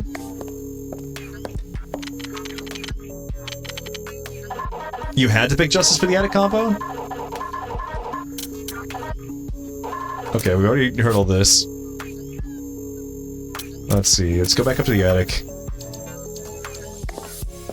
Like, maybe we can redo that conversation and change the ending. Wait, oh, no, wrong. What?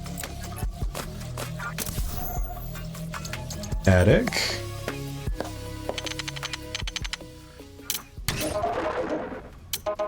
Skip all, wait, what? Oh, no, here. There we go.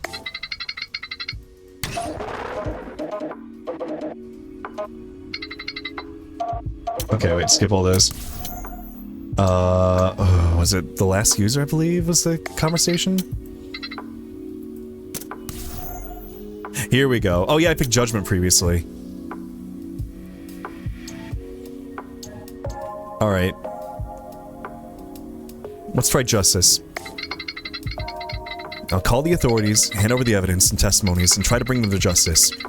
Even if it'll be hard to get a conviction with the supernatural methods involved.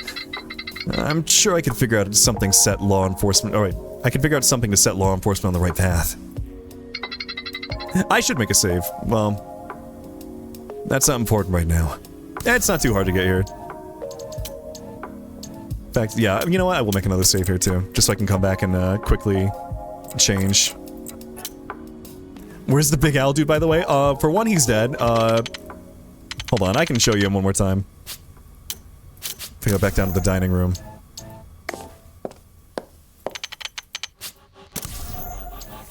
I'm sorry.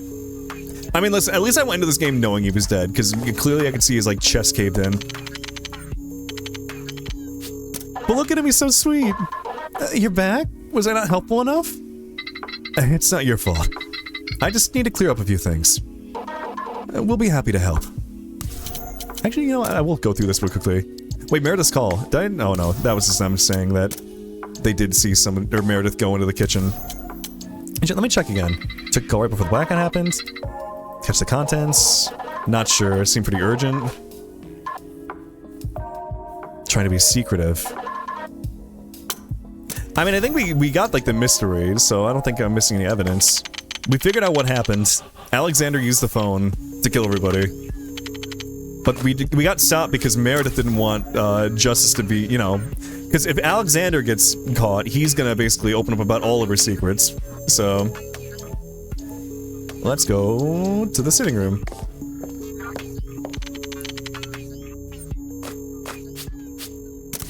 Alright. Yeah, let me make another save here. Like, I'll just save over the, well, no, this is our judgment save. Here's a justice save.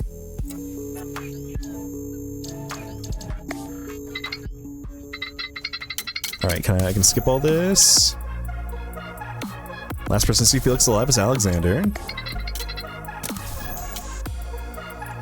Certain someone would have caught Felix going down the stairs, would have been Brooke. And then... let's see... Richard would have caught him coming out of the sitting room. He wanted the Necronomicon. Alexander's testimony, like, contradicts everything. Alright, now it's the justice option. Or wait, no, it was justice anyways. Oh shit. Because the zoom in kind of freaked out some things, I think. There we go. Fixed.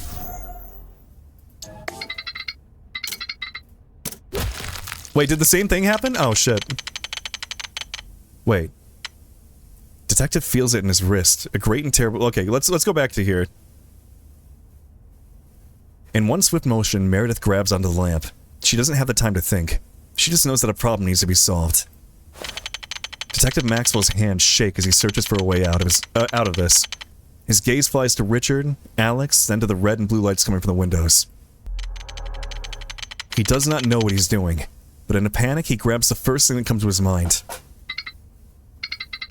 Wait, no! There's one more thing! Detective feels it in his wrist. A great and terrible recoil as if he had fired a gun. But what he sees is the Necronomicon's cord spearing Meredith's heart.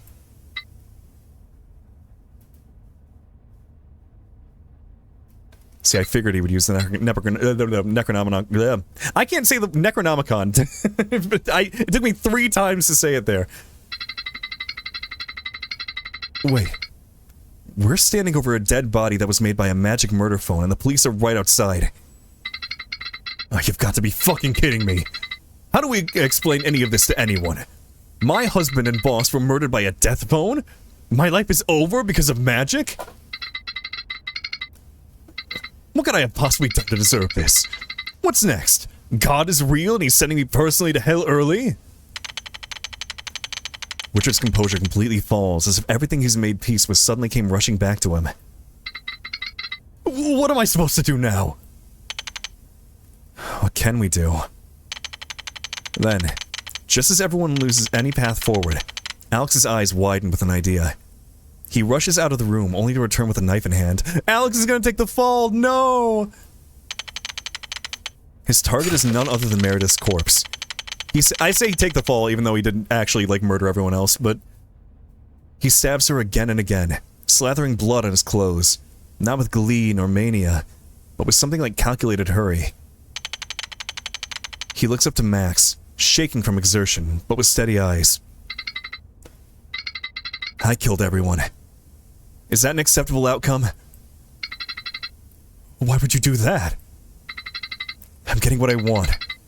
I'm ending her empire. With Hamilton's will, I'm sure I could get a good lawyer, and I'm gonna lay out every last detail of what I know on record. Her idea of a fate worse than death was to have her dirt exposed to the world. And that's what I'll give her. I'm not one for deception, but I can't exactly expect a magical murder phone to go over well in a courtroom. Not in this district, at least. Before Maxwell can get his 2 cents in, the police have already entered the room. Seeing the bloodied body of Meredith and Alexander standing over her, he's immediately taken in, and everyone else is detained shortly thereafter. Thanks, officer. I'm glad I could make your job easier. Finally, I can go home to my husband. Explaining Leo's severed head was an interesting challenge, to say the least. And then not getting to finish my monologue was certainly disappointing, but I guess it would have fallen apart once I got into the supernatural elements. I think what stood out to me was the part of Alex's testimony where he was talking about the phone light. Who could that have been? It couldn't have been Richard. The Necronomicon? No one? Meredith? No. She would have had to go through the kitchen during the blackout. Victor would have seen her if she was still alive, and Richard would have seen her if she went around on the outside. Was it just no one? Did he just lie about it? I guess under normal circumstances it wouldn't be important. After all, Meredith being unable to go along that route, and Richard having the wrong kind of light are things that only make sense with the context of the ghosts. Maybe not the latter. Necro. He showed up as soon as we were arrested and hasn't spoken since. He certainly was helpful, even if he... Necronomicon. Yes, detective? Why did you do that? Why did you kill Meredith? You went out of your way to save my life without a wish. Why? Aren't demons allowed to commit crimes of passion? My job pre-selects for the worst kind of mortals, you know. Meeting one I don't want to see fail is rare, let alone one who will keep stumbling on corpses, murderers, and all that good stuff. I want to stick around with you for a little longer. How about it? Want to keep a good thing going? Fine. We can talk about it in the morning. Okay. Time to finally get some sleep. Maybe I'll be home half an hour before sunrise if I'm quick enough. Except now I have to show him to my husband. He's going to be so annoyingly excited over a magic ghost phone. But I guess that's why I love Frankie. Do we get to see his husband? Oh. Okay, well, we still don't know about the flashlight. Like, what? Yeah, the flashlight is a good point. Who was the flashlight? It wasn't Richard. It couldn't have been Meredith. It wasn't Alexander. Like, unless Alexander was just lying about it. But, like, why would he lie about the flashlight? Unless he just wanted to, like, oh, hold on, shit. Wait, I didn't say... Wait, no. It defeat the purpose of his kill spell created light. He wouldn't be able to kill everyone. I guess under normal circumstances, it wouldn't be important.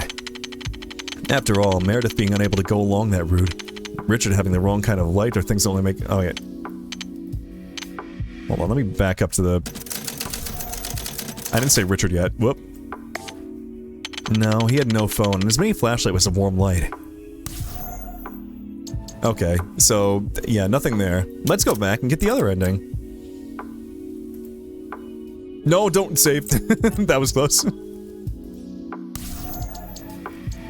Yeah, so it wasn't, like, why? Being morally bankrupt is gonna stop me from lusting over a hot dad bod.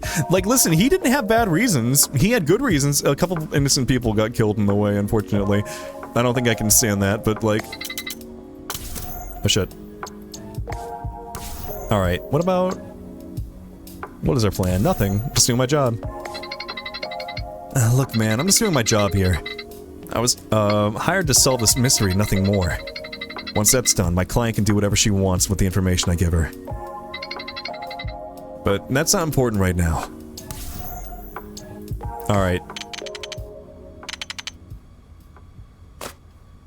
Let's go. Wait, what was this about Maxwell? Did I read this one already? Okay, I did. Yeah. Alright. Let's go back. Do it one more time. Look not doing it. Look again. For him, he was like, he was killing corrupt CEOs. Like,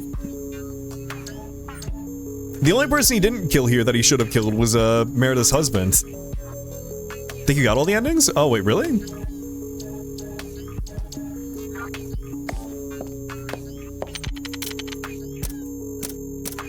Because, like, I didn't choose nothing before. Before I chose Justice and Judgment, but I haven't done this one yet. So I guess I don't know, like, is there one associated with that?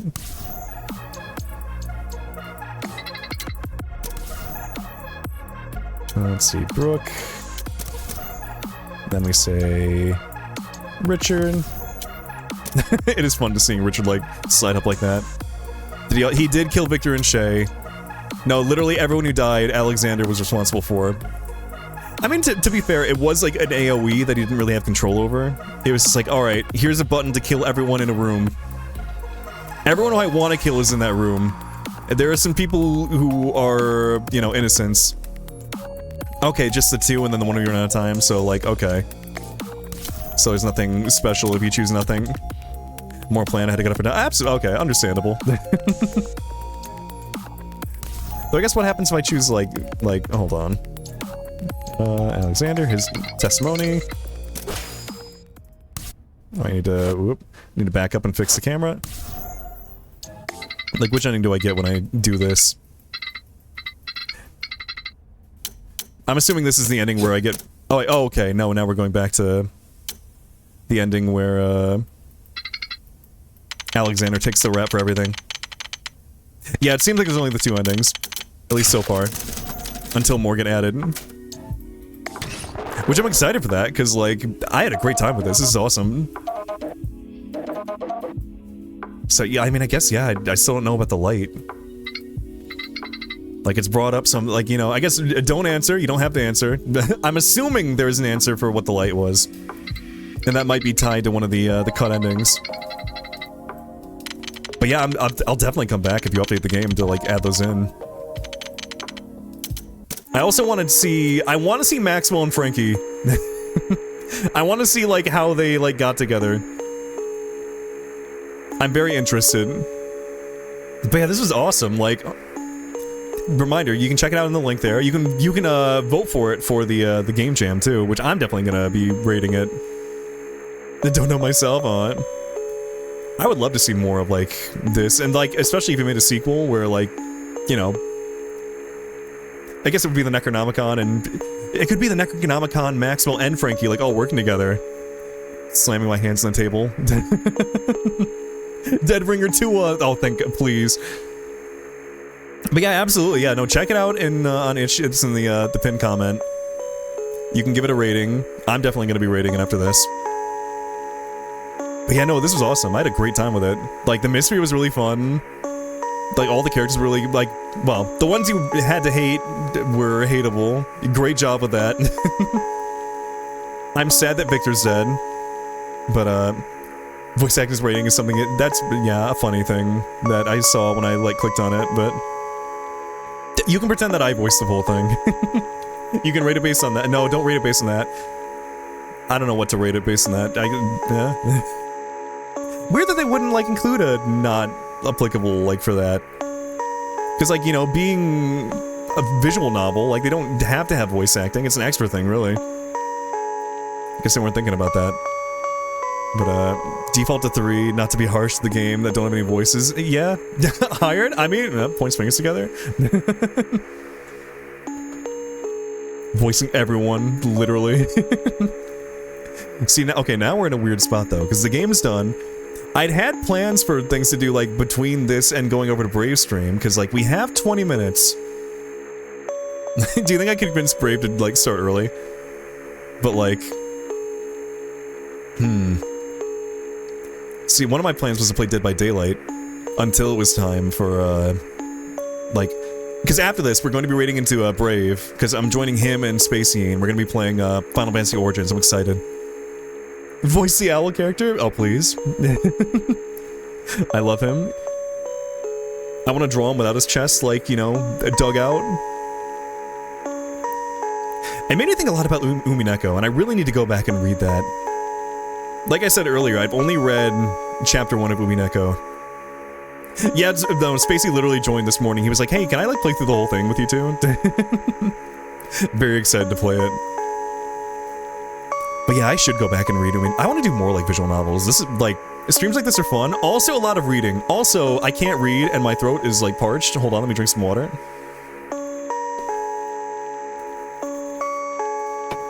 But the couple of times I have done, visual novel streams, it's always been very fun. Like, Lookouts was a really good, visual novel we did for Valentine's Day last year, I think? Killer Frequency. That name sounds familiar. Killer Frequency. No? I swear I've heard of it before, but I don't know anything about it. Like, murder mystery visual novels? Awesome, I need to play more. Something we talked about during the development, I haven't played it yet. I have them all, and I need to, like, actually go. The funny thing about Umineko, I watched the anime first. Which, the anime is, like, the worst way to experience that.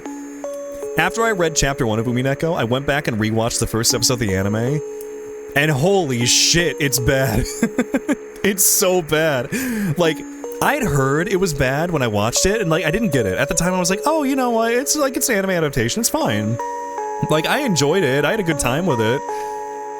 But seeing how much they had to cut out, that thing goes at 5 million miles per hour. They don't have time to, like...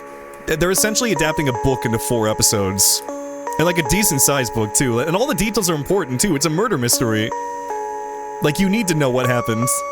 If you cut out those details, that's not good. But, yeah, like, Chapter 1 I did really enjoy. I do need to, like...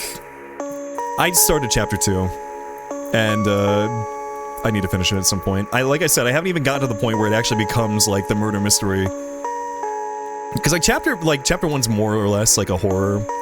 With, like, a murder mystery-ish kind of thing, like, where you're trying to figure out what's going on, but... I think it's more murder, like, horror than, mystery. And Chapter 2 was the point where it's like, okay, we need to figure out what the fuck is happening here. In Mystery Fantasy, yeah, because that's literally the entire thing about it. It's like, okay... Were these murders, like, possible, or, like... Is it magic? I do like that, like, idea for where literally Valor is just, like, so magic-phobic that, like, even after being murdered by a witch and resurrected in, like, that tea party, he's like, okay, I don't believe in any of this shit. Magic isn't real.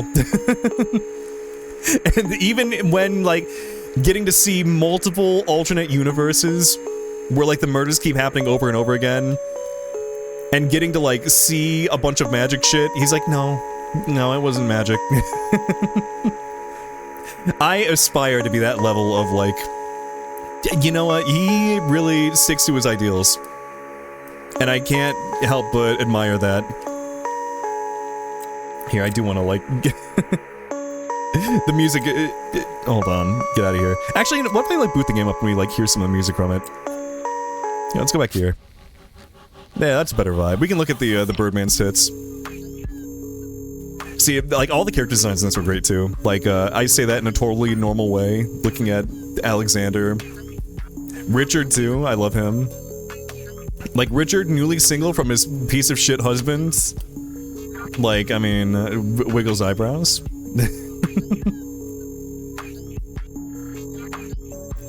Ace, thank you again for doing what you did here on this Birdman. I'm going to choose to believe you did this for me.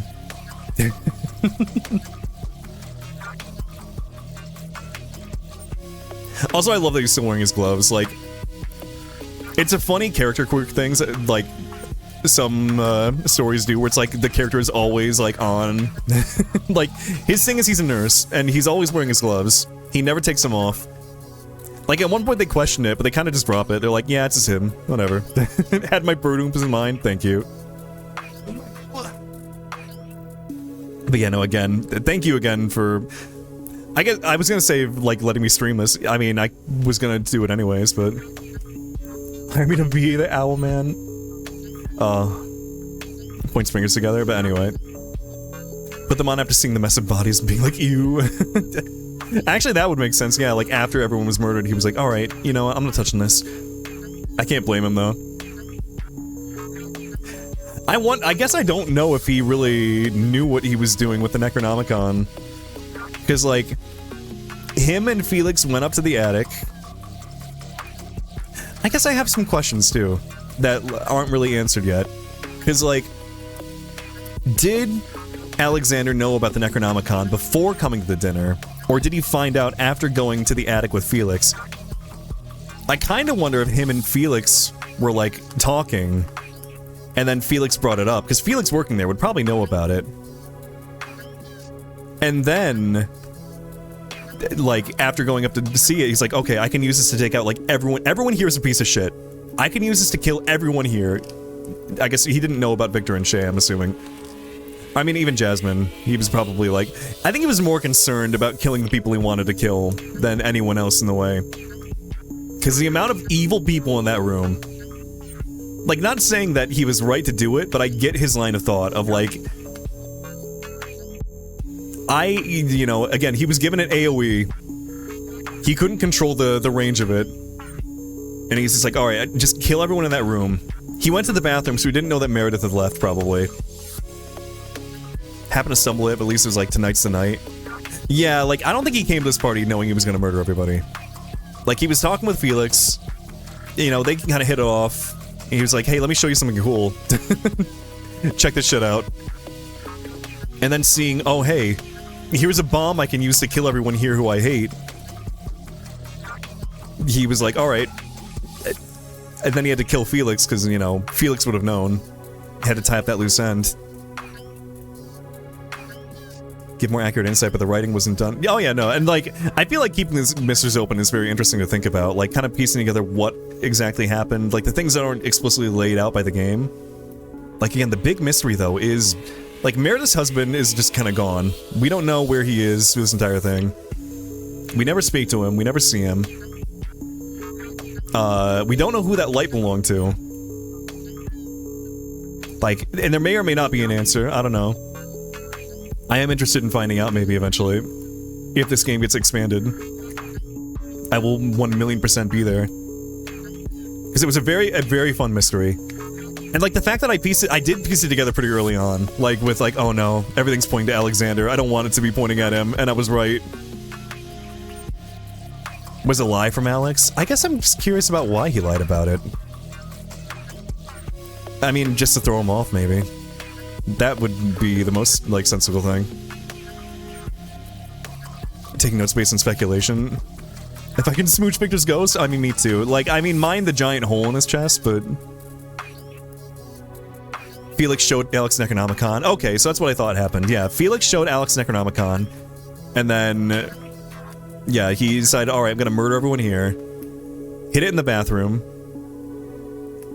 Like, he put it there beforehand. I guess he wanted to wait and make sure... He needed everyone to be at dinner. So beforehand, when everyone was, like, out and about doing whatever, he placed it there, knowing that he could... He could go and get it when everyone was sitting down for dinner. But Meredith had to make a call, which he didn't know about because he was gone. So she went to the kitchen when he was in the bathroom. And yeah, okay, so yeah, that makes sense. He said the light thing to implicate Richard because he knew he had a flashlight on him. Hold on, where was I? So yeah, he got the Necronomicon from Felix. Well, he killed Felix, took the Necronomicon, hid it in the bathroom. Once it was time for dinner, he excused himself, which is when Meredith had to make that call. And so he went to the bathroom and then he gave the kill command, kill everyone in the dining room. And then that all happened. And then Meredith came out of the kitchen, saw what happened, and then called me. So, okay. So that timeline makes sense. Can't be confirmed, but the kill command was the entire house, which Richard avoided Meredith from being... Oh, she was on the phones. Oh, wait, that makes more sense. So everyone in the house was killed. I guess it just felt like it was everyone in the kitchen because... Or in the dining room, because that's where all the bodies were. A note that I have? Like, I guess... Not to, like, give you notes or anything, but I feel like finding a body outside of the dining room that wasn't Felix's, I think would have helped with that. Like, maybe somebody was found in the foyer. I don't know. Because as is, the command seems like everyone was killed in the dining room, so that seems like that's what the command was. I didn't even think about the light being used to, you know, stop Meredith from not being killed. Unfortunate luck by Fat Birdman. I'm sad for Victor. Victor and Shay did not deserve to die. Neither did Jasmine. She was weird, but she didn't do anything wrong.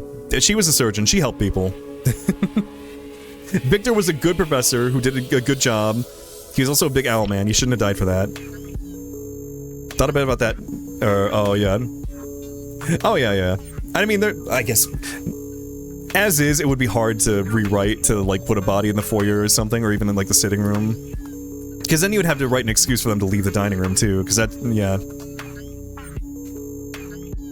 But the bit about the phone light being what saved Meredith is very interesting. Old Owl Man and non-binary axolotl. Old Owl Man cries. But yeah, it was a really good mystery. Good job, like, again, good job. Dom, Ace, Boo Radley. Anyone else from the dev team if you're here? Yeah, Shay was here because... Yeah, no, that sucks even more. Shay was here because her parents didn't want to come. Or their parents. Like, oh... That sucks. Like, Shay shouldn't have been here. Her parents did deserve to die. And, like, in that case, the only person here who didn't, like... The people who should have been here who didn't deserve to die were Victor and, Jasmine. First mystery, 2 hooked in mysteries. I mean, mysteries are fun. I love mysteries. Deathbringer 2, please. Again, make a sequel with Maxwell and Felix and the Necronomicon. I would love it. I would actually be, like, so down for that. But yeah, no, great job on everything. Like, if you do expand this game later, I will 1,000,000% be there. Because I would love to see the extra endings. But, Oh, we still have, we have, 5 minutes to kill. It's unfortunate. Like, this was, perfectly timed for me to, end now. We just have to wait for Brave to go live so we can raid over to him. Looks over at Brave. Sorry, Brave. Brave just sent me the art that he's using for, the Go Live pose. It's really funny.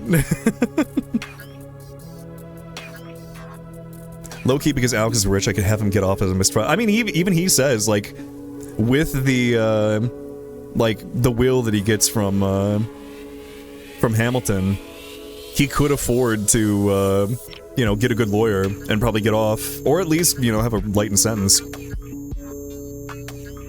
Victor or Alex headcanons, go. Victor, I'm still listening about Victor making, the super saturated sugar solution.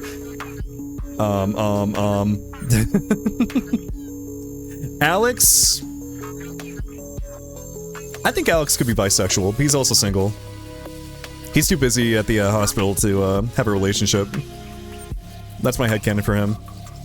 I guess it's hopeful thinking that he's interested and single. Flashes eyelashes. If it weren't for the Victor and Shay and Jasmine being killed, I would be much more on board. I do have a little hesitation that he saw innocent people and was like, alright, they're, sacrifices I need to make. Oh, I guess, again, me having, like, ideas for, like, the writing, but, like, what if he had intended to get Victor and Shay out of, the building before he'd, like, given the commands, but there was, like, some mix-up. And they'd, like, you know, somebody else got sent outside instead, or, like, or, I don't know. I'm just trying to think about, like, something that could have, like... I'm trying to rehabilitate his image in my head. Joke idea that we can use Necro to revive the people we liked. Oh, please, please, please. Come on, Necro, give me Victor back.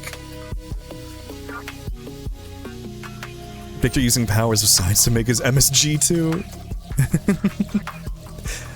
I feel like Victor would be a very good cook. I want to eat his cooking. He's probably a very good baker too. Very sweet though. Probably very sweet sweets. Victor's identical twin Vector. Oh my god. No one tells Spacey. Yeah, hey Victor, you got a bisexual brother?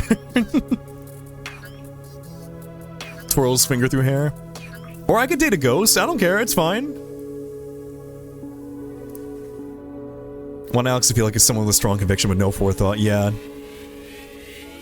See, again, I get the conviction. Like, everyone there, he really wanted dead. And I get it. Like, Hamilton, a piece of shit. He deserves to get Luigi'd. Meredith should have been Luigi'd. Richard didn't deserve to die, he was kind of a dick.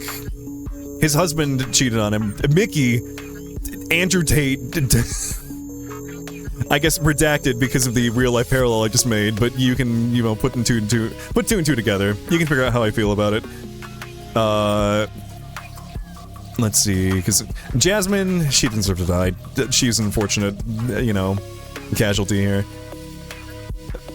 Brooke, piece of shit. So full of hate for, like... She hates Alexander and Shay just because they're young. Oh, who else was I thinking of? There was another piece of shit that probably deserved it. Blanking. Okay, we got Mickey, Andrew Tate,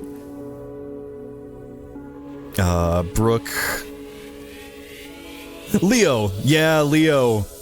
Fuck him. It's really funny how we weaponize homophobia to get information out of him. Oh, you're protecting Mickey? But what if you knew that he was bisexual and had a husband? Uh-huh.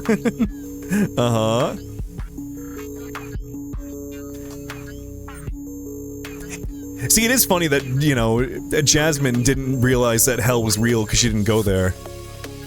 But I have to imagine that Leo probably, like, did go to hell and he didn't realize it. And then he came back, because he didn't even know he was dead at first. We had to prove to him that he was dead by cutting off his head and showing it to him. Like...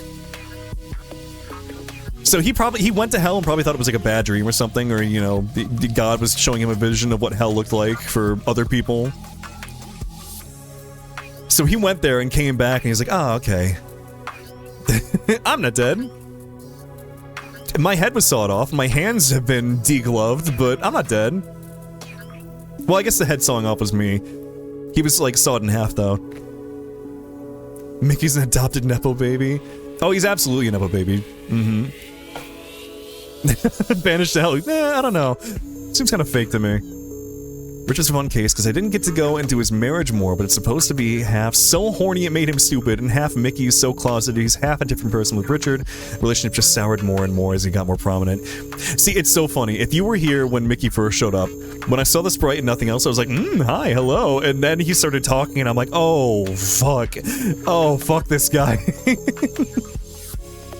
It was very quickly apparent what he was, and I'm like, oh no. Like, you made him hot, but he's also a piece of shit. And I'm mad about it. See, I would have fallen for it. Yeah, Richard, I get it. I get it, Richard. He's a piece of shit, but he's hot. I won't fault you for that. I'll fault you for marrying him. You had to be in a relationship long enough with him that you knew what he was about. Like, you knew about his, like, you were the side hustle, but you knew about, like, everything else going on in his life. You let him lie about you to pretend to be a Christian man? Richard, have some respect for yourself. Like, if you can't do that for a man. Even if he's hot, you can't do that for a man. I'm, like, trying to think. Okay, I gotta start thinking about, like, a raid message, too, because it is 5 o'clock. Brave will be starting soon. He might have started already. Not yet. He's looking for music, he said. But, like, what do we do for a raid message where we don't spoil the game? Like, I want to scream about Richard, but, like, would you smooch a ghost? Maybe. Birds are real and they have boobs.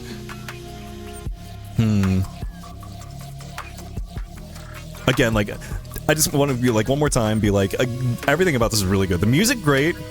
Story, great. Art, great. I, like, not even just because I know, like, half the people who worked on this, like, I'm gonna give this, like, a 5 stars. I absolutely had a great time. It gave me a lot to, like, the mystery was really good, the art was really good, music really good, the UI is awesome. I actually, like, that was an early, like, comment I had, where the UI was really cool. And I will be, like, telling people who haven't played it to play it. Absolutely. I know Brave was here earlier and he left because he didn't want to be spoiled because he wants to play it too, and I will definitely tell him that he should play it. And I do kind of want to watch him play it on stream too. See the, I want to see the gears, like, turn in his head. Thank you again for making this. And I hope that, like, I will be voting for this. I hope it goes well for the Game Jam. Man, you've got a couple things going on, like, too, with, like, game-wise. You've got that other RPG that you're working on. So you've been busy with, like, game stuff. Ooh, that's a good raid message too. The you have 7 undead messages, detective. You know what? I'll go with that.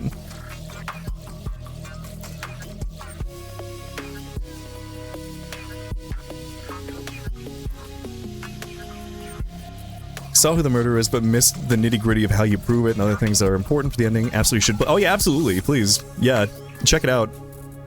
Here for a James stream? Well, we're raiding out in like 2 seconds. Actually, we're raiding out now because Brave is live. /raid Brave Birds. Oh yeah, no, I imagine that Creator RPG is going to be a big one. But like, seeing it at FWA was really neat. I'm excited to see it take shape. And I mean, I guess putting it out there again, like if you want another, you know, character for it, points fingers together. But you don't have to. Anyway, hi! Boo, I'm so sorry. But yeah, if you are just getting here, if you hadn't been here for the entire stream, do check out this game. It's in the pinned comment. Absolutely, check it out. Vote for it for the, That. Oh! What the hell did he say? Yeah, check it out, rate it. Check out all the people who, like, made it, too. Everyone who made this is very good. Again, raid message.